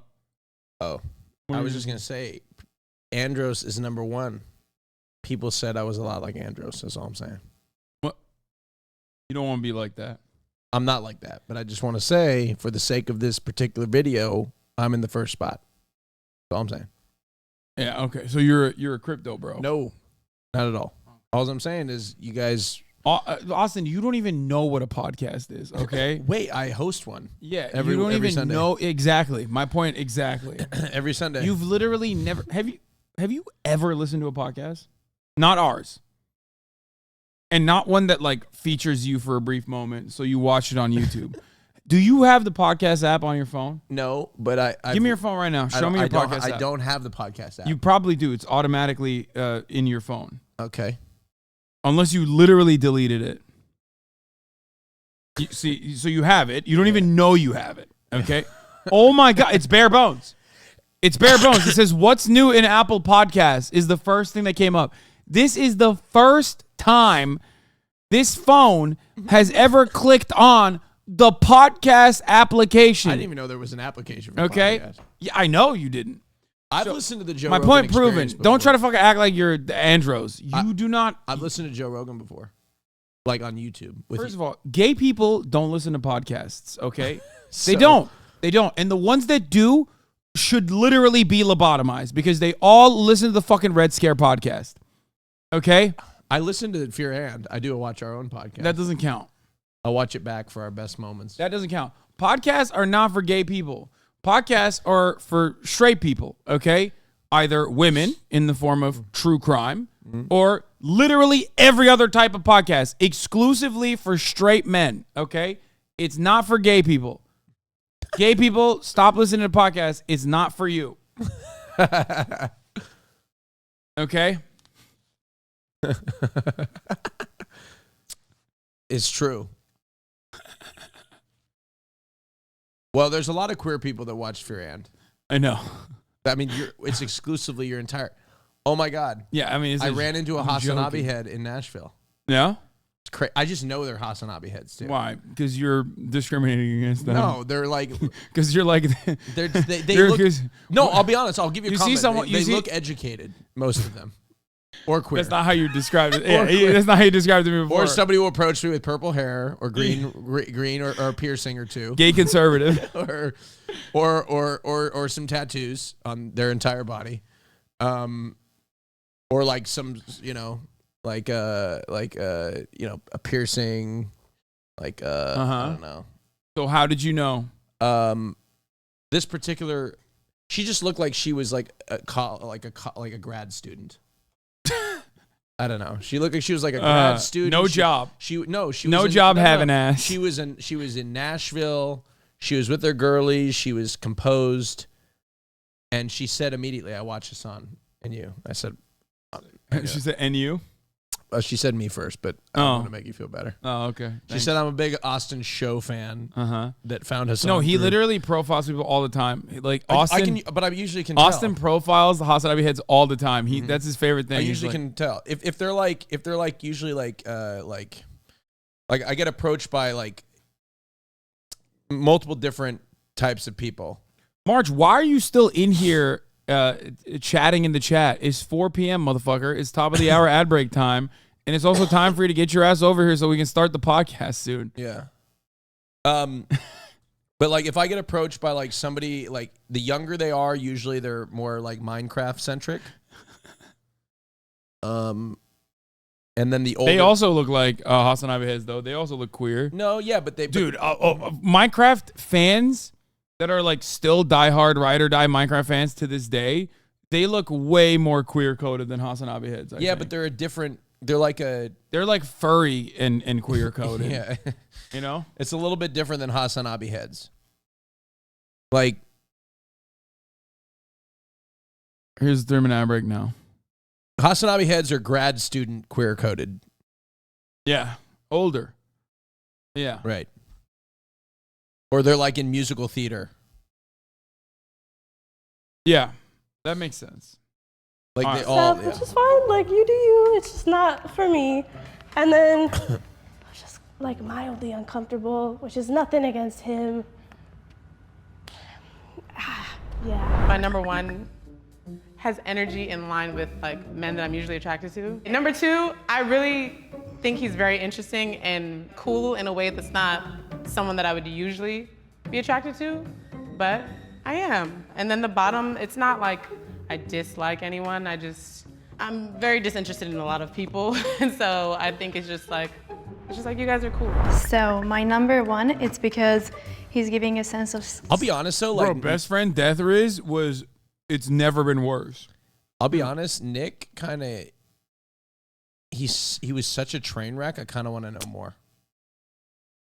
Y'all are so fucking weird, man. Like he's such a train wreck. I kind of want to just unpack that a little bit. How's Nick not eating shit in the rankings? Dude was so weird. Hello, I told you, carpenter, okay? He was carpenter. so strange. I want to unpack it more. For this generation, it's like carpenter, you might as well be doing a job that like doesn't exist, okay? You're talking about a dude who works with his fucking hands. Yeah, he's a little weird, but it doesn't matter. He's a carpenter and a painter, okay? All this generation knows is TikTok jobs, okay? A guy who asks questions and guy who edits videos to say POV. That's the only two jobs available for Generation Z, okay? So, yeah, when someone's like, I'm a carpenter, all these ladies are going to be like, wow, that's crazy. Like, he can fix shit. He can use his hands. Bro, all tradespeople work with their hands. What are you talking about? That's what I mean. They don't know what tradespeople are. What the fuck are you talking about? Also, Andros said oh God, there's no salvaging this generation. He said that he owns a company, okay? And yes, Chatter, who called it 100% a crypto rug pull, okay? I'm sorry. There's no shot that I believe that he's doing anything but like some dumbass crypto rug pull shit. It's all anything Gen Z knows how to do, okay? Another one of those non-carpenter, non-using your hands jobs. Is it kind of woke though to like come up with not crypto, but like, is it kind of woke to come up with a concept and get a bunch of billionaire investors and then kind of just like run away with the money? Is that kind of woke? Think about it. Bro, it's not like you're opening up an orphanage with the money. I know, but is it like, you know what I mean? Like it's like you're you know, like, would I be woke? Austin's like, Elizabeth Holmes shouldn't have gone to prison. Oh, God. Common Austin W. It's like my white hat Karen antics. Speaking of which, nobody's submitting shit to white hat Karen, by the way. I had so little responses. I had to cover some guy's story that it was just fraud. Like somebody was scamming him, and that's what I had to cover. I've had 3 submissions to white hat Karen. Where's the guy who said Hasan sounds like a boomer tonight? I'm joking, man. I don't think the only viable jobs for Zoomers is TikTok guy. White Hat Karen is a Furan podcast segment where I basically take and field your grievances and give you advice on how to handle your customer service related situation. And I do it on the podcast. It's called White Hat Karen. I guide you on how to get your money back. There's a Google Doc in the Furan Discord. Now rank the pretty ladies. They're all 10s. It's during the paywalled section. You have to pay for it. Yeah. Austin takes care of problems with paywalled. Yeah. Look, that's just not free, guys. I mean, come on. I got to feed my family. All right? Tattooed long hair girl is me. They were all cringe when they asked the most out-of-pocket questions. I'm in this video, and the crypto man was the only normal person. He definitely is like a podcast bro, though. 100%, Jordan. Which one are you out of the girls? Thank God I didn't rank any of the girls. They're all 10s. Long-haired tattooed one. Oh, are you this one? Oh, she's defending her choice. She's defending her choice. Wait, we should bring her in Discord. For putting the fucking #1 slot. Classic HasanAbi head. Austin was right. What do you mean? Tatted. Would you, if you saw her, you'd be like, this is HasanAbi head in the wild? What do you think? Like, who else? I don't fucking know. I don't know what I've seen HasanAbi heads of all shapes, sizes, backgrounds, creeds, colors, identities. You know what I mean? She's definitely a HasanAbi head. You got 2 types of HasanAbi heads. You got like the heads that are just like, oh my God, like they live and breathe your content. They're watching your Twitch. They're watching your Instagram, whatever. They're watching all your content, and then you have like the HasanAbi heads who like just think you're hot on Instagram. Like those are the two types. Really? Yeah, 100%. Oh yeah, I know Hasan. They just think of you as like they don't even know what you do. They just think you're hot and they follow you on Instagram. That's fucked up. Wait, Ms. Kid? What about? Who's a Ms. Kid? Oh, she's a Ms. Kid. She's a Ms. Kid. What? I would not have expected that. She definitely loves Name Your Price.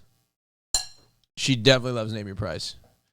Name Your Price. But that does make sense. If she's a Ms. Kid, it does make sense why she'd be outduped by the fucking crypto, bro. Because if she was in here more frequently, she'd know the red flags. Okay. Speaking of which, Hasan, I got to call you out. What? Hasan was in the promo for Name Your Price. He never watched it. He never watched it. Really interesting that you just said that because I was planning on literally watching it with you here. Yeah, but look, you were going to forget unless I reminded you. I absolutely would have, even though this morning I was like, oh, I'll watch the promo finally for the first time ever. I released it 3 weeks ago. Yeah. We recorded it. I mean, I watched it on my own. Yeah, and then you didn't even say anything about it. Sometimes I wonder if we're even friends anymore. Shut the fuck up, bitch. All right. Oh, no, go to nyplive.com. That's where they... Oh, you want me to watch it from there? I mean, you can watch it on Twitter if you want. So Name Your Price is coming back. Look, I got to... Oh, we could watch the director's cut, too, of the trailer. Bro, can we watch where nyp.com? nyplive.com. What do you mean? Why are you giving money to the New York Police Benevolence Association? Like, what the fuck? No, it's Name Your Price live. It literally sounds like New York Police Department live. No, start it over because it's going to autoplay. How much of the money is going to the New York Police Department? None of it. 0%. How much of the proceeds are directly going to the NYPD? None of it. None of it. Why'd you name it NYP Live then? Well, because Name Your Price. It's an acronym for Name Your Price. Here we go. Hold on, I want to look something up.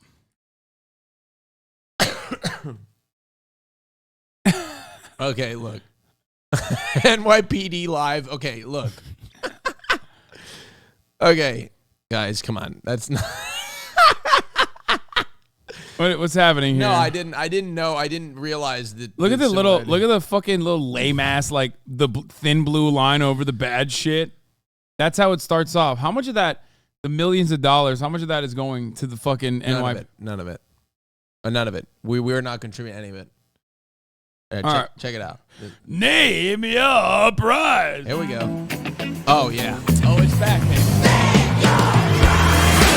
Welcome to another season of Name Your Prize. Season 1, we were remote. Season 2, we were in-house. And Season 3, we're on the road. Name Your Prize is hitting the road. Let's do this thing.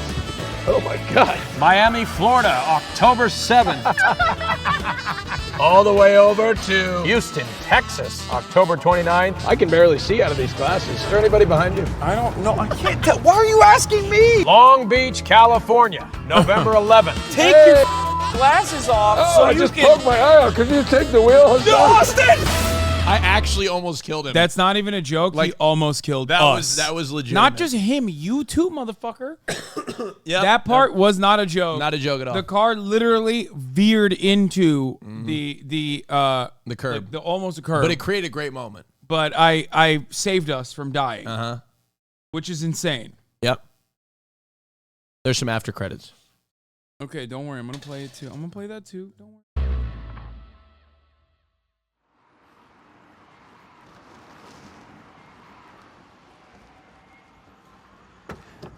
What the f*** are we doing?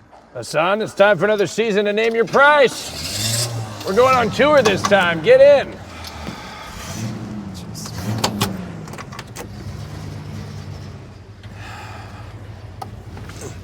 I think you're really going to win this year. Why do I let you put me over this shit? That was pretty good, though. Do you want to see the director's cut? This is never before seen director's cut. I'm a little worried. Why? GTA hooker. Oh my God! The difference when a straight man is driving. All right, we're doing the last hot lap. That's all I got. Yeah, you're not even nervous. Yeah, because Noel is straight. He's so straight. He has a wife, dog. Like, if damn. Cody Ko, if he was driving the car, I would be so not nervous. You want to know why? About to have a child. Doesn't get more straight than that. That's true. You know what I mean? But look, I could have a child too. Would you feel safer if I had my child in the car? No, because you have it in a gay way. You know what I mean? Through surrogate. Yeah, you would. It would literally make you more gay. No, we're gonna take Viagra. My partner and I are gonna find a consensual. We're gonna have a three-way with the surrogate. You literally are like barefoot and pregnant. You're like, I want my fucking bottom to be barefoot and pregnant. That's it. Well, Chat, tell Hasan to let me into the compound. Nice. Name your price. Go to nypdonline.org to get your tickets. No, it's NYP Live. To get your tickets. We're going on tour. Can you show the actual? You should show the actual.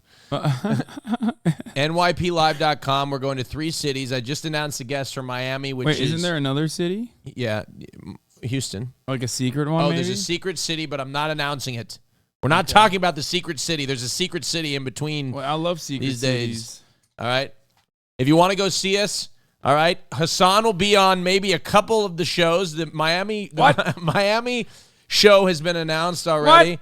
The cast is Tommy Innit, Quackity, Carl Jacobs, Tina Kitten, and Foolish Gamers are Miami, Florida on October 7th. Wait, Tommy Innett's in America? He will be flying to the United States, Miami, Florida. Specifically for Name Your Price? Name Your Price! Wow. Yep, October 7th. Tickets on sale. They're going very quickly, folks. Believe me. March is here. Believe me, very quickly. Very quickly. Very quickly. You should buy them now, folks. Believe me. Cutie, I can't stop plugging myself. Cutie, you look like you're very happy and excited to be here because you seemingly spent your whole day doing what you love, which is not being here on the stream to do your tier list. I knew it. That's why I'm here. I literally went live because Austin's here. Actually, I asked. I've been working. I've been working all day today. Thank you. Yeah, he's brave. I've been working all day on stream. Yeah, poor Austin. Poor me. Poor him. Taking a break from working on my tour. Name your price at nyplive.com. Wait, hold on. Hey, Tana, hold on. I'm still live. What's going on?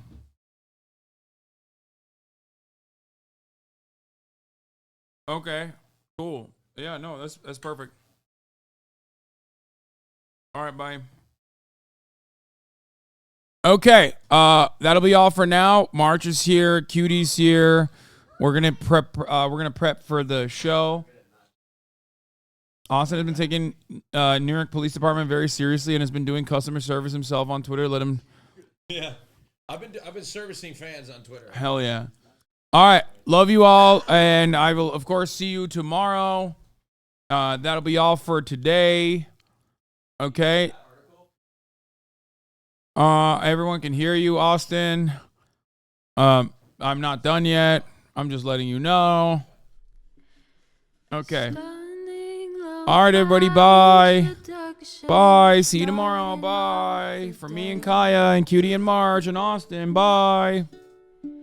All the shadows trickling in has helped people hate. Sunny Los Angeles, California, says Hasan. The starlight to the starlight to the topic just begun. There he is again, Hasan is streaming. Hasan is streaming. There he is again, Hasan is streaming. Hasan is streaming. Reviewing the P.O. box, Uncle Uger's face. Sudden discord at your prop, great names take embrace. Tiny Bernie Sanders, LGBTQ Air Force. The whole left at your fingertips, on a at your door. H3 crowded debate, the Young Turks online show. 3 full fucking years of this, plenty more to go. 90-day fiance talks of champagne bourgeoisie. A Trump rally live reaction on mass riot at DC. There he is again, Hasan is streaming. Hasan is streaming. There he is again, Hasan is streaming. Hasan is streaming. Reading live stream fair comments, Austin show chat advice, and all the ways the right-wing pipeline can suck you in online. JC